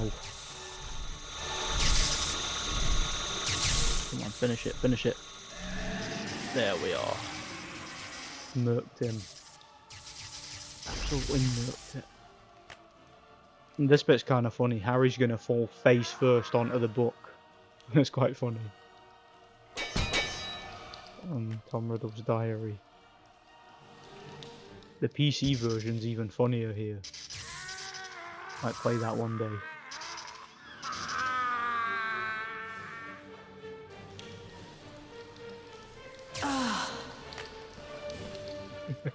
Face first. Jenny's just up immediately. And Harry's face first onto that book. Tom Riddle's diary. So yeah, here's the final storybook bit, and that's us done. Thank God for that, eh? There was silence. Silence except for the steady drip, drip of ink still oozing from the diary. The basilisk venom had burned a sizzling hole right through it. Shaking all over, Harry pulled himself up. His head was spinning as though he'd travelled miles by flue powder. Ginny drew a great shuddering gasp. It was me, Harry, but I swear I didn't mean to. Riddle made me. He took me over. Ginny was sent to Azkaban for the rest of her life, and Harry lived happily ever after. The end. Ginny, let's get out of here. They were flying upwards, and before he'd stopped enjoying the ride, it was over. All three of them were hitting the wet floor of Moaning Myrtle's bathroom. Harry told them everything. He told them about hearing... Hey, Hagrid's already out. Voice. How Hermione had finally realized that he was hearing a basilisk in the pipes. How Aragog had told him where the last victim... Dumbledore expelled all three of them. How he had guessed that Moaning Myrtle had been the victim, and at the entrance to the basilisk's lair, the Chamber of Secrets, might be in her bathroom.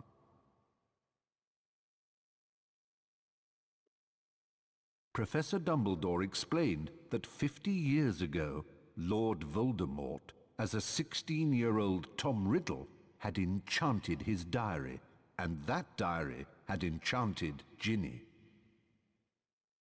Later, Harry managed to release Dobby from the slavery of Lucius Malfoy, for it was Lucius Malfoy Big mistake. who planted Tom Riddle's diary on the hapless Ginny Dobby Weasley. tried to murder us several times during the game. Harry, well, once again, he truly was the boy who lived. Zoom writing on his face, that's funny. Did that to Snape earlier. So yeah, that's Harry Potter and the Chamber of Secrets for the PS1. I'm not gonna force you guys to watch the credits. Finally, let's see who will win this year's House Cup. Let's see who won the House Cup, then that's us. I think I've got a good idea who might have won it. But, all in good time. We'll find out, won't we? Oh, Gryffindor's nearly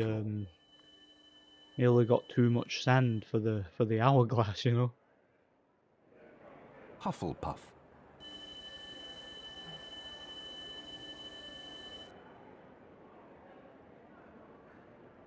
Slytherin.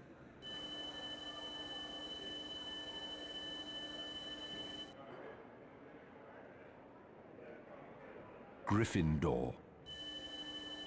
Oh, you know, I've got a sneaking suspicion Gryffindor might have won this year, you know? Gryffindor are in the lead on house points. Gryffindor. Well, that was quite anticlimactic, Gryffindor. Oh, there we are. Yeah, Gryffindor! So yeah, hope you guys enjoyed that. That was Harry Potter and the Chamber of Secrets. Thanks for watching. God bless each and every one of you, and remember to like and subscribe if you want to see more. And let me know if you want to see me play the third game, and of course check out my walkthrough for the first game. Yeah, thanks for watching, and God bless.